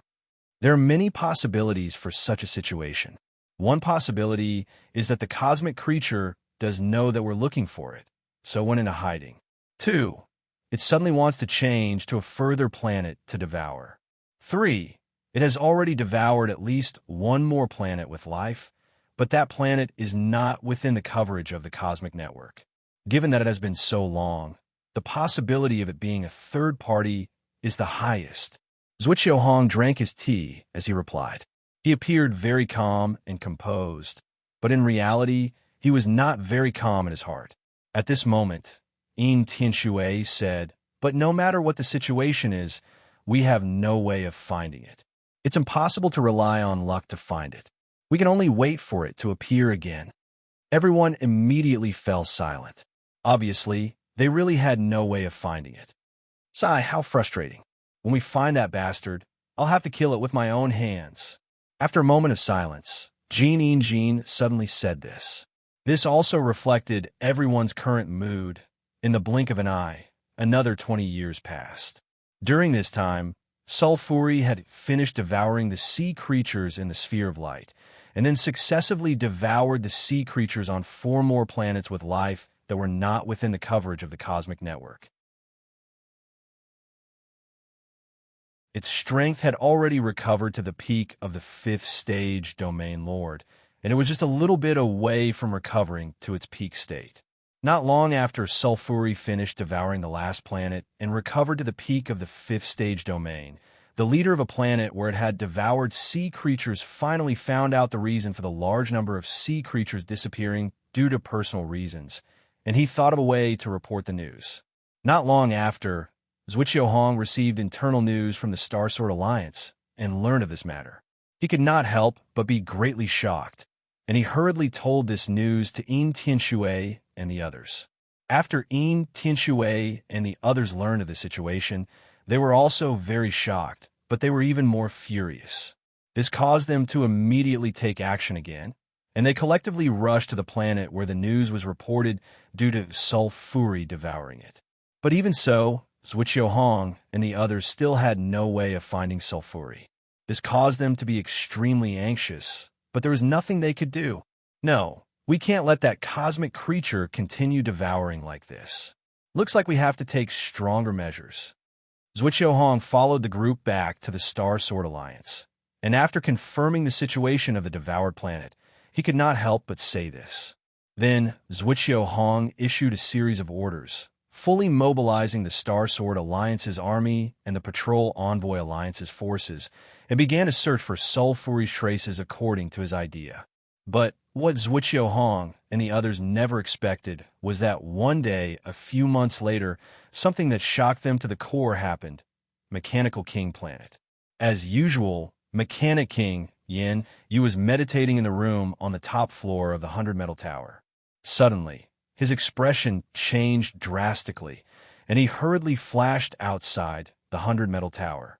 Then, Yin Yu saw a scene that he would never forget for the rest of his life. In the sky extremely far away, a dark giant mouth was hanging, sucking down like a black hole vortex. Countless people were being devoured in the form of dense black dots, and almost 1,000 people were being devoured in the blink of an eye.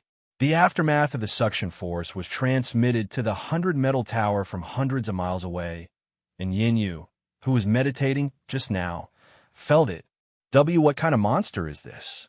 Yin Yu was shocked because the terrifying devouring power had far exceeded his imagination. What he could be sure of was that this was definitely not something a Lord-level powerhouse of a low-level domain could do. No one has the guts to attack the Mechanical King Planet so brazenly. Yin Yu's first thought was that this was done by the Dark Coalition, but on second thought, not to mention whether the Dark Coalition could do such a terrifying thing. Even if they could, would they dare?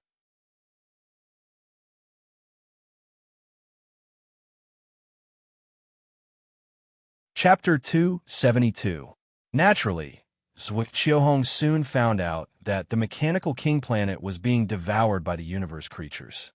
Zhuqiu Hong and the others were shocked and hurried to the Mechanical King Planet. At the same time, on the Xinjiang continent, Zhou Jie was strolling in the garden behind the Eastern Palace, and he was in an extremely leisurely mood. He'd ended his closed-door cultivation a few tens of years ago, and when he came out, he noticed that Zhuqiu Hong and Luo Feng weren't in Xing's word continent anymore. So, he went into closed-door cultivation again in less than 2 days, and it only ended 2 months ago. After decades of seclusion, Zhou Jie's strength had completely stabilized at the peak of the 4th level of the Overlord domain. He had even successfully passed the 3rd level of the Overlord domain of the Supernatural Tower not long ago. From this, it could be seen that his strength had increased extraordinarily. In the past 2 months, Zhou Jie had mainly been relaxing his mind and seeking a little inspiration at the same time. Many times, practitioners were stuck in a certain aspect because they hadn't figured out and done it, not because their cultivation or strength was insufficient. In such a situation, if long-term meditation didn't have any effect, then it was better to let fate take its course. Maybe one day, they would figure it out while walking or sleeping. This was completely possible.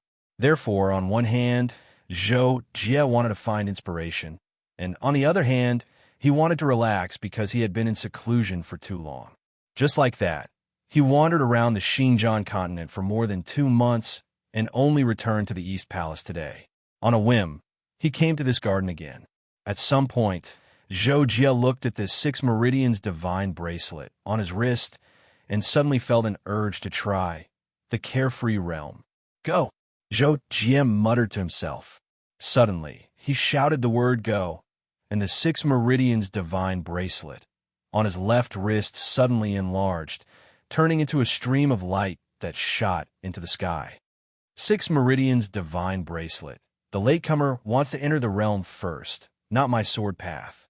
In the path of refining, the weapon realm is the foundation, and the weapon technique is the end. There are thousands of weapon techniques, but the weapon realm is mostly the same. There are 3 realms in my flying sword practice. The beginning is happy spirit, then carefree, and finally nirvana. In my opinion, the 3 realms have their own emphasis, which is Zhou Jie recalled the wool left behind by the owner of the 6 Meridians Divine Bracelet in his mind while controlling the 6 swords to fly all over the sky. The sword light was sometimes like flying cotton, sometimes like rain, sometimes like ripples in the water, sometimes like a dream, sometimes like a dream, sometimes like a rain, sometimes like ripples in the sky. It was like a dream, but also full of killing intent. Gradually, Zhou Jie's eyes became very hot. With the constant changes of the sword light, Zhou Jie also began to be intoxicated, completely immersed in the control of the flying sword, and felt that he was getting closer and closer to the second realm, free and unfettered, on the mechanical king planet. Facing Sulfuri's wanton devouring, as the strongest person on the mechanical king planet, Yinyu knew that he was no match for Sulfuri. However, he did not allow Sulfuri to continue devouring him. Instead, he immediately activated the super weapon, universe origin, and various other weapon systems he had set up on the mechanical king planet and launched a crazy attack on Sulfuri.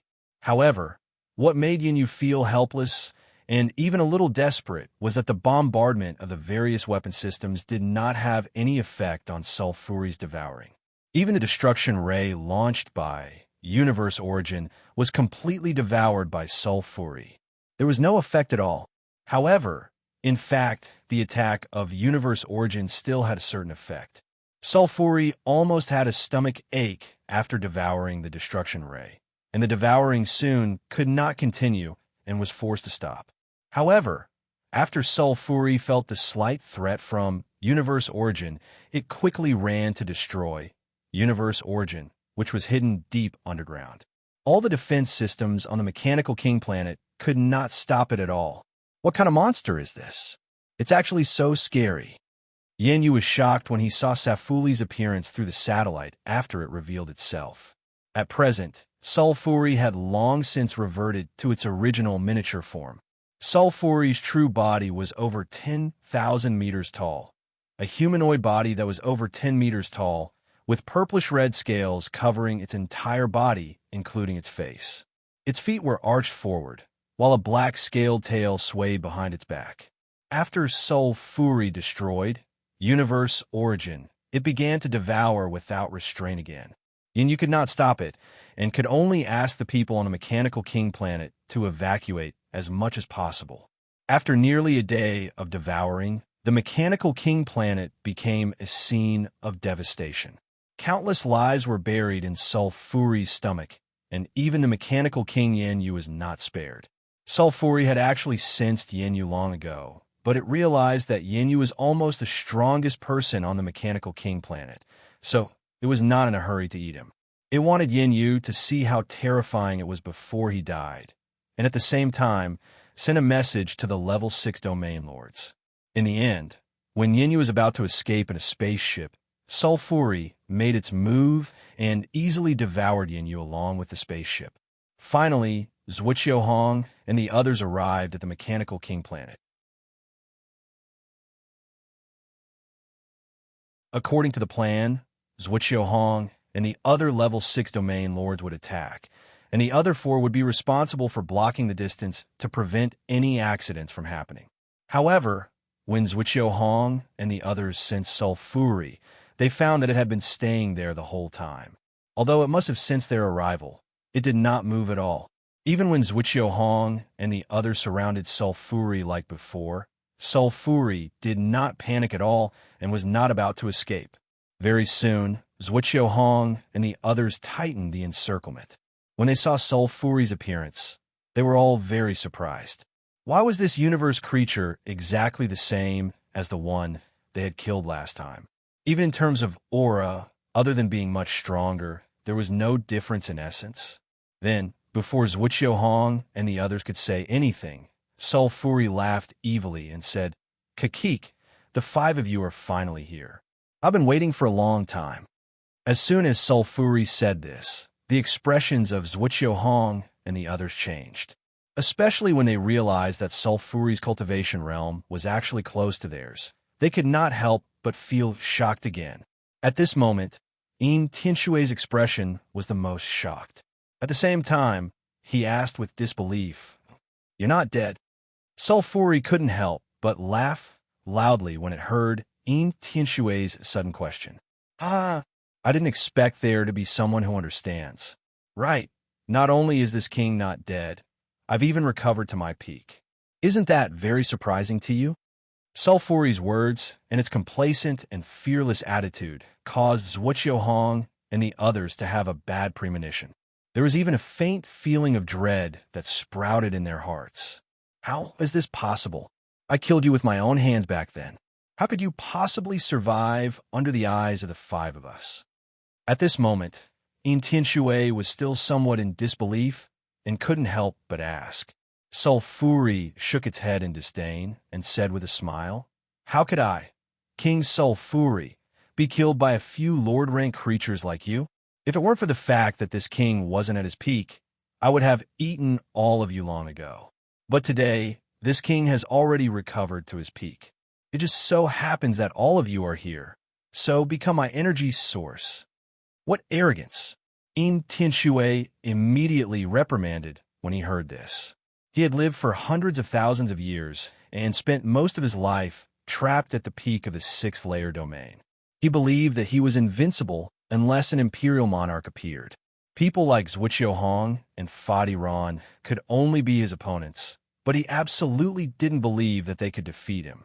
Sulfuri wasn't an imperial monarch, yet he dared to speak such words to the five of them at the same time. How could he not be angry and reprimanded him? But Sulfuri sneered at Tianxue's words and replied, "Why don't you give it a try and see if this king is talking nonsense?" Before Sulfuri finished speaking, it took the initiative to attack. Its figure transformed into a streak of light that shot towards Qiu-Si. Sulfuri's speed was astonishingly fast. Even Qiu-Si, who was of the same level, couldn't react in time. He could only raise his hand in a defensive stance as a protective energy burst out from his body. Then, Sulfuri appeared in front of him and whipped his tail, causing the atmosphere to emit a wail. Following that, Qiu-Si shot backwards like a cannonball, causing the sky to rumble. Zhuqiuhong and the other three were shocked by Sulfuri's astonishing speed and sudden attack. They immediately reacted and immediately took action. First was Tianxue. He directly took out the Empyrean armament, the Sky Sea Pagoda, and conjured countless waves of light blue energy that rolled like waves, sweeping towards Sulfuri. Next was Zhuqiuhong. He summoned a bright white greatsword to stab at Sulfuri. Then, the greatsword split into two swords along the way, changing into a pincer attack. Next was gold and silver. The golden wheel appeared again, transforming into a 100-meter-long golden wheel that spun and crushed towards Sulfuri. Last was Ron. With a cold expression, he took out a jade-green spear and quickly thrust it towards Sulfuri. The spear's shadow bloomed like a kaleidoscope at a distance of 100 meters, as if countless faint lights and shadows enveloped the entire area around Sulfuri. Tianxue originally thought that in the face of such a powerful attack, Sulfuri would erupt and resist, but who would have thought that it would actually stay where it was and not move at all? Only the scales on its body underwent layers of changes in an instant. In the next second, the attacks of Zhuqiuhong and the other three all landed on Sulfuri's body. Boom, boom, boom! After the indescribable explosion in the air, the sky didn't return to normal for a long time. However, Zhuqiuhong and the others quickly discovered that Sulfuri was still in its original position and hadn't moved much. Its aura was still terrifying, and it was as steady as a mountain, not weakening in the slightest. How was this possible? At this moment, Tianxue's expression couldn't help but change greatly as he thought in shock. As for Zhuqiuhong and the other two, they were similarly astonished. When the four of them attacked at the same time, not only did Sulfuri not dodge, it actually took it head-on. Moreover, it seemed to be completely fine. Just as Zhuqiuhong and the others were shocked, Sulfuri's voice resounded in the sky. Is this all you've got? Are you trying to scratch this king's itch?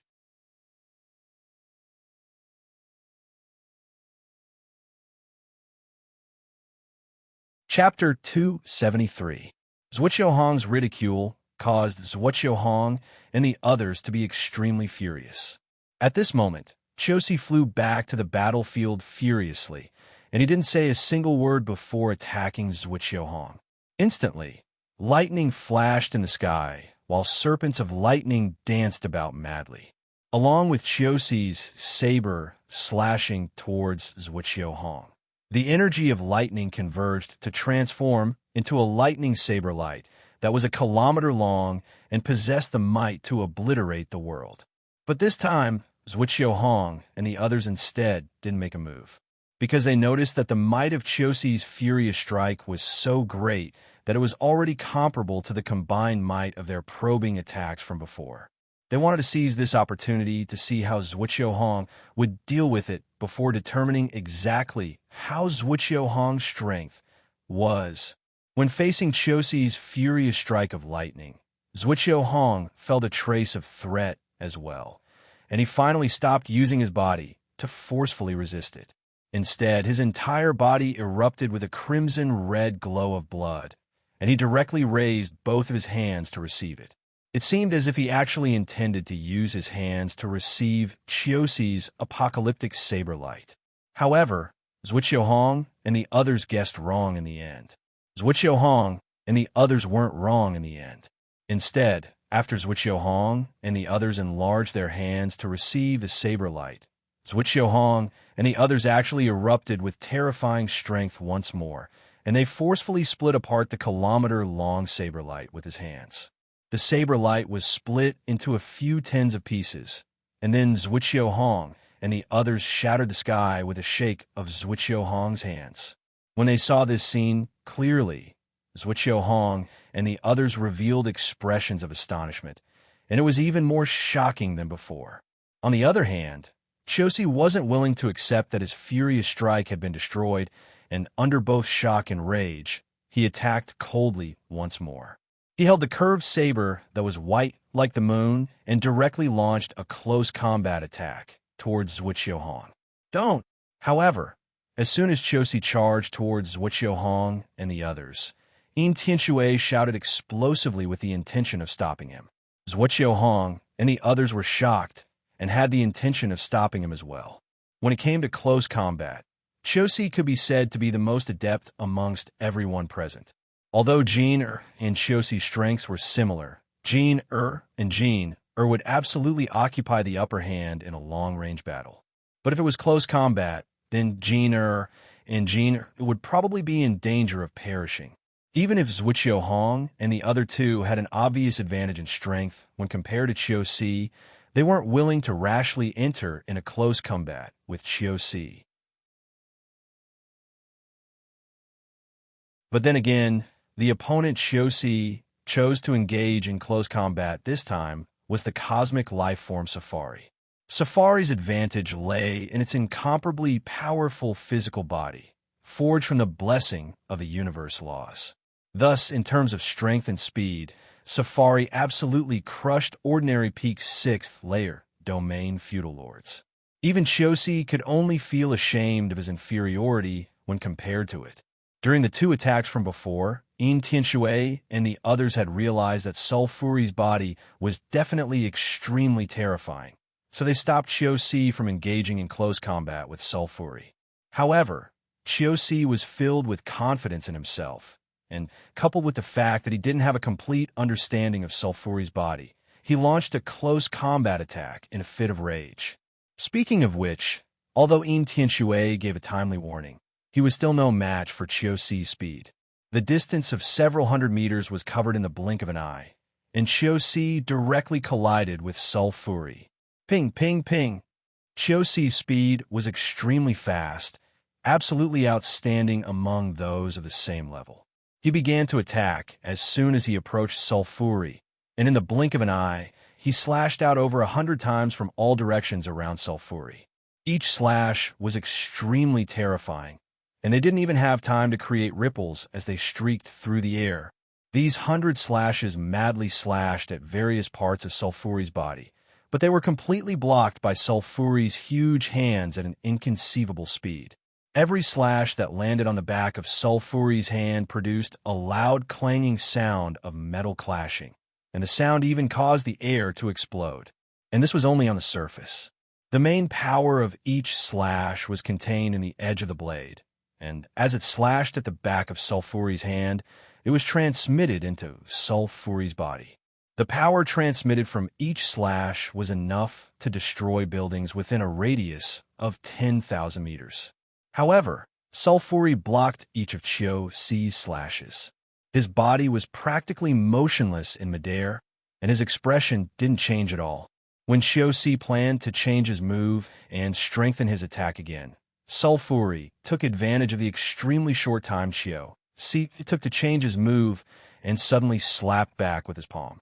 The speed was so fast that Chiu-C was caught off guard, and he instantly shot out like a meteor. This wasn't the end of it.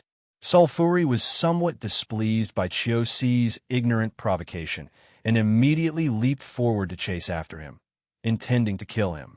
However, Tianxue and the others had just finished preparing their support, and before Sulfuri could react, they simultaneously attacked Sulfuri once more. First was Tianxue. The Sky Sea Pagoda was activated once more, but it quickly emitted a light blue screen that instantly covered several hundred kilometers in all directions. Then, it rapidly shrunk, and the center of the shrunk was Sulfuri. Next was Zhuqiuhong. Almost at the same instant he drew his sword. A misty sword light flashed across the sky, appearing a few meters behind Sulfuri's back, as if he had teleported. Ron's long spear pierced out, directly producing a gray cyclone. It was as if countless tornadoes were squeezed between the spear, and accompanied by a terrifying power that could shatter everything, it blasted towards Sulfuri. Finally, the gold and silver specially accumulated power for a second, and the golden wheel flew down from the sky, falling straight on his Sulfuri's head, producing a brilliant divine might that shook the heavens and the earth. When Sulfuri entered the Sky Sea Pagoda's light screen, its speed slowed down, and it felt an extremely viscous force dragging its entire body, twisting and squeezing it at the same time, trying to fix it in place. Moreover, this force was rapidly increasing, and soon it reached a point where it couldn't ignore it. Then came Zhuqiuhong's sword light. This time, Sulfuri sensed it, but because of the Sky Sea Pagoda's light screen, it couldn't dodge, and the sword light directly hit its back. Although it used the power in its body to launch a body counterattack, the power contained in the sword light was a little beyond its imagination, and part of it still penetrated its body, causing it some damage. Then came Ron's spear aura. Sulfuri only had time to counter it with its elbow, and as a result, even the scales on the surface of its body were torn a little, causing it to bleed out pitch black and heavy blood. This made Sulfuri feel that something was wrong, and it realized that it might have underestimated Tianxue and the others. Its body was incomparably tough, and ordinary attacks couldn't hurt it at all. Moreover, it had unparalleled speed and strength at the same level, so it was confident that it could resist all attacks at the same level. But now, it was injured, and because its body was tough, it was difficult to be injured, so it would be much more difficult to recover after being injured. It would consume a lot of energy, and for it, it was eating a lot of creatures. If it was injured too much, Sulfuri's strength would obviously decline, and this was its fatal weakness. But as long as it wasn't injured, its body's origin power wouldn't be fundamentally damaged, and it could also fight for a long time and maintain its peak strength. Otherwise, it would be 10 times worse than human practitioners at the same level in terms of endurance. In the end, the gold and silver will press down, and Sulfuri had no choice but to launch a rapid outburst. Its hands abruptly pushed against the sky, and the golden wheel flew up again, while it struggled to resist the binding of the Sky Sea Pagoda's light screen, and quickly fled to the side. Seeing that Sulfuri suddenly chose to escape, Tianxue and the others were surprised, but they also became more excited. They hurriedly increased the strength of their attacks and chased after Sulfuri. However, even with the binding of the Sky Sea Pagoda, Sulfuri's speed wasn't much slower than Zhuqiuhong and the others. In addition, it was the first to run, so it escaped from the main part of the atmosphere of the Mechanic King planet in a few breaths' time. During this time, Zhuqiuhong and the others' many attacks couldn't stop it from desperately escaping, In outer space, Sulfuri's speed began to soar, almost breaking through 10,000 meters per second. Although Zhuqiu Hong and the others were no longer affected by the atmospheric pressure and the planet's gravity was greatly reduced, and their speed quickly broke through 10,000 meters per second, Sulfuri was still increasing its speed, and the increase in speed was far greater than that of Zhuqiu Hong and the others. Therefore, in just a few blinks of an eye, Sulfuri escaped from the perception of Yin Tianshui and the others in the void of space, and it could no longer be caught. Damn it, we let it escape again. Zhuqiu Hong couldn't help but say angrily when he saw this. At the same time, he felt immense pressure. In fact, it wasn't just Zhuqiu Hong. Yin Tianshui and the others also had ugly expressions, and they felt anxious in their hearts. Since Sulfuri was already strong enough to escape from the five of them, this was completely beyond their expectations. Moreover, Sulfuri seemed to be able to gradually become stronger by continuously devouring. This was undoubtedly a terrifying disaster for the unbridled Sea Star region. Zhuqiu Hong and the others even felt that the consequences of this disaster were unimaginable. Think of a way. We must kill this Sulfuri, or there will be endless trouble in the future. Yin Tianshui said after Zhuqiu Hong. At this time, Xing Xiao and the others had already arrived to meet up with them. Sulfuri's speed was too fast. Xing Xia and the others were watching from afar. When Sulfuri suddenly chose to escape, they didn't have time to react at all, and even if they did, it would be useless. It's easy for you to say, but you've all seen it. With Sulfuri's strength, unless an Imperial Lord powerhouse makes a move, who can kill it?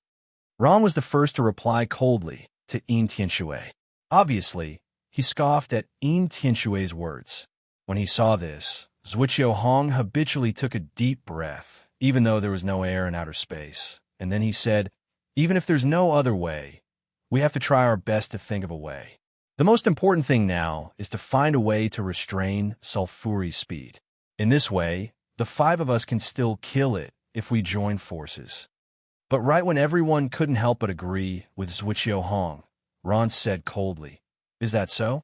Didn't the five of us join forces to kill it last time, and we thought it was dead for sure? But now, not only is it still alive, according to what it said, it has recovered to its peak. Moreover, it said that it's impossible for anyone below the Imperial Monarch realm to kill it. Ron's words were like a splash of cold water that was poured over everyone present, and it caused them to frown.